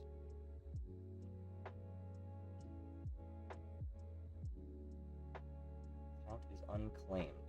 I don't know what that means. Tried.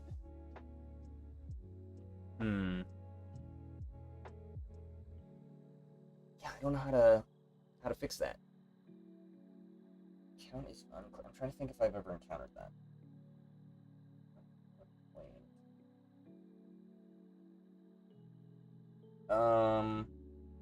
Usually, I feel like that usually just means that you can log in at that point. Like it's not a username that's taken.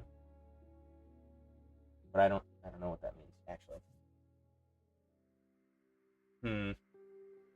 Well, try.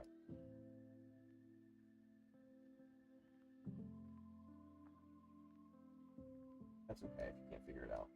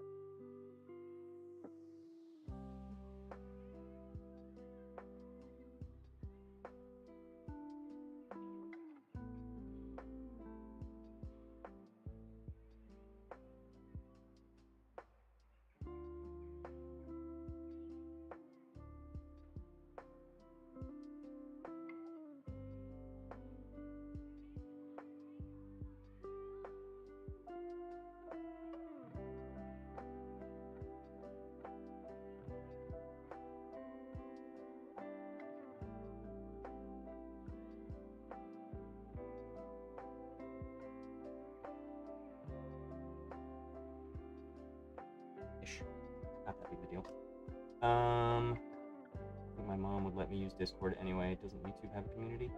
I think it does, but I think it's only if you own the channel can you post to it, but I could be wrong. You can try posting under my stuff, maybe.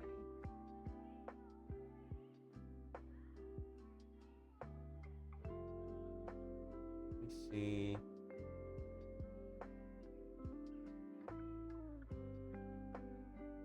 Because I can only see the community tab from my perspective, so I don't know what that looks like.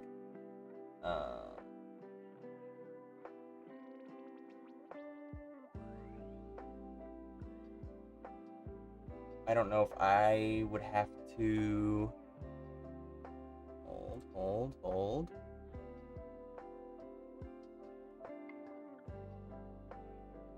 How do I post? I don't know how to post. I'm bad at this YouTube thing.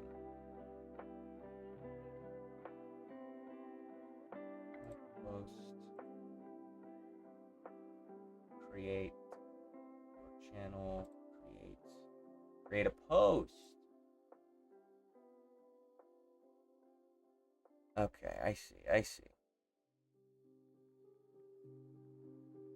Image poll, text poll, video quiz.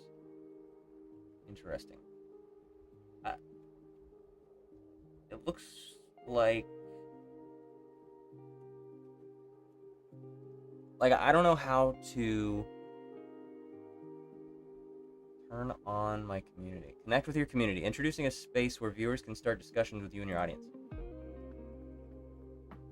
Now viewers can post. Manage your community. Link to channel. Visit community. I'm finding this out. Apparently I have this off. Public. Community. Community settings.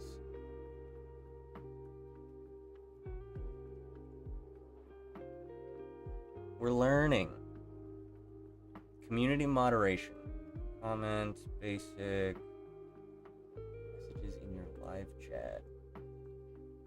Basic. Posts in your community.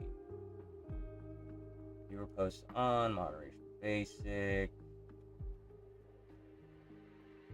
I don't have any mods.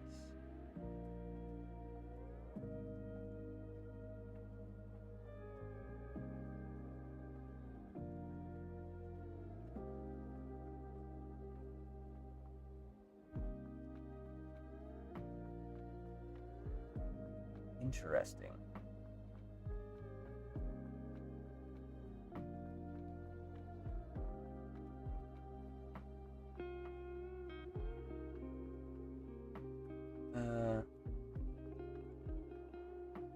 Do that. No spam.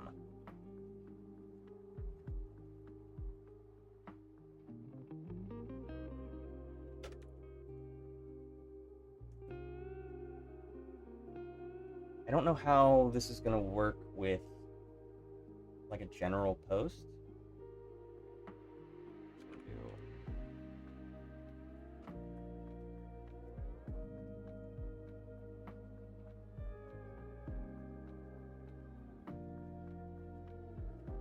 Feels very much like Discord, actually, the way this is set up with introduction questions. Huh. Okay, but how does that relate to community settings? It said something about connect with the community, introducing a new space where viewers can start discussions with you and your audience. Visit community, linked from your channel, access your community from your channel. That's not what I want. Hopefully none of the audio that's playing is coming through the headset for you guys. There's a bunch of tutorials playing right now.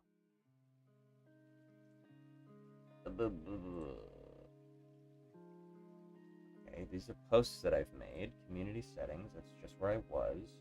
I just set those guidelines.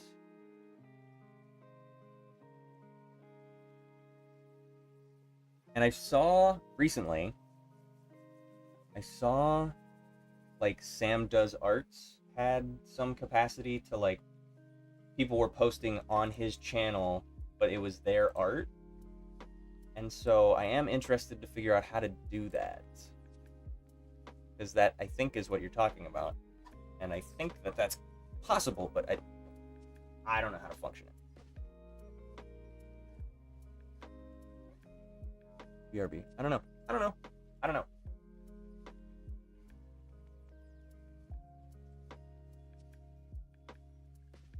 It's okay. Okay. I'll try and figure that out. Because I think it would be cool to be able to see that. It's unfortunate that Discord doesn't work. But yeah, anyway, I would like to have the community settings anyway, that you've brought this up. It would be nice to have the community settings set up so that people can join and post their stuff to, if they don't want to join the Discord, they could at least participate there and post stuff. And, you know, receive the accolades of all of their peers by posting in my stuff. That'd be nice. I don't know if I would be able to do prompts here as well. Like, I don't know if I make a post and then you can comment underneath with images. I don't know how it works. I'll look into it. That's the point.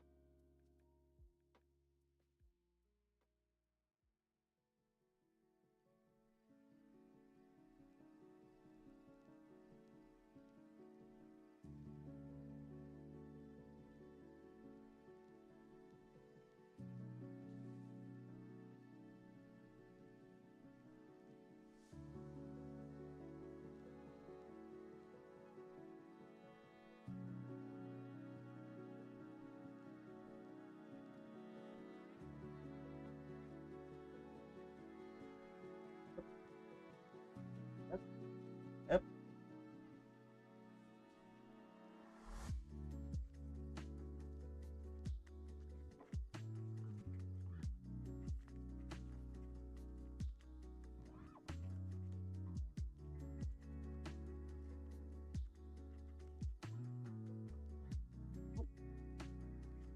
Paper got blown around.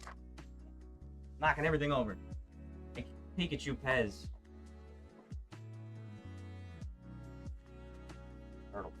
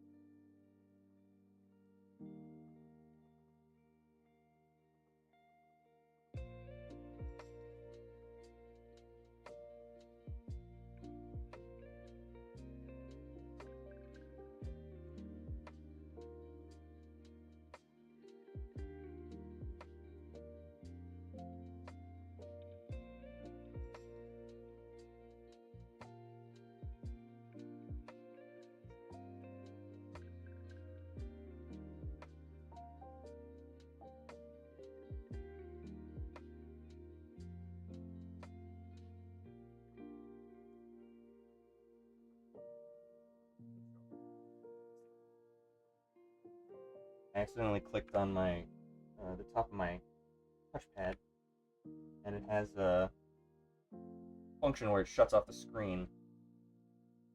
and then you use it as a tablet, more so than a screen. But that doesn't show up for you guys. Intriguing. Strange, isn't it? Okay.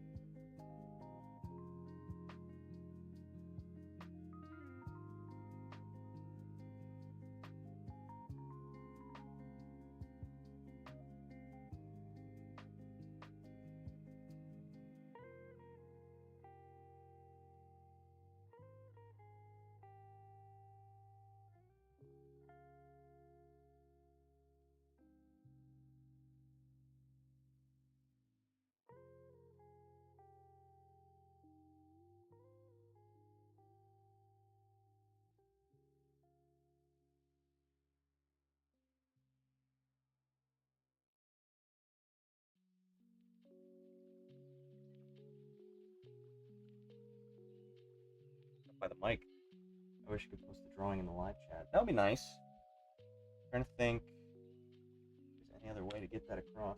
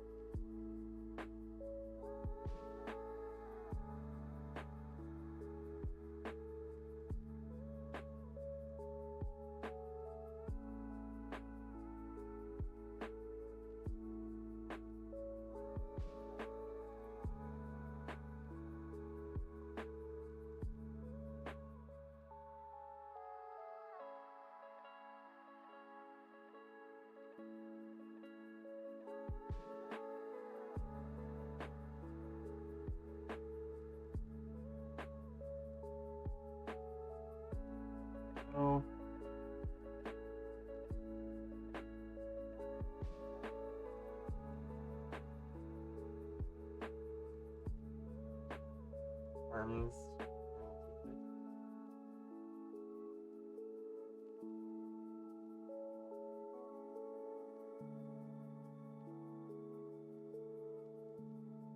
Really liking this method where I do very rough outlines and then kind of refine from there. Pretty well for me. Where I get the silhouette down and then I can shade it later.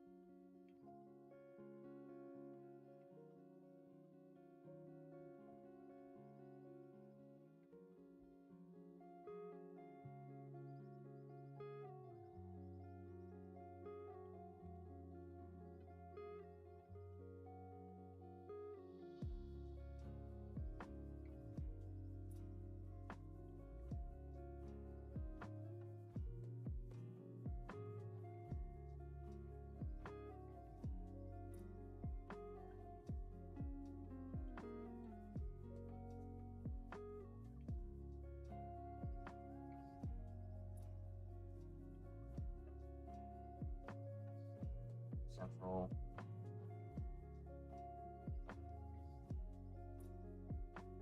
Kirby, I'm back. Welcome back.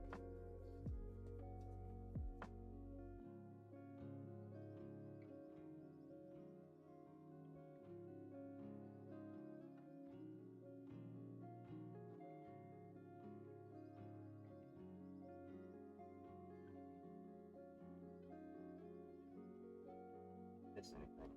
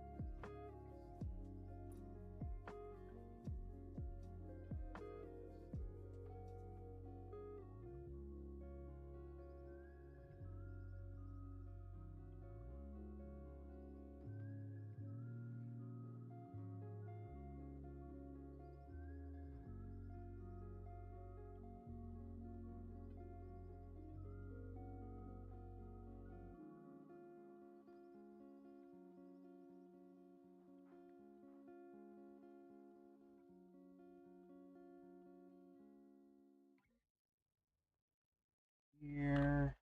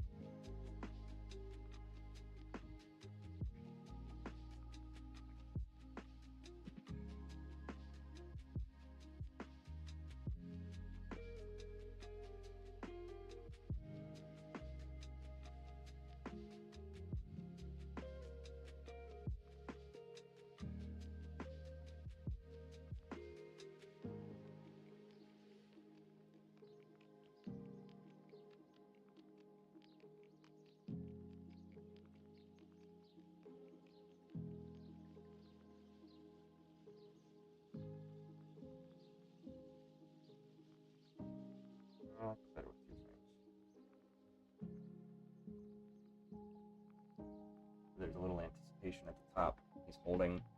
What I might do is move it.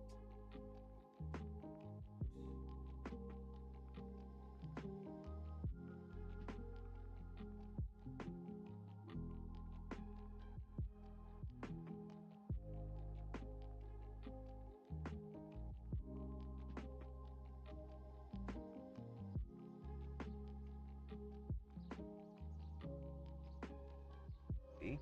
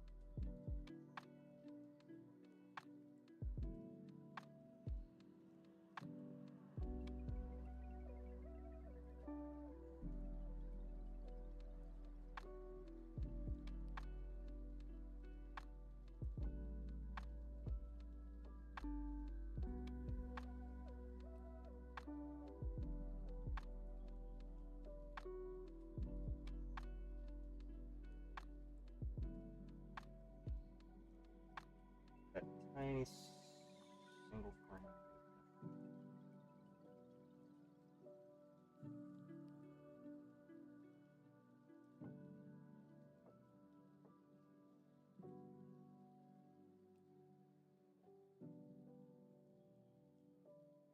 I like it.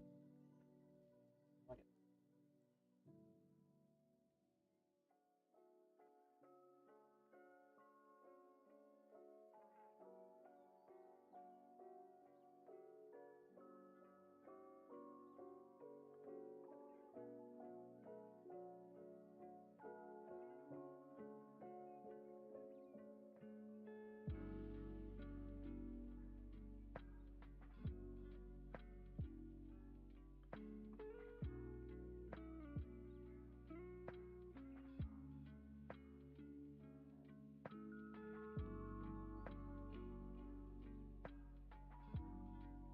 A lot better. It's still jittering. Trying to process everything. But it's certainly better. It'll look good when I have some more effects on it. Like smear between shoes, positioning. Yeah. Right. I like that one. Fine. Okay, so I just have three more frames, and I'll do shading and effects, rails and such. But I think I'm gonna wrap up there. That's 5.5 hours. Quite the to-do today, and I'm getting hungry. So I'll play this through and watch it while I do my outro.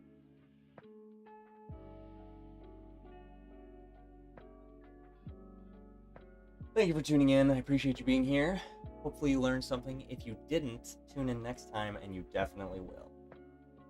Everybody who is new here, thank you for subscribing. Thank you for joining the Discord, participating, sharing your art. I appreciate it. tune in next time. I do Monday, Wednesday, Friday, 3 to whenever Eastern Standard Time. Yeah, but I hope to see you again. Thanks for being here. I will see you next time. Thank you for hanging.